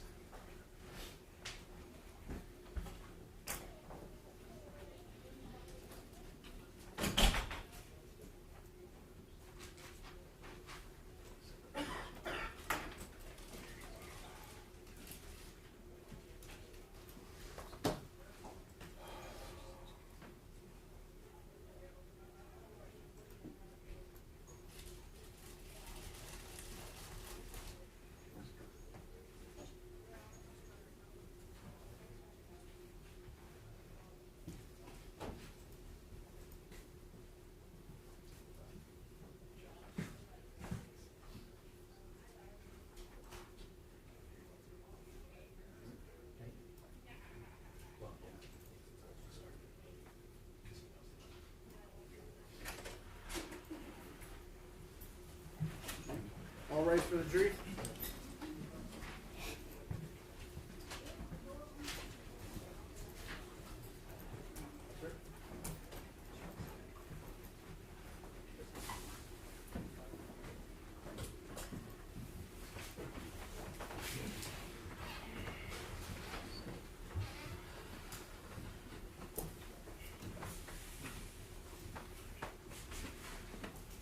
May be seated.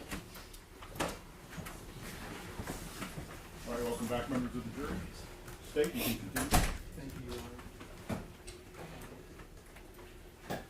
Mr. Duke, during the break, did you meet with the defense attorneys and talk to them about your testimony? We talked about probable cause. And, do you have a correction about, do you understand what probable cause is now? I'm sticking to my answer. Okay. You had began your direct examination with Mr. Goss saying that this was not a thorough and well-executed investigation, right? Right. Okay. And then when he'd asked you kind of the details, what I remember you going into was the fact that the fire access door wasn't fingerprinted, there was no DNA taking off of that, and then the measurements that were made inside the window, inside the apartment. Correct. And I didn't hear anything else. What in your opinion was so botched and ill investigated? As you recall, or maybe you recall, I explained to the jury how important it was to get as much information from eyewitness testimony or eyewitnesses that were there as possible. And there were things that he could have followed up on that he didn't. There were other witnesses he could have followed up with, the 911 caller, that he didn't. So, and we talked about the importance of gathering that information. I don't know if you Okay, recall. well, would you agree? You went through all of this investigative work product, didn't you? Yes. Did you see that statements were indeed obtained from all the officers that were out there at the scene? They either wrote a report or did a statement. Is that right? Yes, but that's different than having a two-way conversation or trying to get more information, because it seems like there was some things that were unclear. So what you're talking about are follow-up conversations, because for them to have kind of given a statement, they were in a conversation. It's not my understanding that the detective is the one that took the statements from the other officers. Okay. But, Is that incorrect? well, is it your understanding from the materials you looked at that those officers that were at the scene all either wrote a report or gave a statement, a typed statement or a written report of their observations, duties, and observations during that time? Maybe I misunderstood. I was talking about a two-way conversation of gathering information. Okay. So you're thinking something more than what was done in that case? Yes. Right. And then with respect to the 911 callers, did you see in there that the neighbor was talked to? I saw that she made the 911 call. Okay. Okay, well, you And didn't there see was- the video then where he interviewed her? I didn't see that video, no. Okay. Who interviewed her? Him or a detective with the investigation. Did you not see that? Yeah, I didn't see that. And you know, one of the 911 callers was Daisy, the sister-in-law. Right? Did you heard her testify, right? Well, you talking about way after the fact? No, she was interviewed that day. No, I'm talking about the 911 call. You know, she made a 911 call that day. I know, that's what I said, way after the fact. Not way after the fact. This happened that morning when she saw it on the news. But I mean, it wasn't in a close time span of when the incident occurred. Okay.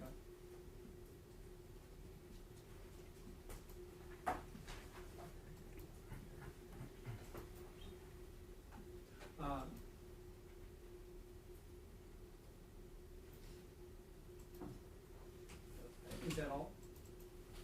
I mean, did he acquire the video of everything and you know of the events?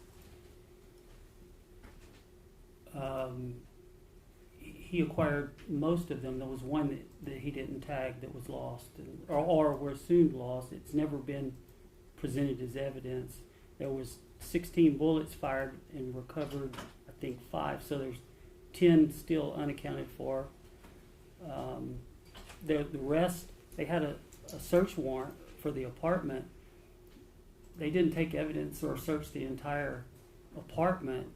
We know from the 911 caller that she was seen with pliers, so she either hid the pliers or she something happened to the pliers. They were not searched for or not found. The batteries were not collected. I mean, there are several things that were not done that should have been done. Well, what you're talking about now is the investigation onto who cut the fire alarm wires. That's a different investigation. Would you agree?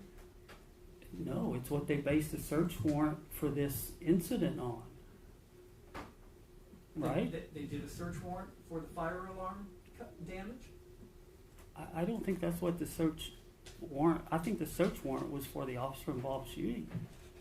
Okay, so they got a search warrant at what time? I don't know what time they got it. It was probably, I know that the search started somewhere around 3 o'clock, so. Did I misunderstand the search warrant? Was it not for the officer involved shooting? It was, but I was asking you about why it was important to investigate who cut the fire alarm wires and doing DNA testing and fingerprinting when the suspect in that case is dead.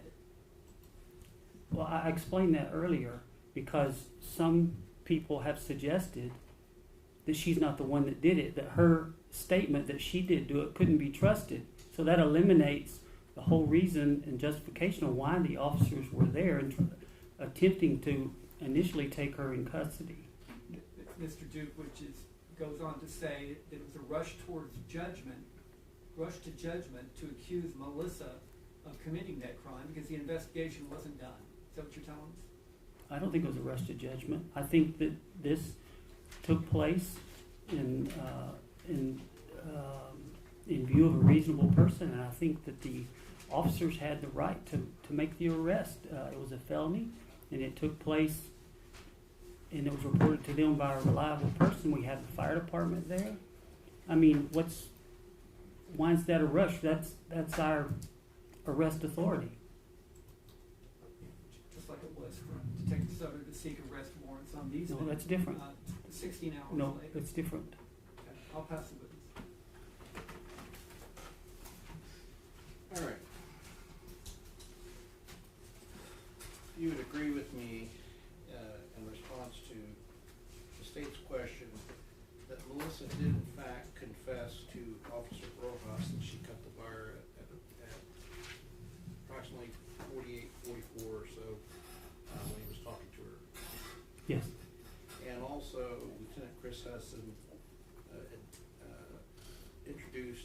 we introduced the video of her admitting to cutting the wires, correct? Correct. And Melissa Perez gestured, when I cut the wires, using her fingers as the scissors. Correct. All right, and you understand under 1403A 6 of the Code of Criminal Procedure that when someone confesses to committing a felony, you have probable cause to make an arrest. Yes. All right. So any suggestion that she had been improperly accused of committing criminal mischief is simply not true, given the fact that she confessed twice to 2 different people that were credible and reliable, correct? Correct. All right. And whether the search warrant that was issued around 3/23 was for the officer-involved shooting or for the aggravated assault, there was a search warrant issued for the collection of evidence that did not accuse the officers of murder. Correct. All right. And there was questions asked about danger and flight risk. Let's make sure we cover that. You understand that it's SAPD protocol for all officer-involved shootings that the involved officers are photographed with their duty weapons that were used in the shooting, correct? Correct. And gunshot residues are taken, correct? Correct. And in fact, in this case, one of the CSIs, I believe it was Crane, testified and sponsored photographs that she took of them with weapons, correct? Correct. And they were downloaded, right? Correct. And you understood that after these photographs were taken and after the body camera footage for the day was uploaded into the Axon servers, that they went to give statements, correct? Correct. And that they gave statements somewhere in the range of 6:45 to 8:30 or later that day, correct? That sounds about right. And that after each one was interviewed by the officers, but by the detectives in the shooting team, that per protocol they were reissued new weapons from the armory located within public safety headquarters, correct? Yeah, I don't know if it was the armory or the ready room, but they were reissued weapons. And when I say armory in the PSHQ, I'm talking about the ready room. Right.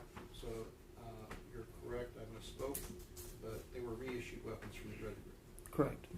And so would you agree that it doesn't make sense to reissue weapons to people who are criminals that might be a danger to the public or might be a flight risk?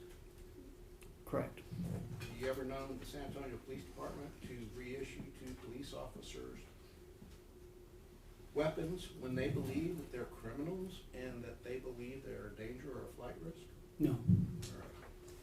So would you say, based upon the fact that they were reissued weapons, we can dispense with any argument that they were a danger or flight risk? Yes. All right.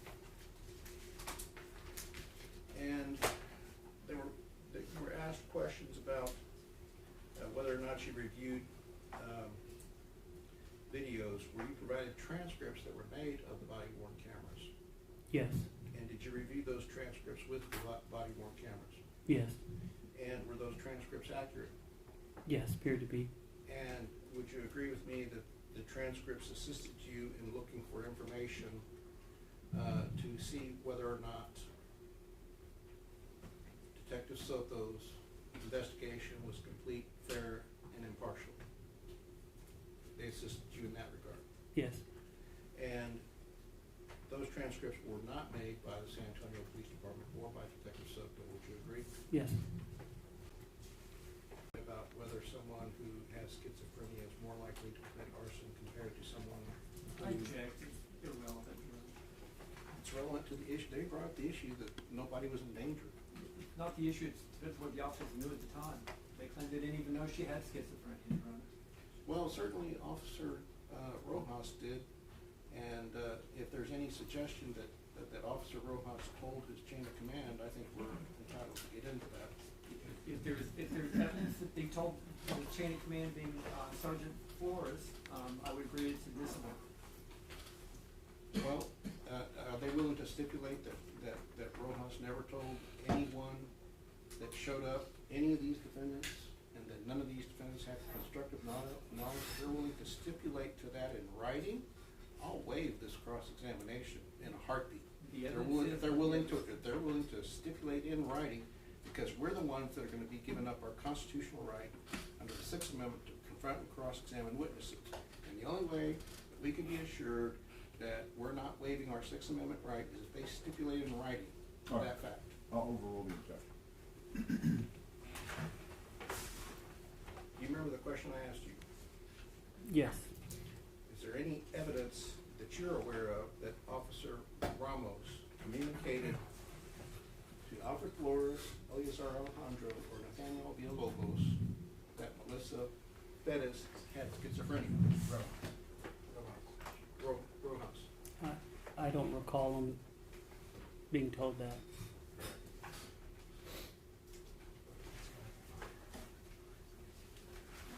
Now, again, I'm gonna ask you, based upon your research, someone with schizophrenia, does the research indicate whether they're more likely to commit arson than someone who's not? Yes. All right, and what is the percentage increase? For females with schizophrenia or other mental illness, it's 37 times more likely than the general public to commit That one's arson. our witness, Your Honor. Yes. Your basis for knowledge on that statistic, have you been trained in any of the medical literature involved in that? Some, yes. Tell us where you're gathering your facts. Okay. I have 5 years of behavioral analysis training, also known as criminal profiling. I did residential internship with the FBI's BAU unit. I've also done a residential internship with Florida Department of Law Enforcement. Part of my training, I've had to work some arson cases. Required reading is the DSM, which is the Diagnostic Statistical Manual for people with mental illness or Can you cite for us, I guess, from what manual or what studies that you've looked at for that figure that you've come up with? I could if I had my notepad. Okay, did you bring that with you? Is something you reviewed to help you with your testimony? I did bring it with me, yes. I'm sorry? I did bring it with me, yes. Okay. I just asked according to Gaskin, if he's reviewed anything for his testimony, that it's be made available to the state and the other defendants. All right. Can Do you want me retrieve to get it? Yes.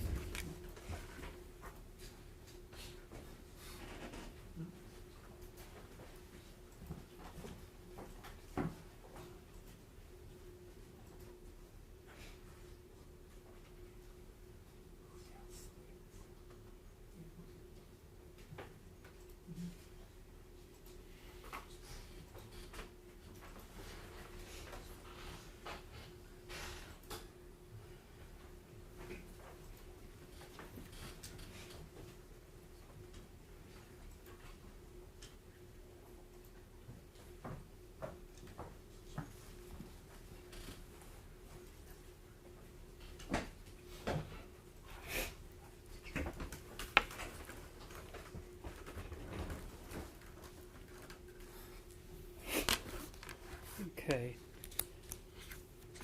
I guess my question was, do you have like a learned treatise from the people in that science that have documented those statistics? Do I have a what? Kind of a learned treatise or writing or publication from a scientific manual or magazine? Yes, or there's. study? I have 2 publications. May I ask you? Sure.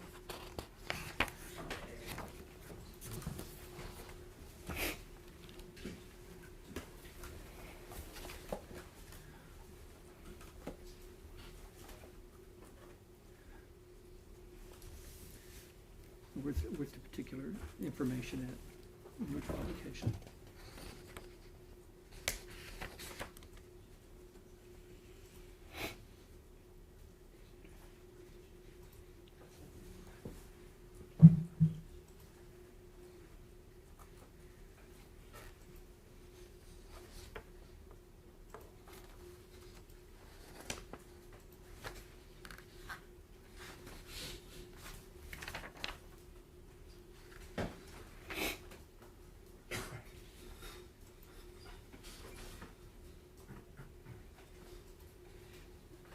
ratios for men, for some reason, women are higher than females. Okay.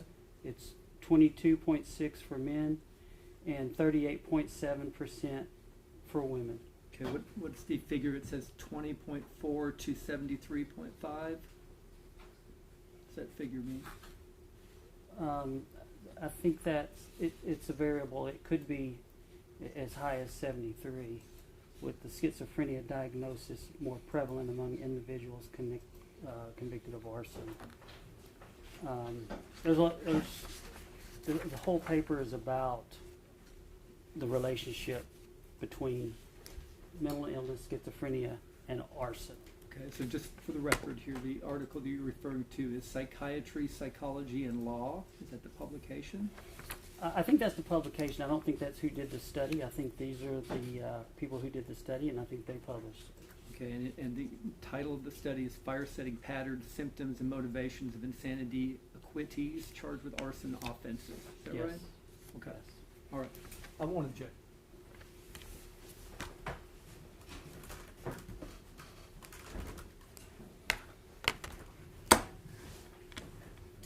Defense? I just wanted to make sure the state's finished with their board order. I am. All right, we would like those individually marked as exhibits and introduced to the jury as used before the jury. Treaties under the rules of evidence can be read, it cannot be admitted before the jury. All right, I'll sustain. All right, can you read the portions that you were cross-examined about for each article and tell them what the article was? Well,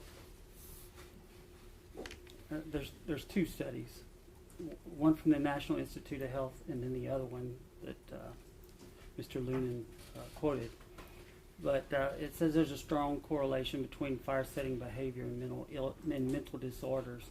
There shows a dire need for extensive and detailed collaboration between psychiatric experts, legal practitioners, and fire services. So there's definitely a correlation between mental illness, schizophrenia, and arson.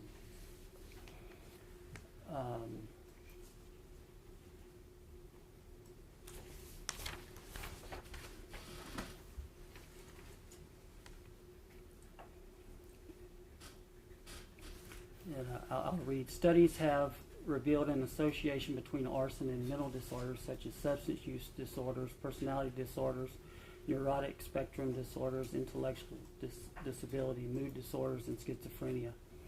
According to Savage, and I'm not sure that I'm pronouncing that correctly, 10% of all convicted arsonists had schizophrenia. We reported 54% of arsonists has a diagnosable mental illness. And mentally ill arsonists set more fires than the non-mentally ill group. Ritchie and Huff, quoting the people who did the study, concluded that 90% of arsonists had a history of mental health issues. And it looks like you're going to the next article. Well, yes. And what's that next article?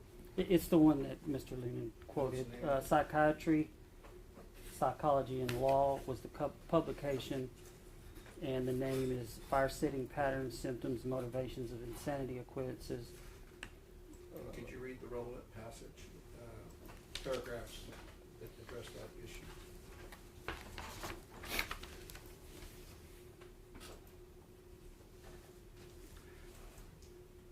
A Swedish study of arson convictions from 1988 to 2000, and it quotes the people who did the study. Anwar, Langstrom, Gunn, and Fazell reported a prevalence of schizophrenia in arson offenders and community controls.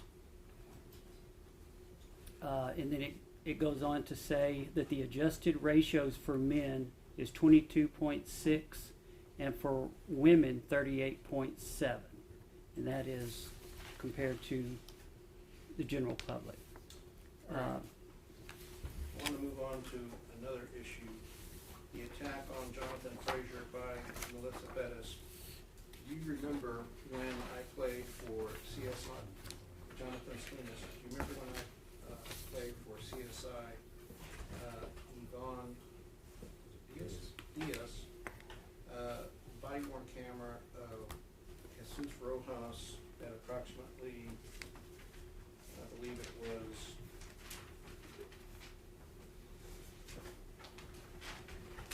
1:51:45, where she's in the bedroom with Santos de la Rosa talking to him, and she's got a hammer in her hand.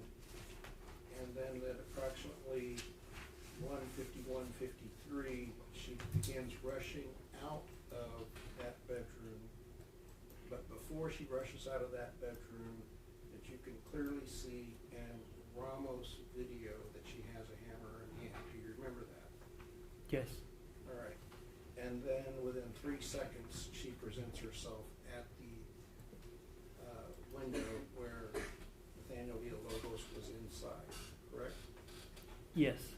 All right. And so during the time that she's running, do you recall that in that video, people were yelling out, "Hey, watch out, B, she's got a hammer." Yes. Right? And so in response to, "Hey, watch out, B, she's got a hammer," he removes himself, correct? Yes. And that was similar to how events transpired with Melissa Bettis and Jonathan Salinas, correct? Correct. And so even though you did not see her swing a hammer in any particular video, you do recall that Maria Salinas said she almost hit you, dude, right? Right. And she drew down on Melissa Pettis for probably 20 to 30 seconds, you recall that? Yes.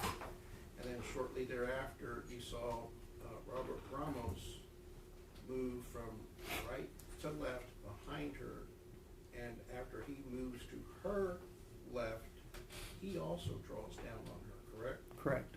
So you have two people drawing down on Melissa Pettis when Nathaniel Villalobos has his foot on the door, correct? Correct. And you also hear Melissa Pettis yell at that time, "I don't care, fight me," right? Correct. And then later, at 1:57:38, you see, and we played for the jury many times on different videos, I think I finally got it memorized, she used her left hand and used a thumb and finger to indicate that this is how close Melissa Bettis came to striking Villalobos in the head, right? Yes. And you remember Officer, or actually Detective Campos saying that at that moment, it's conceivable that Maria Salinas may have seen the swing of the hammer, but the body camera didn't capture it, correct? Correct. And also, Vince Gomez, about a minute later, is talking to Ricardo Neri and Andrew Lamb. And while he's talking to them, he shakes his hand. She missed by this much, and the palms are facing each other in front of his face, and they're about 5 to 7 inches apart, correct? Correct. And his body camera did not depict the hammer swing, but he stated that he saw that, right? Correct. And when you told the state that it was incumbent upon Detective Soto to ask details about why they made that statement, is that what you're referring to in terms of not doing enough of a follow-up investigation? Yes. All right. Now, I want to make sure that I also understand another matter that has always troubled me about the affidavit. You would agree that the affidavit that shows the attack on, the video of Jesus Rojas and Jonathan Salinas, and the E-tone shows that this is the sequence of events, and I'm going to name them in order. The first thing you hear is that Officer Rojas yells out as Melissa Pettis is running towards the window, "Watch out, watch out, watch out, watch out, hey." Is that correct? Yes. you see Jonathan Salinas back away from the window, correct? Yes. And you see that Melissa Perez, before he backs away from the window, is raising her hammer tomahawk style and bringing it down, correct? Yes. And as he ejects himself from the window, you see the hammer come down, and you heard the testimony of all the witnesses. Had he not ejected himself from the window, that the hammer would have struck where his head used to be. You Yes. heard that, correct? Yes. And you believe that from what you saw. Yes. And had he not avoided that strike by having been warned, is it your belief that Melissa Perez would have struck him in the head Yes. with a hammer? Yes. And would that have been a deadly assault? Yes. All right. Then, after she swings the hammer, we see the screen pop out and fall to the ground, correct? Correct. And then after the screen pops out as a result of the hammer striking the screen, you see her retract and then strike again and then move the hammer out the window probably 2/3 of the way, correct? Yes. And when she's doing it a second time, she's attempting to strike Officer Salinas. Yes. And then as she's doing that, we see Officer Salinas draw his weapon, correct? Yes. And as he draws his weapon, he hits his radio and says, "I have one at gunpoint. She's got a hammer." You heard that, right? Yes. And then you heard the dispatcher hit the E-tone, correct? Correct. Then you saw someone throw the candle at him, correct? Yes. And that's the correct sequence of events, right? Yes. So to suggest that the E-tone was hit only in response to the candle being thrown and after the candle being thrown, would that be true or untrue? That's not true. All right. And so would someone who leaves that out, Judge, you said that someone had to go by 4:30? Yeah, we'll go ahead and break then. all right, Well, can I just finish this one question? you can finish the question and then we'll make the jury All out. right. And if someone had left out the sequence of events as you said they were, would you agree that's an intentional misrepresentation of what happened? It's definitely misrepresented. It's probably intentional, but All right, nothing further, Your Honor. All right, so members, now, so are you gonna pass or you're still gonna continue on? Can I reserve that for? Yes, you can do that, you can reserve that. All right, so members of the jury, we're gonna go ahead and break for the day. Remember the instructions I've given you, they're gonna apply till the end of the trial. Monday, we're gonna start up at noon, 12 p.m. However, make sure that you've eaten beforehand. We're gonna go through court till probably about that time, but I'm gonna ask that y'all have already gotten lunch. I will not give you a lunch break on Monday, we'll go through till the end of the day. One very significant instruction I gotta give you, please be safe. We want all of you to have a good, safe weekend, get that extra hour of sleep in, and we'll see you Monday at noon. All right, for the jury?